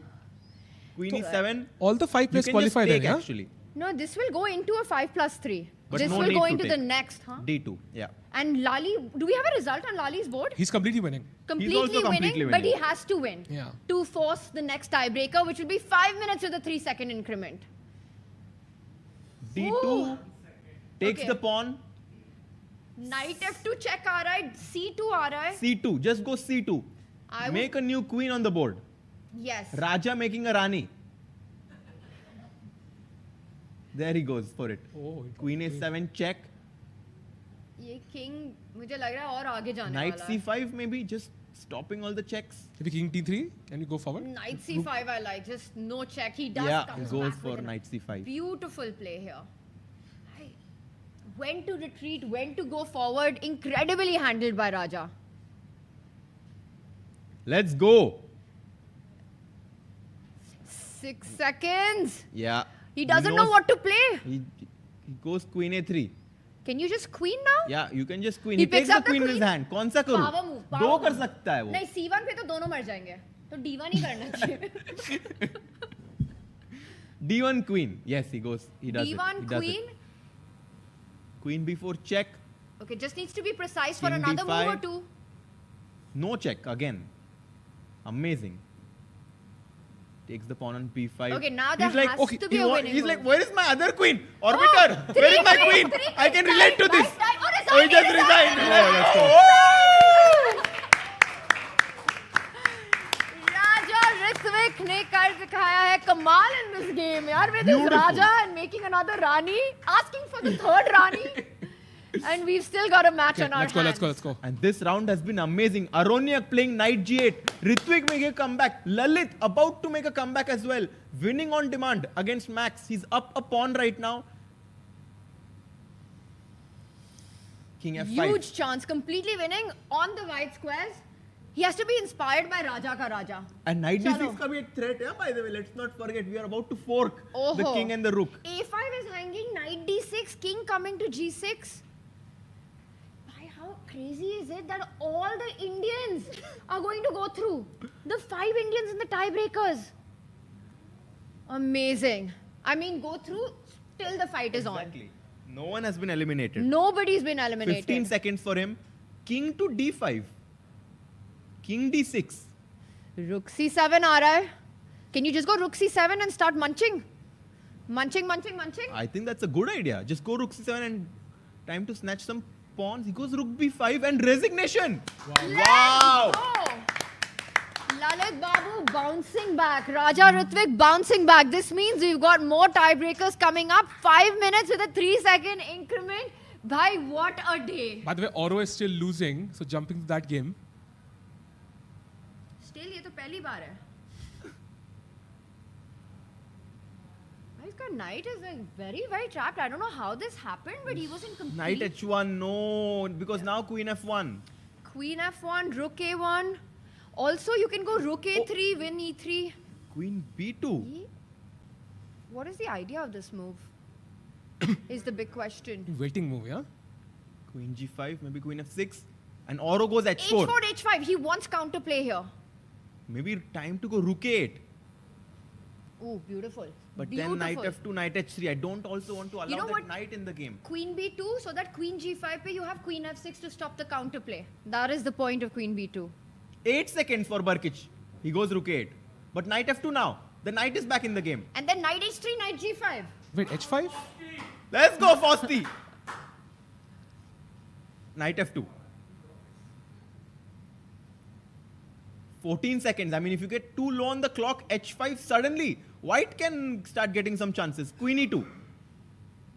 Queen E2 stopping H5, Is threatening Queen G5 Rook possible? A3. Queen G5? Queen G5 because Queen and perpetual. And perpetual. PB ideas on the board. He doesn't go for it. Knight H3 khela. Knight H3. Can you go Queen G4 now? Queen G4, takes Knight, Knight F2, F2. back. So can't trade queens without losing a pawn. Rook F8. Oh, Burkic He's feeling nervous. the tension. Knight G5 now. Scratching his head there. He knows he's messed up. Knight G5. Very strong. Knight E6 threatening a fork. And, Rook H8 खेल दिया है. With the Check. idea of queen g4 next. Knight e6 and queen g5. Knight e6, king f7. Check back maybe. Yeah, Diya, back. he's come back. He's happy with a draw. King f6. Burkic wants more. He says no draw, Fosti. Can I take that pawn on e4? No. Too much. Because if no perpetual, you lose. He goes knight h3, keeps it safe. I don't think you could have given the knight. The king would have marched up to h5 at some point and maybe hiding. Actually, that It's was a tricky. draw. It was a draw. tricky. Yeah, It was but a draw. and his idea now is rook h5. What is the idea after knight g5? How is he going to break through with this extra King exchange? h1. I like this move. But now queen g4? Queen e1. Queen a1. Ooh. He gives a check first. King h2 repeats. Fosti says draw. Repetition. Burkitt Tabla? is tablas or no tablas?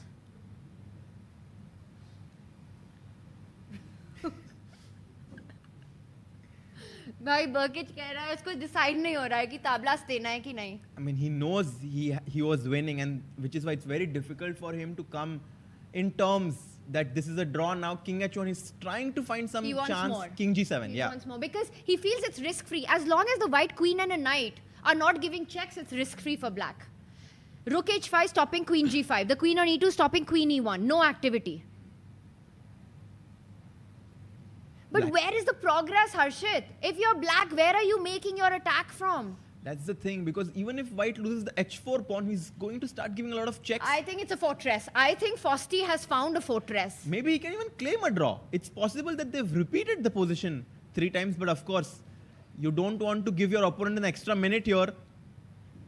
Fosti has really fought back in this. King g7. And Burkic उसने सब defend कर लिया है पर आगे attack कैसे करे is the problem. He's reaching out for the knight. Knight g5 coming in. Or king h1.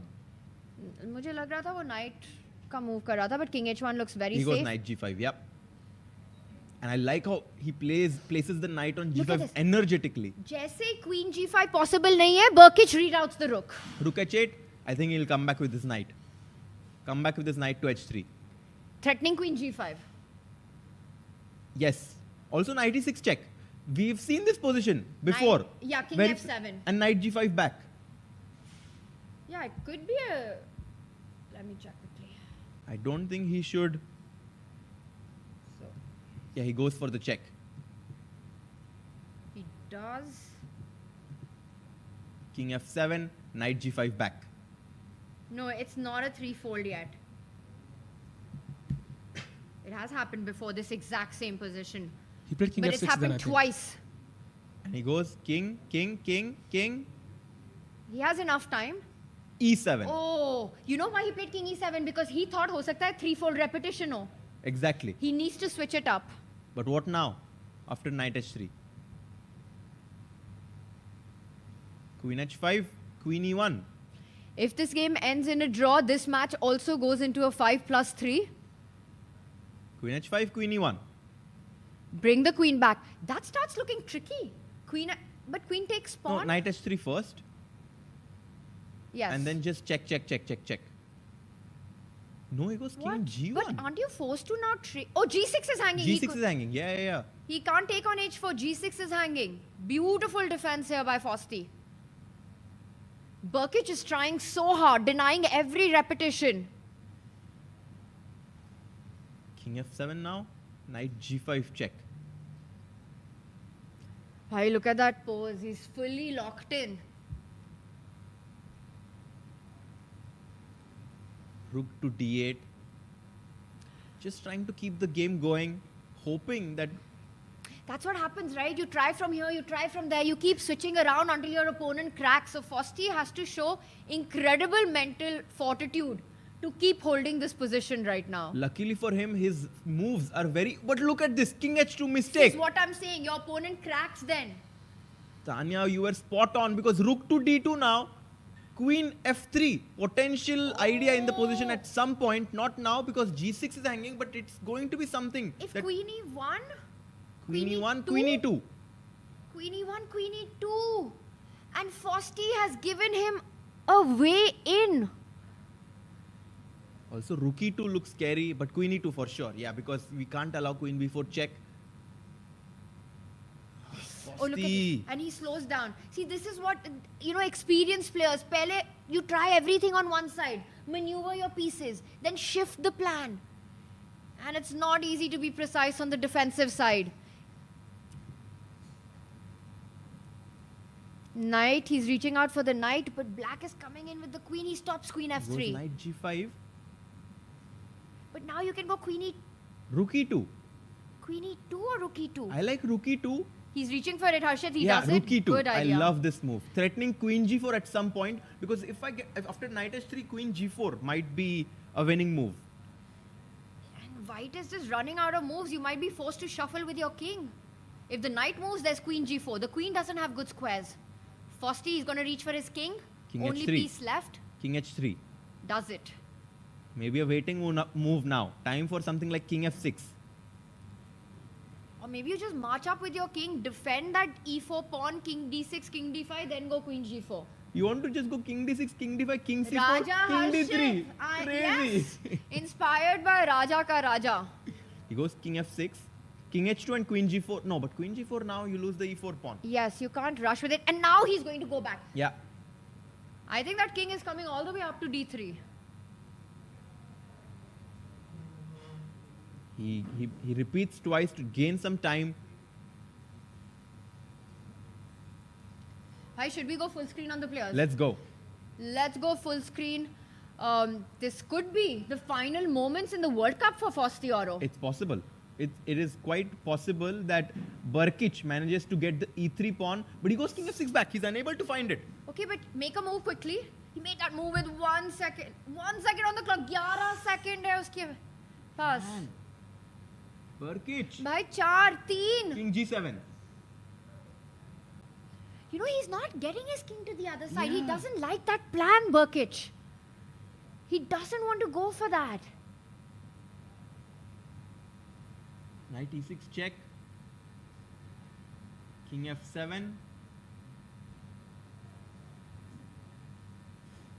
King h6. Where is the king going? I don't like this.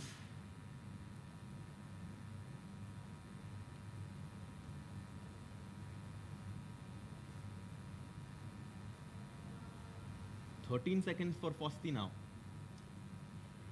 But unless Barkic gets his king Yeah. to that other flank all the way step by step, g7, f6, e6, d5, c4, it looks like he's found something. Gives a check. Fosti jumps in. Fosti jumps to the center of the board. Knight e5. Look at this. Now the queen on h5 is forced to defend the pawn on g6, and Fosti gives Barkic a stare. A stare. I would not want to be on the opposite side of that stare. King g1 now. He goes king h3. It's fine. It's safe there. Also notice, Harshit, how that knight on e5 stops any queen g4 ideas. Queen f3, queen g4, never possible now. And now rook d2 will be met with queen e1.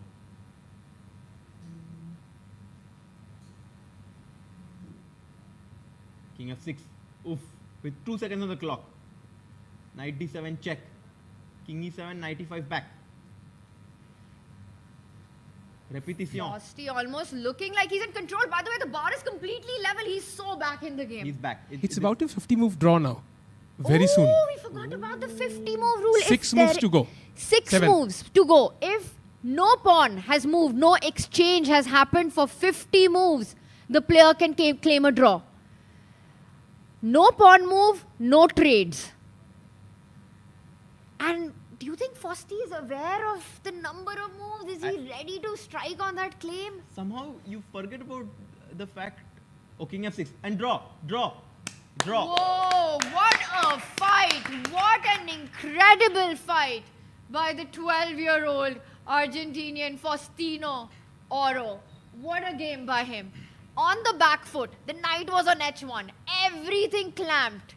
And yet keeping his cool. Kept playing. Kept defending. He kept defending, and he had a very good attitude when he was defending. He was never nervous. He was never like, oh my god, mujhe ye kyun defend karna pad raha hai. Very active defense by him. And now we are going to see him play in the 5+3 segment, the blitz segment, starting in about a few minutes from now. We're going to start in a few moments from now. We will go into a short break, but really quickly, Sahil, we've got 3 Indians who will be 2 Indians. Aronyak is already through. 2 Indians who will be fighting in the 5+3. Lalit playing against Max Warmerdam and Kazibek against Raja Ritwick. Yep, and I think we still have one more game, but I think we can go to a very, very short break. And I'm sure the players are tense right now. We'll be back after a very short break. Why is the ChessBase Premium account a good investment for your chess career? It costs you less than 5 rupees a day and it gives you access to 12 powerful features. What are these 12 features? You can play online on Play Chess. You can solve tactics on the Sack Mate feature of ChessBase account. You can watch live games every day of high-class chess of the top players in the world. You have a powerful video portal with thousands of videos from top trainers like Daniel King, Lawrence Trent, Rustam Kazimjanov, and many more. There's a live database game feature where you can check any games and see how many times it has been played before and also get an idea of what the trends are. There's also Fritz Online feature where you can play against an engine online. You also can learn, remember and revise your openings with the openings trainer. The My Games Cloud is a great feature where you can store your games and analysis on the cloud. Never ever will you fear a hard drive crash. You also have the players database where you get information about their players, their openings, their ratings, how they have increased, how they have fallen, and so on. There's a studies database where you can check out the most beautiful studies and try to solve them. It can really help you in improving your calculation. There's a quiz feature where if you are a quiz buff, you will enjoy solving the questions that are posed to you. And finally, the ChessBase news portal where you will get updates of all the latest news across the world. The ChessBase Premium account is a powerful tool that helps you overall to improve your chess and take it to the next level. A premium membership at chess.com will help you improve your game with full access to a powerful set of learning tools. Unlimited tactics let you practice like a master with more than 50,000 puzzles to challenge you at every level. Our library of interactive chess lessons created by master coaches will enhance every aspect of your game. And after each game you play, the computer analysis feature will give you feedback on every move you played, turning every game into a chance to learn. And that's not all. Premium benefits also include unlimited tournaments, video lessons, the Opening Explorer, and much, much more. Upgrade now to take your game to the next level. Want to play chess but don't know how to get started? Try chess.com. Play for free against someone at your level or challenge one of our friendly computer bots. Trying to improve your chess? Learn the Queen's Gambit and other openings with guided interactive lessons. Like chess but don't want the pressure of playing games? Chess.com has hundreds of thousands of fun puzzles to help you relax and sharpen your mind. Play your friends, make new ones around the world, follow the latest games and more. Sign up and play for free at chess.com today.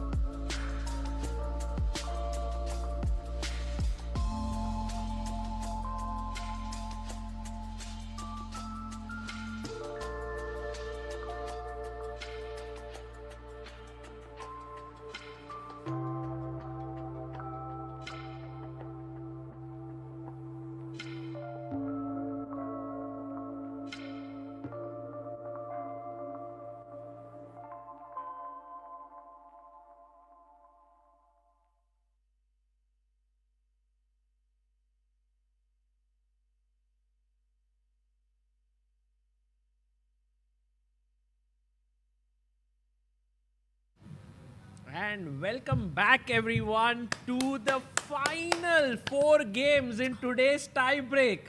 What a day यार, क्या ही दिन चल रहा है भाई India के लिए. मजा. I think today was definitely the most exciting day in terms of the moves and in terms of how the Indian players showed the caliber of coming back. I mean, Lalit was down twice and he managed to come back. Also, Raja Ritwick, down 2 games, always made a comeback in must-win situations. Too good. And Aronyak, losing the first classical game, bouncing back in that, taking it to the tie-breaks, playing against a higher-rated player and winning and going on to round 2. And who will he face? Do you know, Tanya? I do. He's facing Aronyan. Aronyak versus Aronyan. भाई क्या ही pairing है? And you know, tomorrow, Aronyan, Diptayan, Nepo. So lot of Indian youngsters getting a chance to play world-class opponents. And Oro might face with it because he managed to survive that last game. It's been an amazing day. Also, Lali goes through. He bounced back. So we're going to have 2 more Indians in the 5+. You know, this is why, guys, I love the World Cup. You have the calm of the classical and then this madness of the tie-break. Exactly. And I think today no Indian wants to go back from Goa. They want to stay here. We are right now at 17 Indians who have qualified to round 2. 2 more are going to play in the 5+3 segment. And if 2 more go through, Harshit bhai, you would have gotten your prediction right. You had said 19 Indians, right? I had said 19 Indians. You had Harshit had said 20 Indians. Or had you said 19? You said 18. Oh, yeah. I Sorry, was said 20 18. actually. I was 18. Yeah. I hope Harshit is right. You know, yeah. In our hearts, I think we want Harshit. We wanted you to win. But unfortunately, I think now we want Harshit to win. I like that people are rooting for me. So what happens when Harshit wins? Well, if Harshit Everyone wins wins. today, then we have a very signature game move started. coming. Game started. Let's no, go. actually, I think only one game has started yet, or it's maybe it should have started. No, all the games. We have action. So again, while you look that up, guys, we're going to the 3rd tiebreaker of the round, which is each player gets only 5 minutes to start with. Every time they make a move, they press the clock, 3 seconds add ho jate hain, so it's 5+3. They're going to play 2 games. Best of 2 hone wala hai. Agar ye 1-1 mein jata hai, then it goes into a 3+2. That is the final tiebreaker before the absolutely insane Armageddon. Right. And we have moves here. Nogerbek versus Raja Ritwick. Let's zoom into this game. This is Lalit and Warmerdam that we have on our screen. Let's first have Raja Ritwick. Let's go from the top. It's 5 minutes plus 3 seconds increment. Nogerbek goes knight f3. Should we flip the board? Yes. Of course. Let's go. We're going to see it from Raja Ritwick's perspective here. And it was an English opening with d3, h6 played by Ritwick. Knights got traded, an exchange in the center, pawn came up forward, and this is the live position we have. But look at Ritwick's time. He's down to 2 minutes. I'm not sure. No, I'm no, not no. sure because I think there might be some tech problems with the transmission because Oh, look at the position on the board. The white knight has reached d7 on the board. Yeah, but this is already done. Yeah, like cd5 now, ed5. We are a couple of moves ahead. So right now it's this. He takes, pawn takes, and e4 played. And this is the live board, as we can see. So black actually does have the option ki sab kuch trade kar do. Pawn Yes. maro, queen maro, chop, chop, chop, chop, chop, end game. And queen takes. I don't think you're unhappy as black here. Healthy pawn structure, bishop bahar aa raha hai. Draw with black, win with white bhai. And he's playing so fast. I love this. He's playing so fast. Bishop g4, Come provoking f3, and then he'll go back bishop e6 so that bishop e7 से c5 पे check देगा and बोलेगा thank you very much for allowing me to develop with a check. Yeah, absolutely. And actually, when these players keep on playing these matches, right, which is back and forth, sometimes it so happens that you just can't stop, yeah? Ek one back and forth, it goes all the way. Sometimes it so happens that you stop the tournament only. मुझे लग रहा है कि पर इस बार राजा Ritwik will just win पहले game में क्योंकि अब तक वो हमेशा पहला गेम हार रहा था in the tie breaks but I think that now he'll win this You game. think he'll win? Okay, Yeah. let's go to Lalit versus Warmerdam. And right now, Lalit Babu's last move, look at him going all out. So, All in.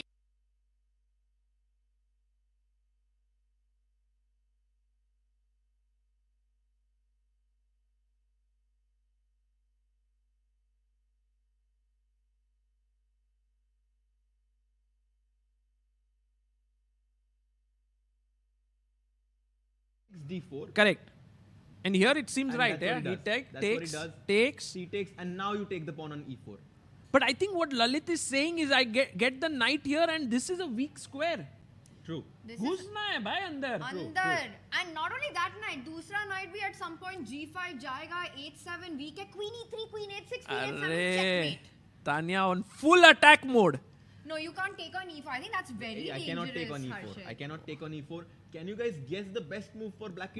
I just saw from the engine, it's mind-boggling. F5. Yes. Crazy. That didn't happen, Harshit Bhai. He went queen something? b6 And white is Lalit better. Babu is better. Bhai, push karo, khush raho. E5. Let's go. And then queen e3, queen h6. How do you stop the mate? Queen e3, queen h6, knight g5, queen h7. It's finito la comedy. अरे इतना नहीं भाई इतना finito तो नहीं है. E5. Finito la comedy क्या होता है भाई? He played e5. E5 is on the board. Well, some Let's term- go. Bishop b4. He has to play bishop b4 and queen e3 then. Queen e3. For sure. But guys, queen e3. If I bishop takes take bishop takes knight, you can't take with the knight or the queen because your d4 pawn would hang in the center. King, but फिर b2 मर रहा है. Yeah. तो इसके लिए this is a key moment. Oh, he's gone bishop b4 by the way. Yeah, he has played it and Lalit castles. That's castled. a very smart move. But isn't the d4 pawn hanging now? Oh, yeah. He doesn't care, I think. Take on d2, Queen se maro. queen d2, knight d4. Knight se maro, bishop. And now you want to get this and this in, right? Yes, but g4 But is hanging this with is a hanging. check. Even this is hanging. Here, maybe you have to So after slow bishop down. d2, queen d2, knight d4, Yeah. do I have to take your knight? But then my knight, I mean, you're threatening, right? But to take here. Guys, Yeah. look at this. Max is not rushing with this. There is enough compensation. Lali will still be on the attack in that one. No dark squared bishop if you give up that one. Yes. Which means lot of weaknesses around your king. So- Huge compensation for white.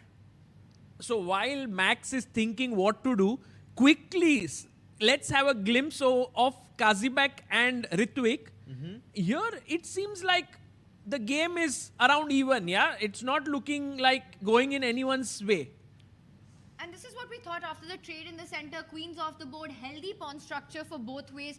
I think they're going to play for a bit more. Knight c4 check now, a threat on the board. B3. But level, balanced Level. position. If b3, a5, a4, just immediately trying to put pressure Nice. on those pawns could be an idea for black. So this is around level, but I'm really fascinated by the game of, and that happened by the way. B3, A5. a5 on the board.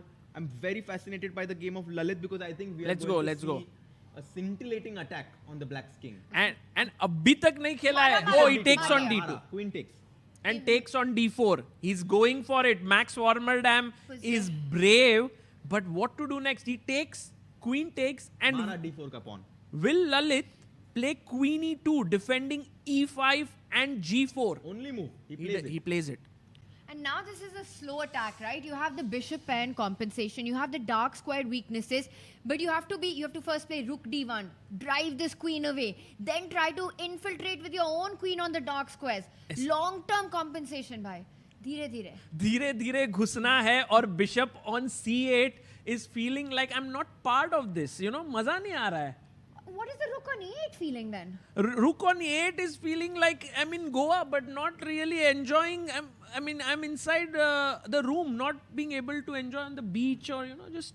And besides the development, he needs to also be careful about his time. He is down to 1 minute 30 seconds right now. Lalit enjoying a nice 1 minute advantage. And in this time control, that's almost 1/5 of the total time that you have.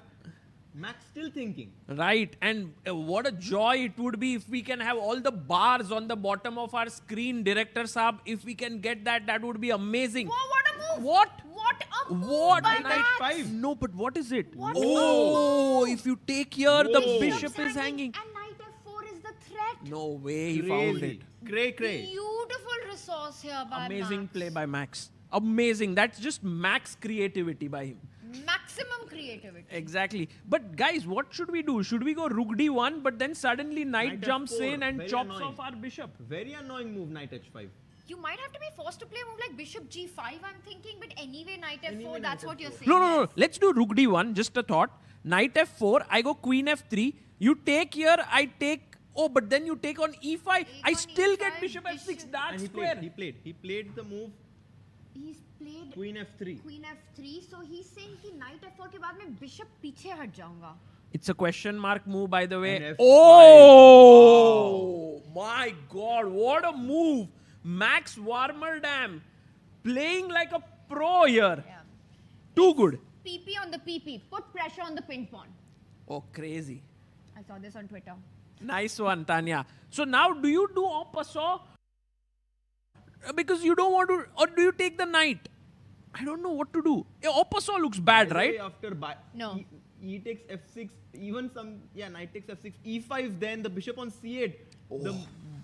The piece that I kind of thought is completely blocked is suddenly going to open up. But now you can maybe take the knight d5 is hanging. First he will take back knight f6 Yes. and then e5. Yeah. So right now, Lalit Babu being put under big test. Huge pressure. He goes in with the bishop. Guys, no time because it's under a minute for both players almost. Oh, he goes rook, what, rook f7 or rook e8, went- something he did. Takes. And it's actually better for Max now. Because the bishop's gone. That gem and glory of white's But he just- position, the dark squared bishop. Did he just blunder another pawn on e5?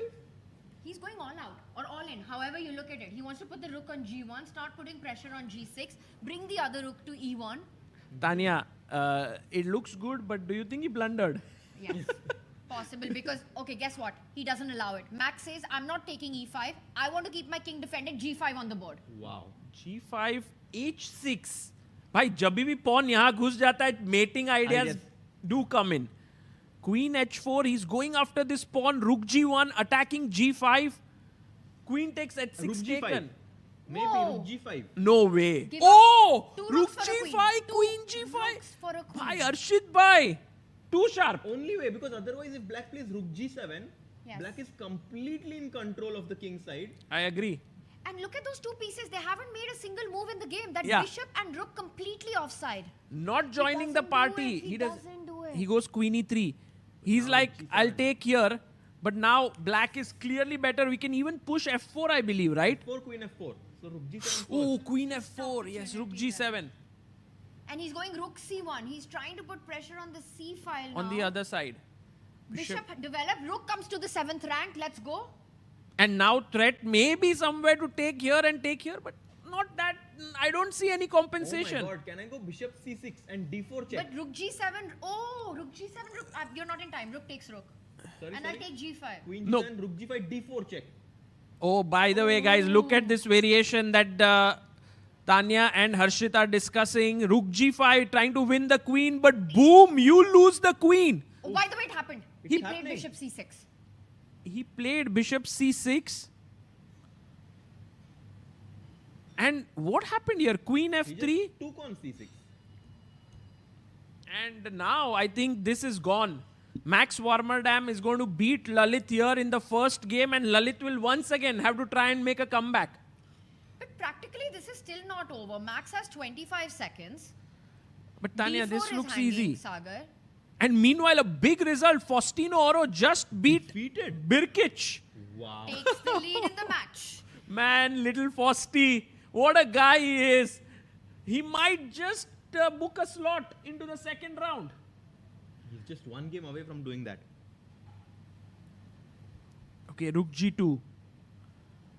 And now, what about Ritwick Raja? Just that right now, Lalit under pressure. Guys, Ritwick and Kazibek are actually equal in the position. Roundabout even. But rook a1. Trying to go rook a7 and knight takes c6. Stops it. Knight c8. Does allow Rook A8. Rook a8 Oh. and knight f5. On A8. 8, and we have a result. Yeah, I think Daniel Yufa managed to beat Shyam.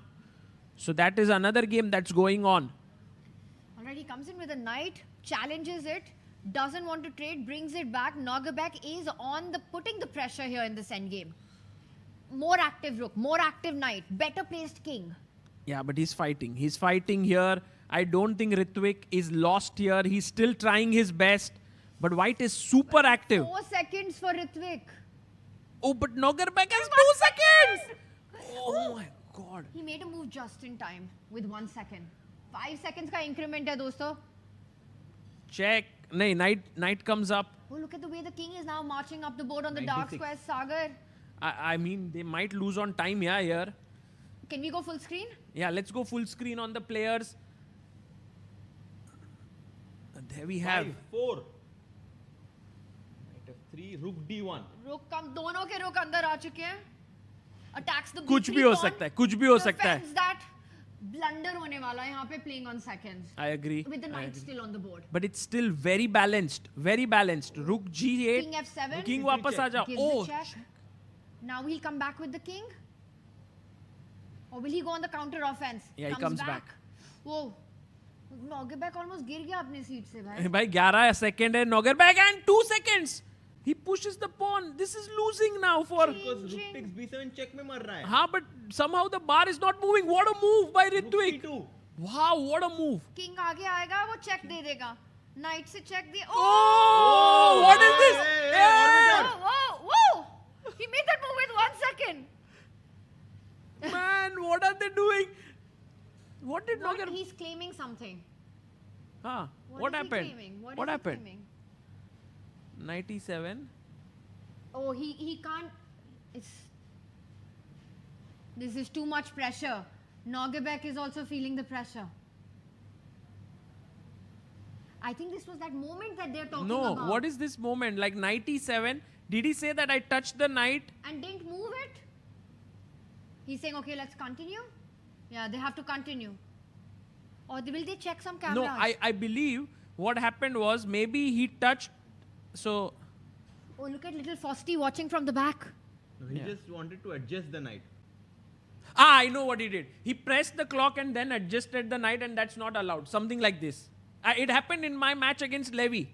And then I was given 15 seconds penalty. Yeah, but I mean. But that was. But Azibek touched his they're piece starting. before. Yeah. Before Raj even pressed his clock. So. Exactly. But guys, this can really destabilize you. Look at Nogerbek. He's so shaky. Who will get destabilized is the question. Knight d5. Raja Ritwick looks cool. Knight d5. Bhai, let's go. Raja, play. He's down to 3-2. अरे भाई ये क्यों check दिया?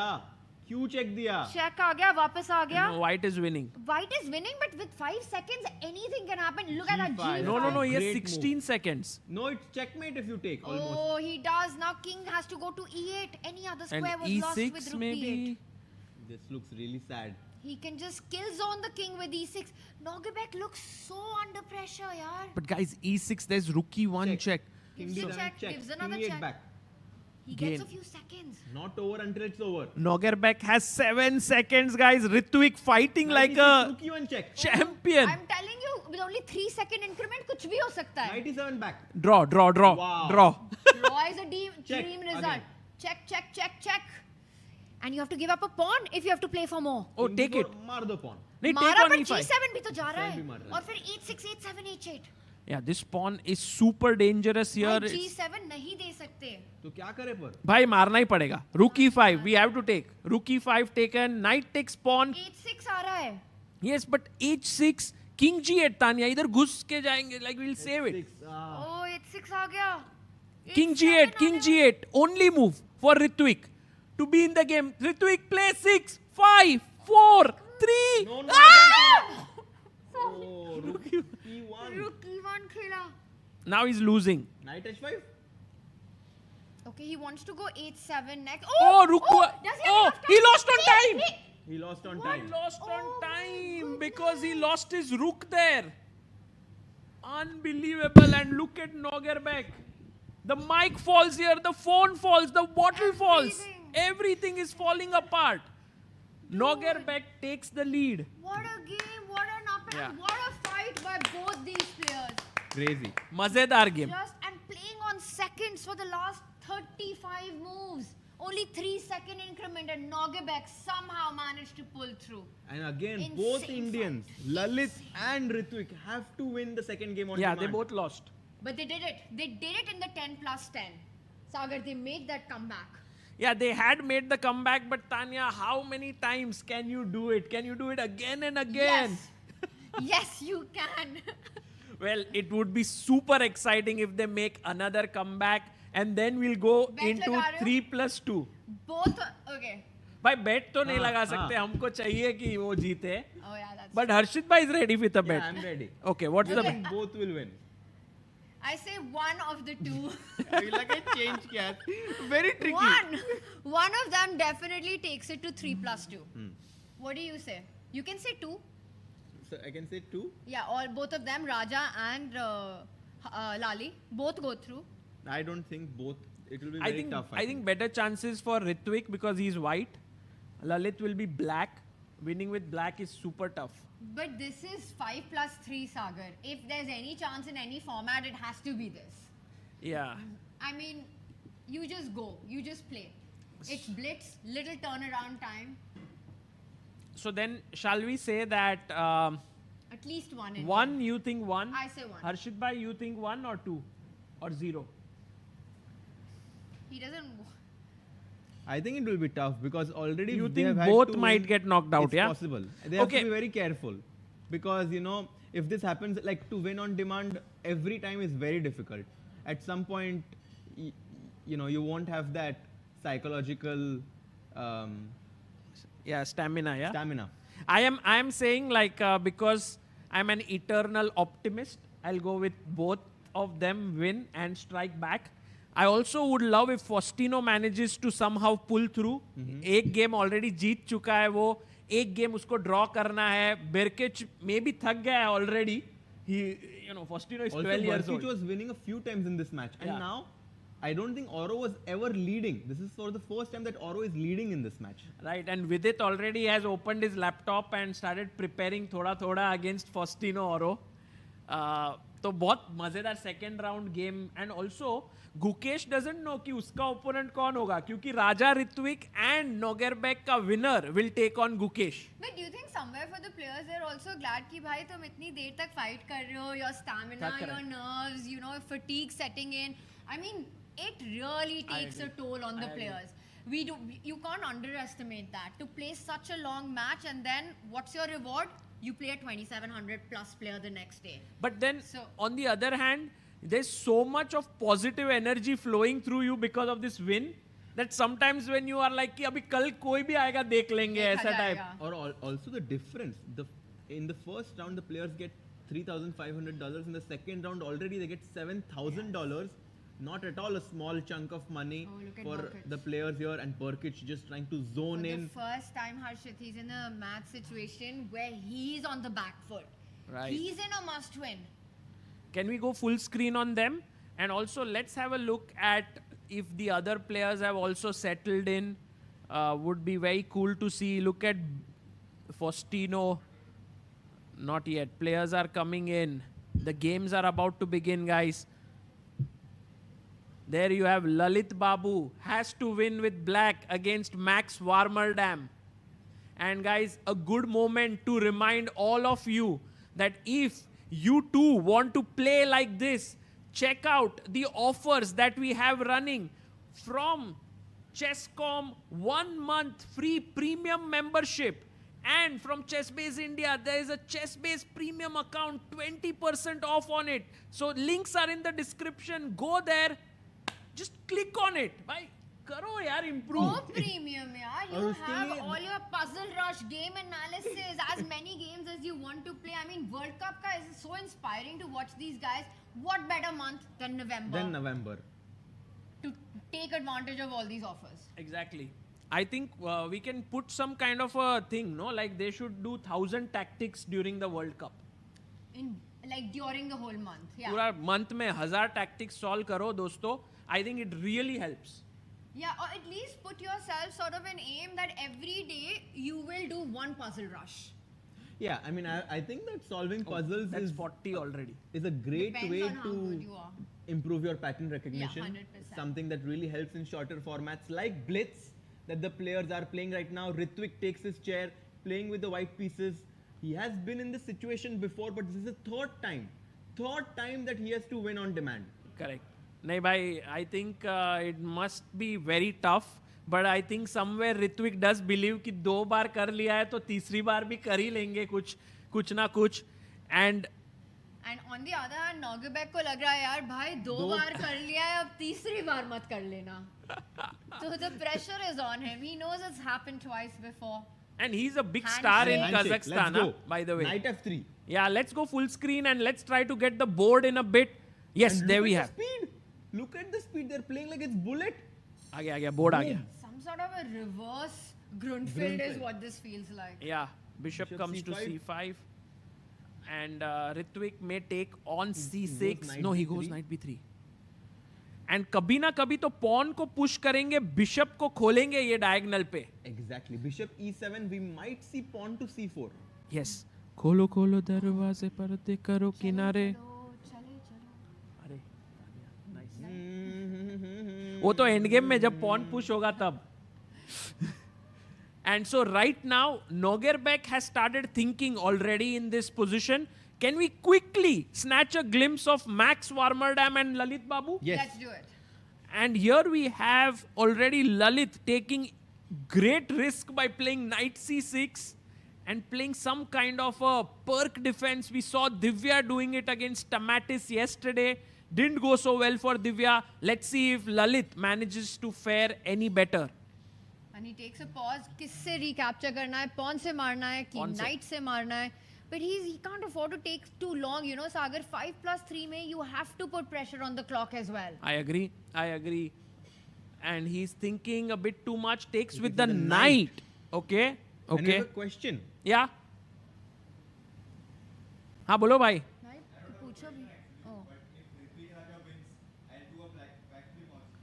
Oh, we have a viewer here in the fan zone who says if Ritwick Raja wins, he will do a backflip. On camera. Wow. And with her and push up. Oh my God, we have some stunts here. And Harshit Bhai has just agreed to copy whatever they do. I cannot do what he does. Bhai, that I don't know. You only said right now. Okay, let's see. This looks interesting. You get your knight to f4. You have some counterplay with the bishop here. Queen could join in. Nice position for Lalit. Should we go to the game of Ritwick?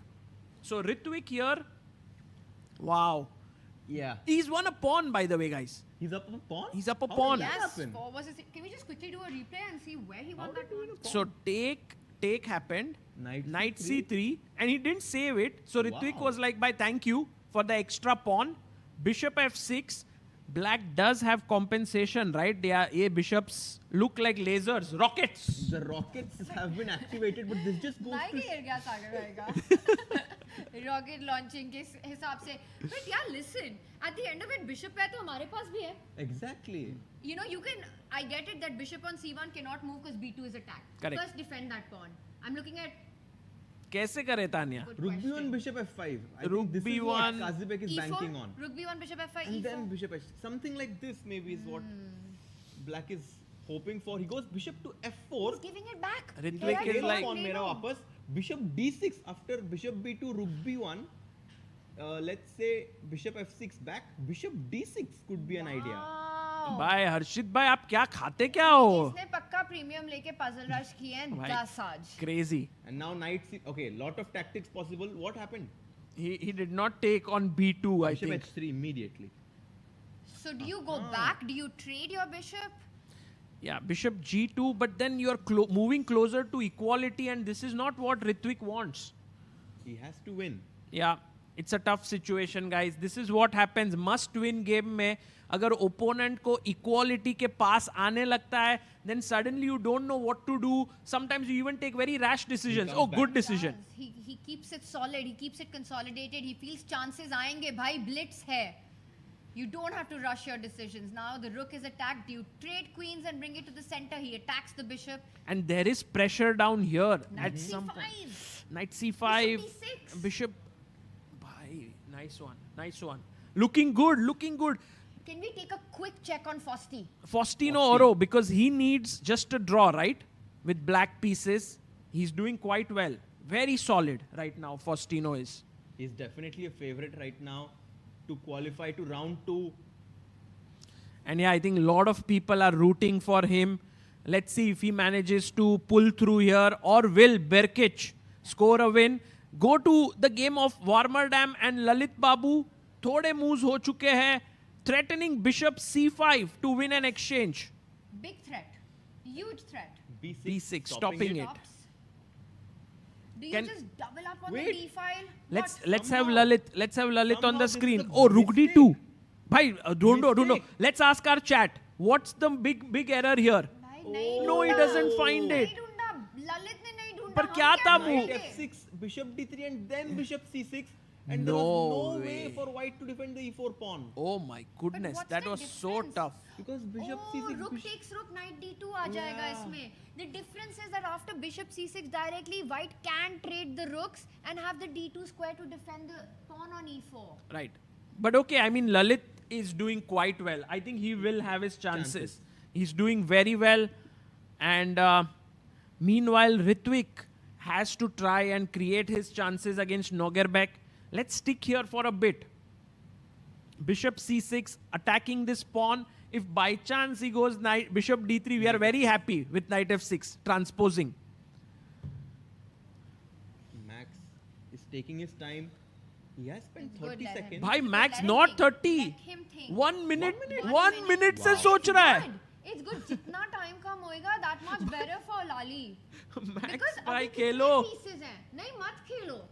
Because there are so many pieces on the board. Big questions to be answered later. I know, but I mean, the best response is to take the rook, right? You know why that's difficult? You have just put that rook on d2. Correct. And फिर सामने वाले को open file दे देना. दे दिया. Rook takes. Queen and c2. Wow. Take, and queen c2. So now if you come back with your knight to put max power Then knight pressure, d2. he goes forward with f4 instead.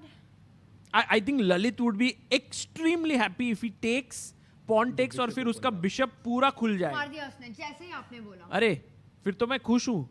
और ललित भी खुश होना But शायद pawn push होगा. नहीं, actually सही है ना. हाँ, this is great. Bishop खुल गया है. Can you go bishop d5 here? Trading the bishop, yeah? Nice. Trying to open up the e file. I would want to neutralize the bishop pair as quickly as possible. No, bishop d5 is a very nice idea. Yeah, fantastic. Fantastic. Let's see if he does that. And he plays b5.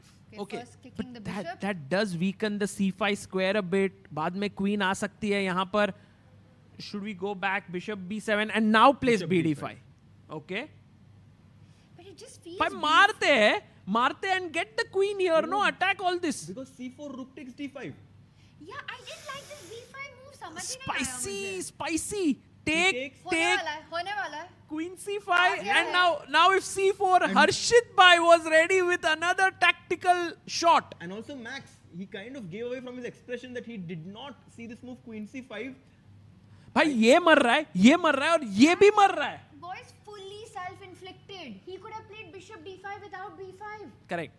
I think Tanya, your intuition was on point. You wanted to play it directly, but somehow Max forced it and giving Lali a chance here. कितने pawns hanging हैं? b5, d5, c3. The entire board is hanging. Correct. Whole board, he goes queen e4, but this just allows white to. कौन सा pawn ले पर? ये अरे बहुत. Rook takes d5. Activating the rook, putting pressure on the भाई other Lalit सोच ही नहीं रहा है. He's like smart. He's playing very well. He's got more than double the amount of time. So putting pressure on the board and the clock, and the bishop versus knight imbalance gives you real chances in any endgame. C4, the F4 pawn is hanging, Tanya. So do you go rook F5? Yeah, rook F5 seems like a good move. Oh, it's a tough one to make, to be honest, Right? because you're It's a making bit your passive. rook passive, and you don't want to do that when it's on an open file. Rook to F5. A very tough decision to make for Lalit. So Lalit, while he's thinking, he has 2 minutes, 29 seconds, just catching a very quick glimpse. I think Ritwick Raja here is pressing a bit against... The way the games are going, I think both the Indians You think they will win? in good position. देखो ना यार क्या खेल रहा है यार क्या खेल रहा है यहाँ पे पूरे दोनों रुक के साथ प्रेशर डाल रहा है. No pressure. Too good. Oh, And G4. Bhai, this could be a very nice model game in this structure. Playing all across the board. Full domination on the king side, full domination on the queen side. G5 going to create a weakness at the right moment. H5. Yeah, cramp karo bhai pehle. Let's not give Knight space. H4, Knight F5. This is a strategic masterpiece by him. If he goes G5, then takes with the rook, potentially Knight H4, Knight F5, H6 break in the air. Backflip coming soon. Backflip. Be ready. Oh, headstand also. Let's go. Rook D5 played. Do you trade? Do you continue with your plan of improving the knight here? I would be tempted to put that knight to H4. Yeah, I would love it. Actually, this is a great idea. What else can we do? Just avoid trades. One move, Come back. He goes knight H4. He's going for the plan, Sagar. Nice one. Knight H4 with the idea of Knight F5. Also comes in with a tempi, bhai. Knight pe attack hai. You have to place the knight and not He goes knight E7. retreats, defending that square. Up somehow, I would love if my bishop and knight are traded and I get the F5 square for my knight. That would be a very nice thing, I guess. The quality of this game has been really high. Both players playing very accurately. Rook E4. Black's defense is also been quite impressive so far. Knight on E7, stopping Knight F5, King F8. Yeah, King Are F8. you going to go G5 is the question. King F8, G5, I think. Why not? It's very committal, Harshit. You have to be really sure because you need a win with white. You have to time it super well. Yeah, I think in general, but now you can't improve your position further, right? और क्या कर सकते हैं? G5 होने वाला है कि नहीं होने वाला है? खेलना पड़ेगा भाई, खेलना ही पड़ेगा. Otherwise, what else? Can you go King F3 and just improve your king's position slightly? No, he comes back with the knight. Slight hesitation there by Ritwick. He also has 15 seconds. Let's not forget his clock. Full screen, bhai. Let's go full screen on the players with 15 seconds left. Yeah. And also on the other hand, Lalit Babu is equal against Max Warmerdam. अभी इधर रहते हैं थोड़ी देर के लिए. And Harshit bhai, maybe we can have that game and see if something happens on the other side. Only 3 second ka increment, and Nogerbek this time has a decent amount of time on the clock. F6, is that a good move? Doesn't it weaken a few squares? G6, F5. Now again Knight H4. Arre, आ गया अंदर. King F7, good move. You know, but F6 has stopped G5 idea forever. This is the problem. And maybe that was the moment. 9 seconds now. Oh, Rook B4. Well, not particularly sure what he wants to do. Coming at some point. Yeah, it feels like white has lost the thread in the last couple of moves. Knight D5, Rook E4, Knight C3. Does black have like a perpetual? No, but Knight D5, you can even move your rook back, right? I'm happy to give up my bishop because then my knight can sit permanently on F5. He enters with his rook to D2. King F3. Rook on the 7th rank. And threatening Knight D5. King F3, Knight D5. He goes rook C2. You know what he wants also? Bishop A5, Bishop E1. Watch out. Oh, wow. That's a sneaky maneuver. King Bharat. E6. Bhai, ChessBase ने इतनी improvement कर लिया over the last 5 moves. Whereas white's knight on H4, which at some point looked like an asset, is definitely a liability right now. It's not really contributing towards anything. Yeah, but it's also stopping the knight on E7, right? You have to constantly keep an eye on these squares. So there is pressure, and look at ChessBase's time. 20 second पे आ गया है वो. Rook C4. He comes here, attacks G4. Knight G2. He's rerouting it. F4. आ गया. Knight F4. Knight's back in the party. Knight Stopped. D5. Stopped. Again back. Where is that knight going? He's just gaining some time. He Rook doesn't repeat C3. even though Nogerbek needs only a draw.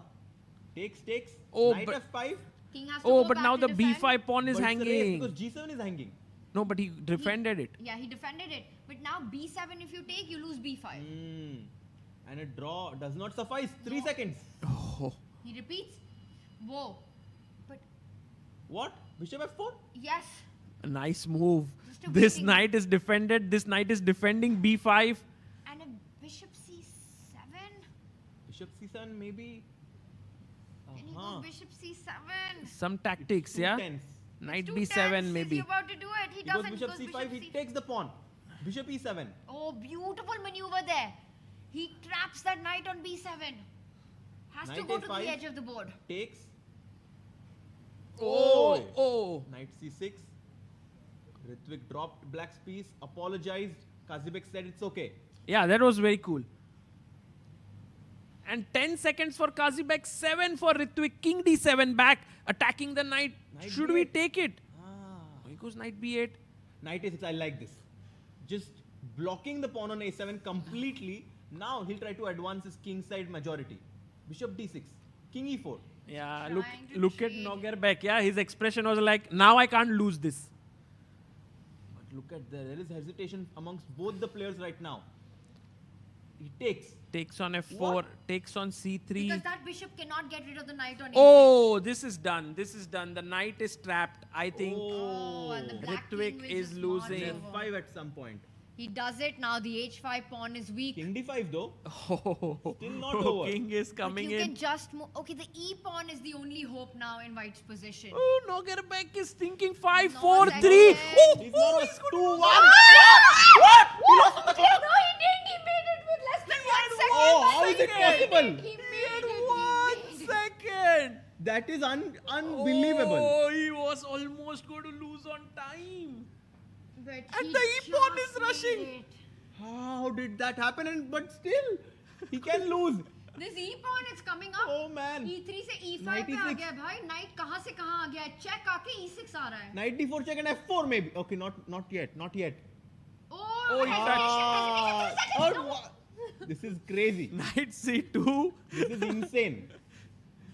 Man. It's not over yet. F4, It's F4. not Let's over. go. And someone can just lose on the clock. Forget about the position on the board. King f5, knight d4. Nice trick there.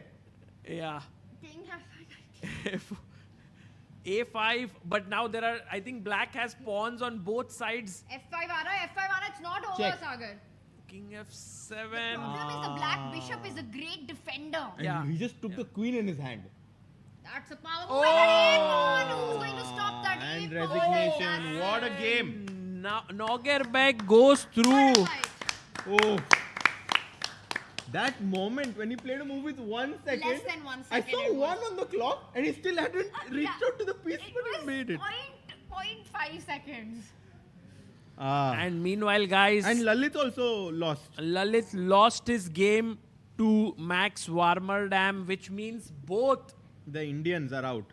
the Indians are out of the fray. That's just a shot there, which means that Lalit loses to Warmerdam, Ritwick loses to Nogerbek, and 17 Indians go through to round 2, and we have 7 Indians who are eliminated from here. Very exciting, very, very interesting, guys. Oh, your thoughts, Harshit Bhai? I mean, I don't think I've had such a shift in my emotions in a very long time, because these players, I mean, Aronyak Ghosh finding this move, knight g8, one of the best moves of today, if not in the whole tournament so far. Then Raja Ritwick and Lalit Babu keeping us on the edge of our seats until right now. Unfortunately, both of them got eliminated, but we still have 8 more Indians to go away today. 8 new Indians join us tomorrow with fresh energy, and those 8 Indians are Are the big boys. They are coming in with all the energy, guys. Gukesh, Prag, Arjun, Vidit, Arvind, Hari. Man, this is an insane squad that's coming in tomorrow. Maza aa jayega. And not just them. You've got Yanna Pomnishi, Anish Giri, Wesley So, Veyi, Hans Niemann. Everybody is coming to the Goa party. And Tanya, the top seed of the tournament. Vincent Keimer. Well, बहुत मजा आने वाला है दोस्तों. So tomorrow will be insane action. We will be live from here at the fan zone please do come here. The tickets are in the description. A lot of people are joining in. You can go to the playing hall. You can see them live in action. You can meet the players.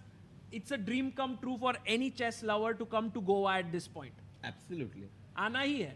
Aana hi hai. And before that round 2, go premium, go check out the ChessBase India offers ChessCom premium membership for free for the entirety of the World Cup. The big party starts tomorrow. It's round 2. The top 50 seeds in the fray. The battle for those top 3 finishes. The candidate spots on fire, heating up starting round 2. See you guys tomorrow. Bye-bye.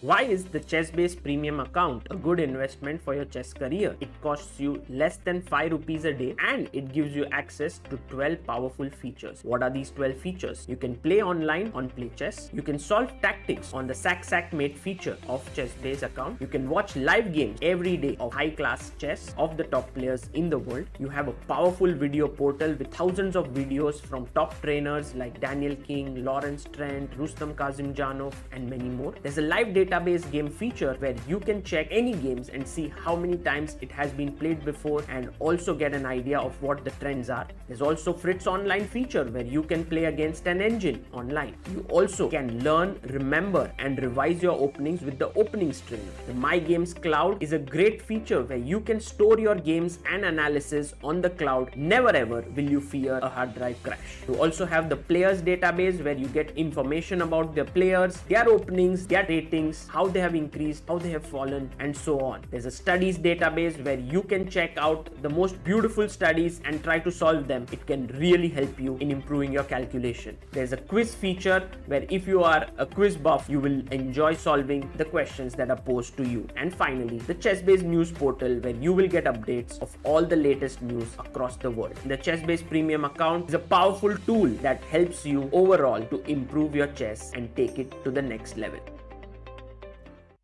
A premium membership at chess.com will help you improve your game with full access to a powerful set of learning tools. Unlimited tactics let you practice like a master with more than 50,000 puzzles to challenge you at every level. Our library of interactive chess lessons created by master coaches will enhance every aspect of your game. And after each game you play, the computer analysis feature will give you feedback on every move you played, turning every game into a chance to learn. And that's not all. Premium benefits also include unlimited tournaments, video lessons, the Opening Explorer, and much, much more. Upgrade now to take your game to the next level. Want to play chess but don't know how to get started? Try chess.com. Play for free against someone at your level or challenge one of our friendly computer bots. Trying to improve your chess? Learn the Queen's Gambit and other openings with guided interactive lessons. Like chess but don't want the pressure of playing games? Chess.com has hundreds of thousands of fun puzzles to help you relax and sharpen your mind. Play your friends, make new ones around the world, follow the latest games, and more. Sign up and play for free at chess.com today.